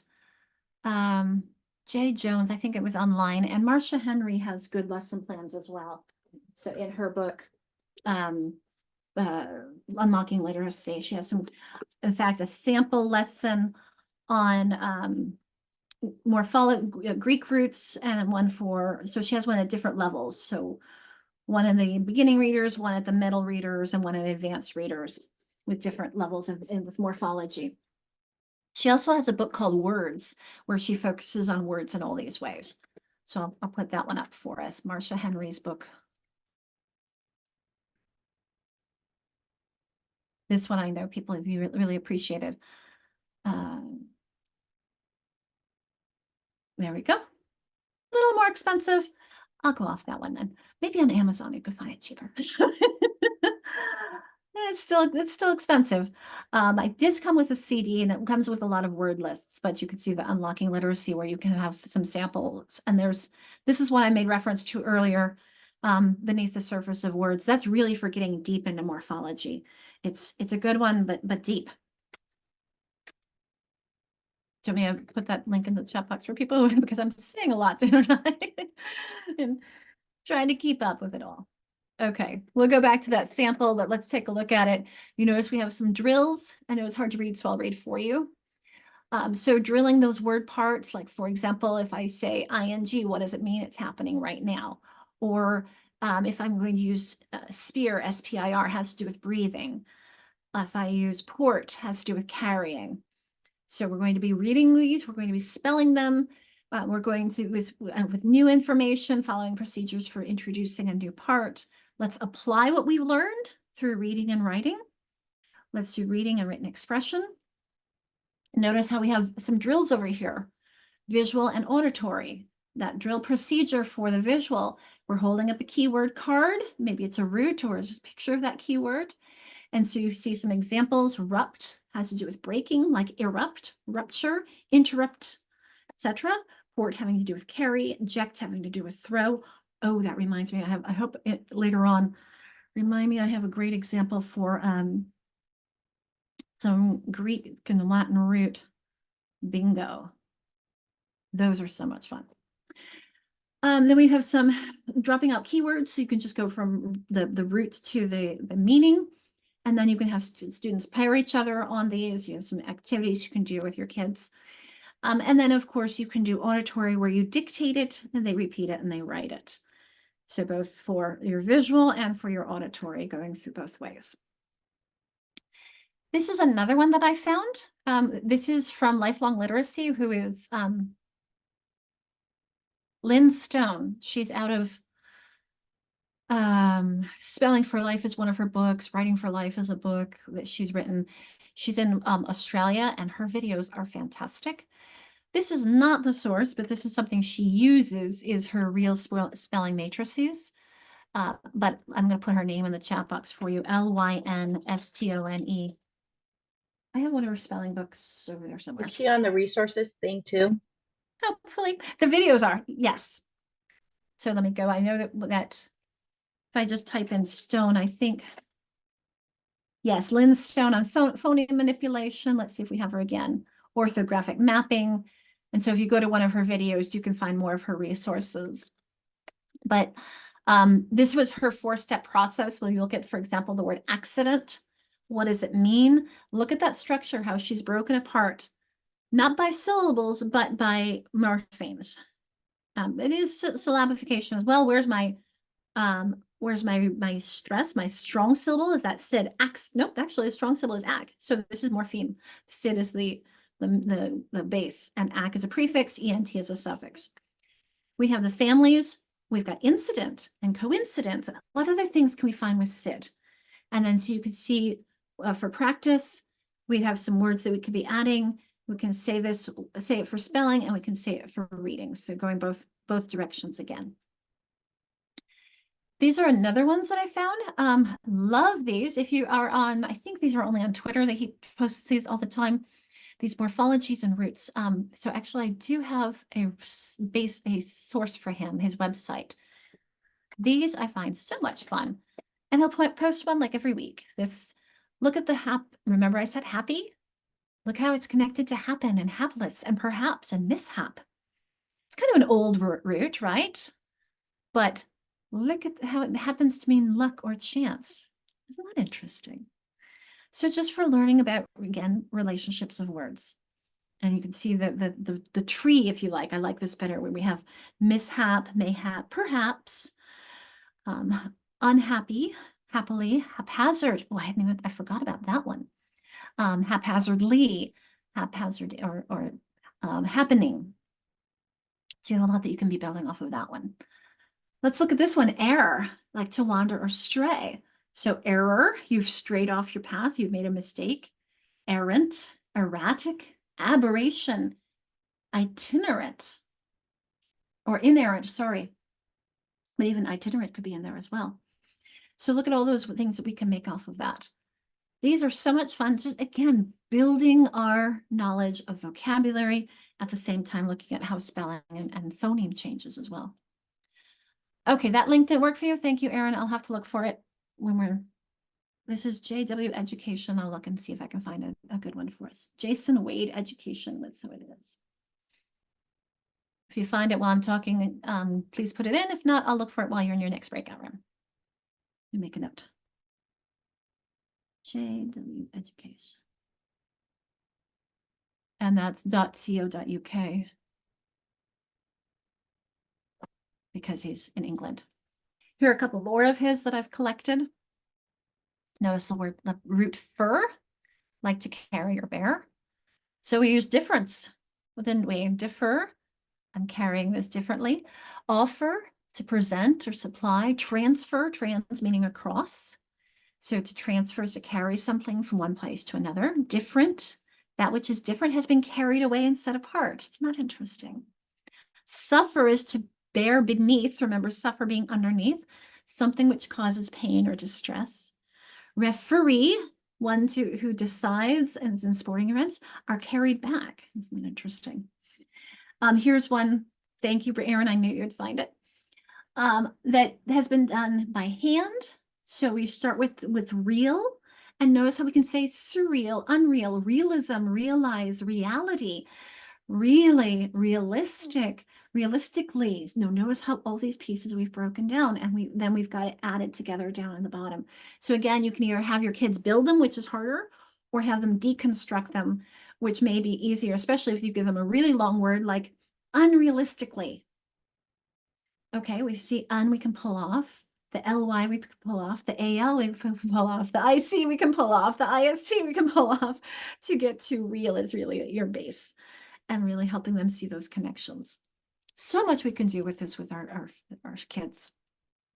So here are scope and sequences from William Van Cleve. This hopefully is in our resources. If not, I will look and find it, because William Van Cleve, unfortunately, is no longer with us. He had a heart attack a few years ago at like 52 or 53. But he was amazing. If you find any of his videos, so enthusiastic. But you see on the left is Louisa Motz's from her letters module, and on the right is from William Van Cleve. And these are just some samples of how can we make sure, where do we fit into the morphemes? And let's look at compound words before we get into some of the more advanced things. But we starting with some prefixes, derivational suffixes, contractions. The inflections are the easiest ones there. William Van Cleve has the first level, second level, more advanced. We start with those Anglo-Saxon. You can tell he learned from Marcia Henry. Second level are those Latin words, and then the Greek, because that's going in the order of which it's easier for our kids. Thank you, Aaron. Love it. I'll have to save those and fix those. So this is where I mentioned the inflectional, the prefixes, and the derivational, as well as then those morpheme patterns. Okay. I'm going to talk a little bit more, and then I'm going to give you time to practice and talk and think about things. So this is an example root lesson that I did when I was teaching high school special education. And this was kind of a collaboration with one of our gen ed teachers and some of the things he would do as well. So we would have the definition of the root. We have some kind of creative expression of what it meant. Maybe they could do interpretive dance. Maybe they could, I'm kidding, create a picture or whatever they can do to try and make sure it sticks into their meaning. And we want examples and non-examples. Let's practice it. And then let's do like a quiz at the end. So I have an example in a moment. I'm just going to give you a second with that. But again, this is our supportive instruction, isn't it? We've got our model it. Let's give let the kids play with it. Let's practice it. So we have the I do, we do, you do, or some people even put a y'all do in between there. You do it together without me, and then you do it on your own. All right, so I did this with the root spear, which I've mentioned a lot as being to breathe, like spirit, or having to do with spirit. So here's one word I could do is spiritual. The trip to the city is a spiritual experience. Or like I need to change that away from city to the beach, perhaps, or the mountains. Here's some more examples. The respiratory system, or the man expired, but his bills didn't. So thinking of different ways. And here's another one, conspiracy. So different ways of looking at SPIR. And so then we have the quiz. A supernatural being is a spirit. Breathing air in and out is respiration. To expel through the pores is to see if we can fill in any of these blanks together.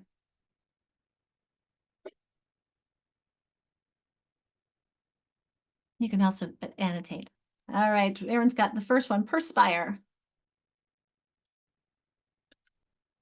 What happened? I don't know. It's sometimes let's go. Keep us going. please. There we go. We'll try that again. Inspire, Betsy, thank you. Perspire.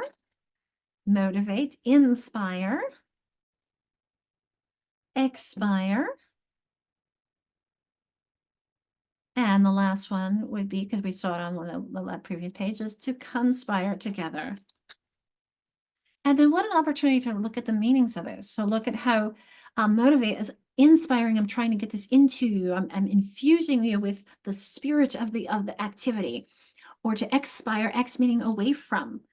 Con is together. So if I think of cooperate, conspire, those have the same con or co, that same prefix. So I'll clear all of those off. And we're going to give you some, actually, I thought you were going to talk time, but I'm going to give you some research time first. So I do have a 10-minute timer. We could do 10 minutes. I want you to have some time playing around with this stuff because there is a lot here, but I want to make sure too that my favorite Greek and Latin root morphology bingo is on there before I send you off to do it.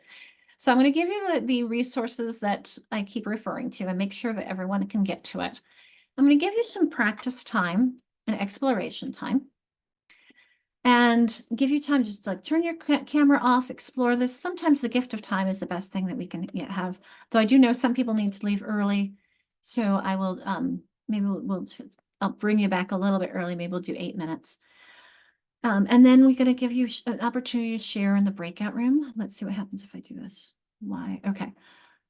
And then we will give you go back to our things that we talked about this morning. And we'll have an opportunity to kind of have some reflection on the entire day. And that will be our day together. So we will be getting out a little bit early.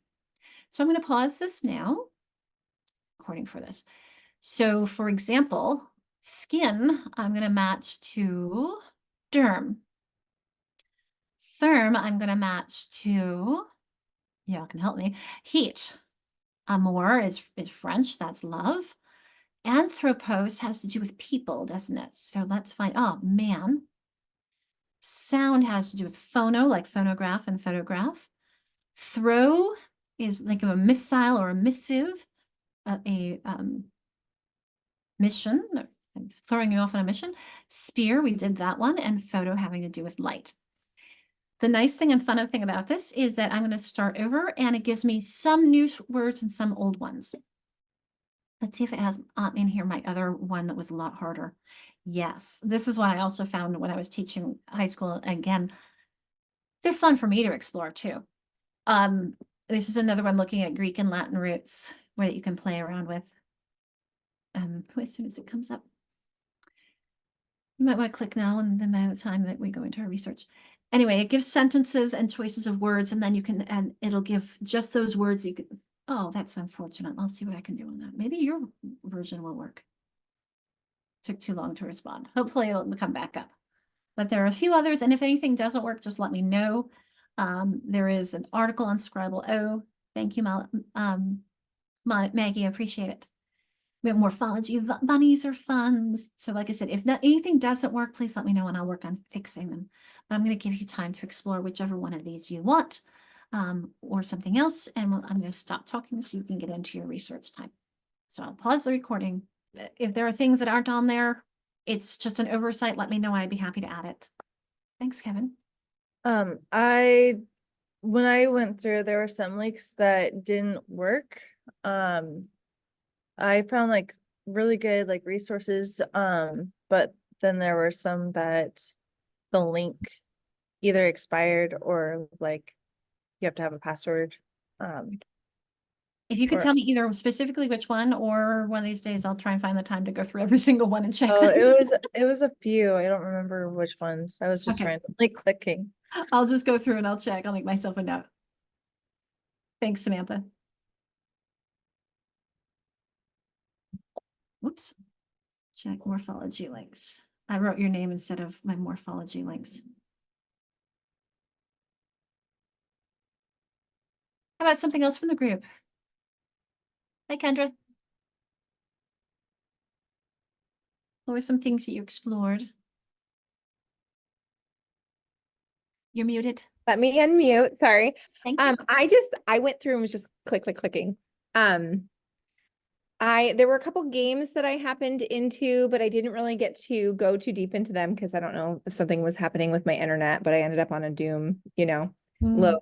But I found a lot of cards that I loved. I love to do cards and flashcards for those quick intervention moments. So that was a great thing because creating those all myself is, that takes too much, but endless resources. So I can't really name just one, like the rest of them. It was great. So I loved the tip of bookmarking. So thank you for that. I didn't think to do that. So I went and bookmarked that as well.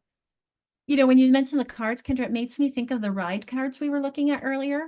And I know that, I'm trying to even think of where it was. These ones.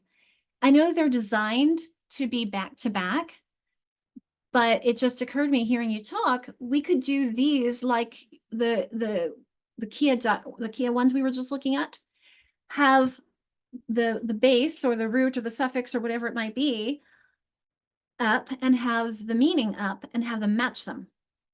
And maybe have a sticker on the back side that is like, if they both have a red star, they know they got it right because it's on the back side you have something that matches so they can know they got it right. Or maybe a blue star for another one, and you have different colored things on the back so that then once they turn it over, they're looking for, that they can check their answers that way. Padlets as well. Thanks, Erin. Yes, she's referring to up at the top. There are a couple of Padlets. I'm going to scroll up there. One is, let's see, where are they? Where are they? Here's my Padlet, mostly dyslexia resources, but also accommodations and videos. And then Shanna Brooks she's our regional literacy coordinator from 171, which is Wenatchee. And she has a Science of Reading Padlet that I've included as well. And I've added some other things, assessments, handwriting, decodable text, wherever people talk to me about it. I'm like, I want to find things, I'll put it in one place. Anything else that you found fun that you wanted to share with us before we wrap up early today?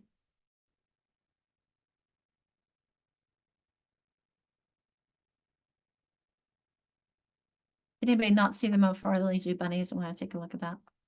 All right, here. It's coming April. Easter's coming up soon. I think that's why the bunnies are a good applicable. This is from who does these? They sent out these freebies. They had Friday freebies for a long time. And I have a whole bunch of them if you different topics, but this is one I put into Morphologies. And so you can then make your words incorrectly. You can move these around and deconstructing, you can uncomfortable, you can move them around and help them make new words. This would be unevenly. You have to think about it for a moment. Discouragement, so you can just kind of move them around, play with them. Our Morphology bunnies.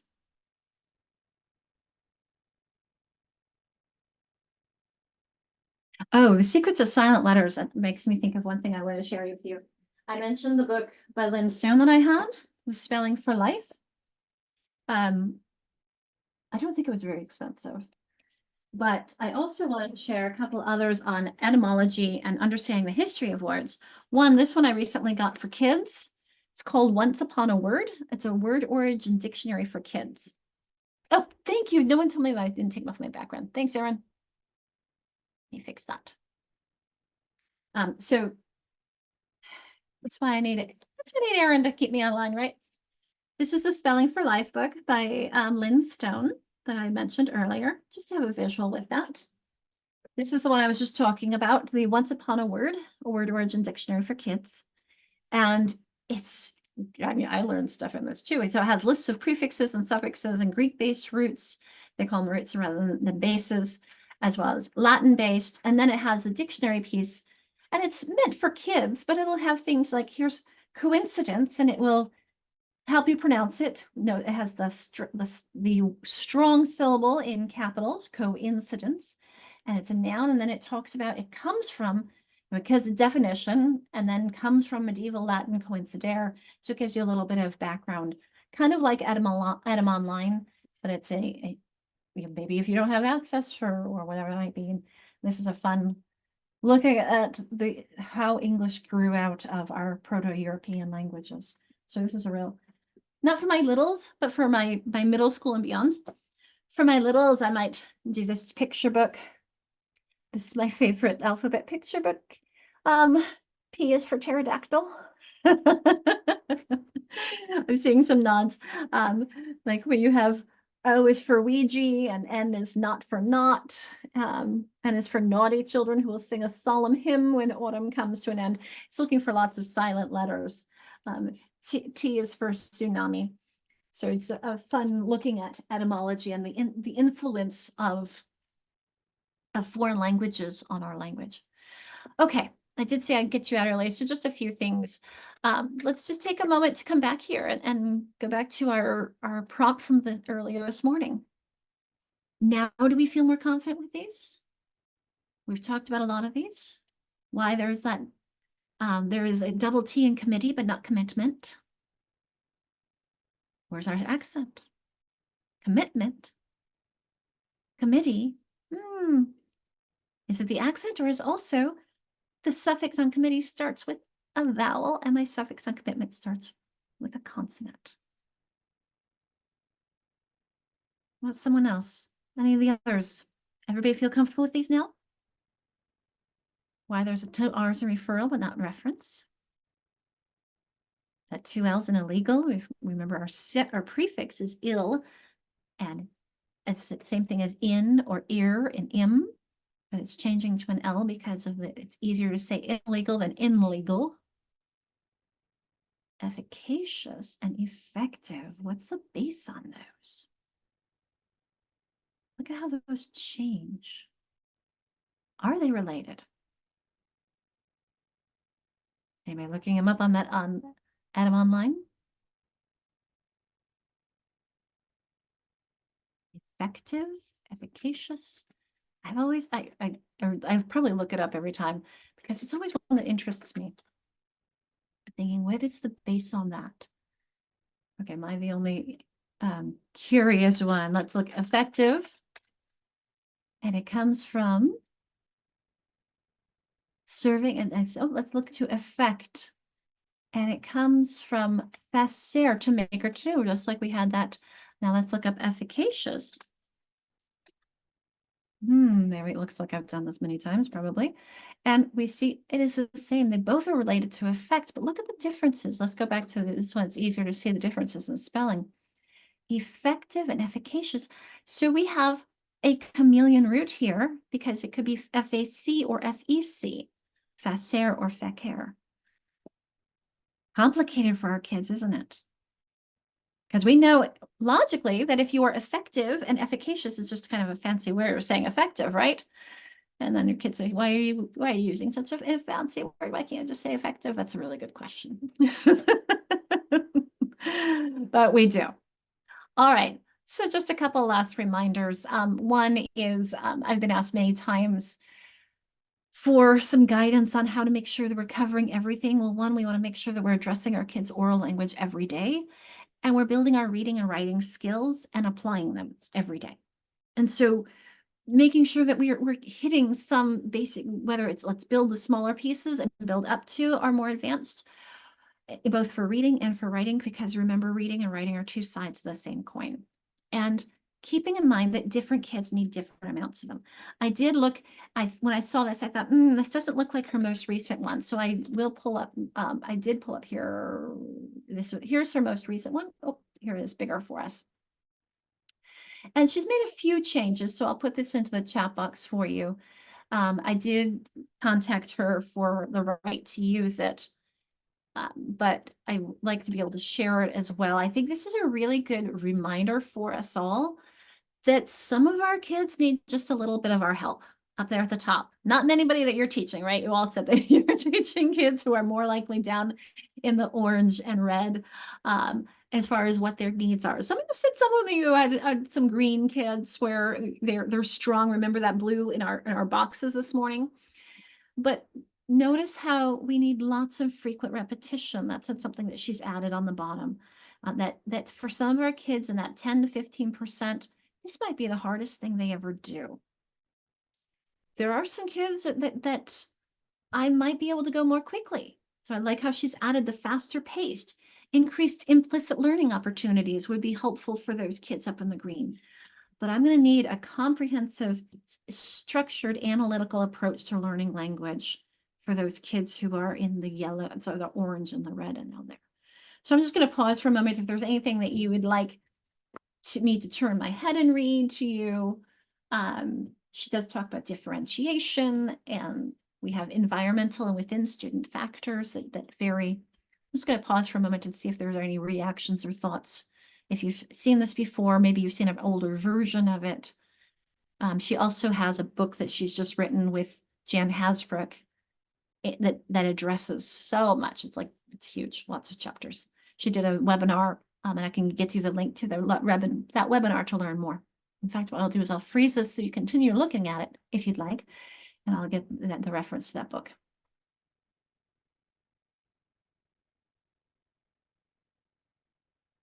In the webinar.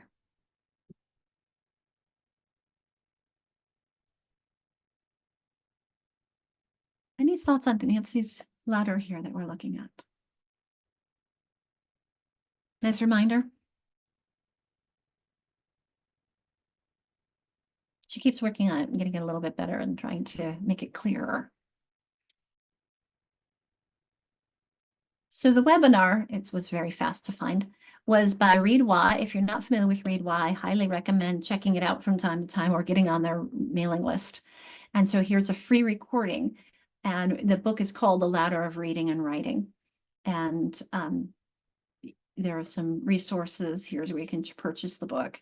And there are other opportunities and readings. And Read Why has a lot of free or low-cost opportunities for learning. It's an organization that started here in Washington. Okay.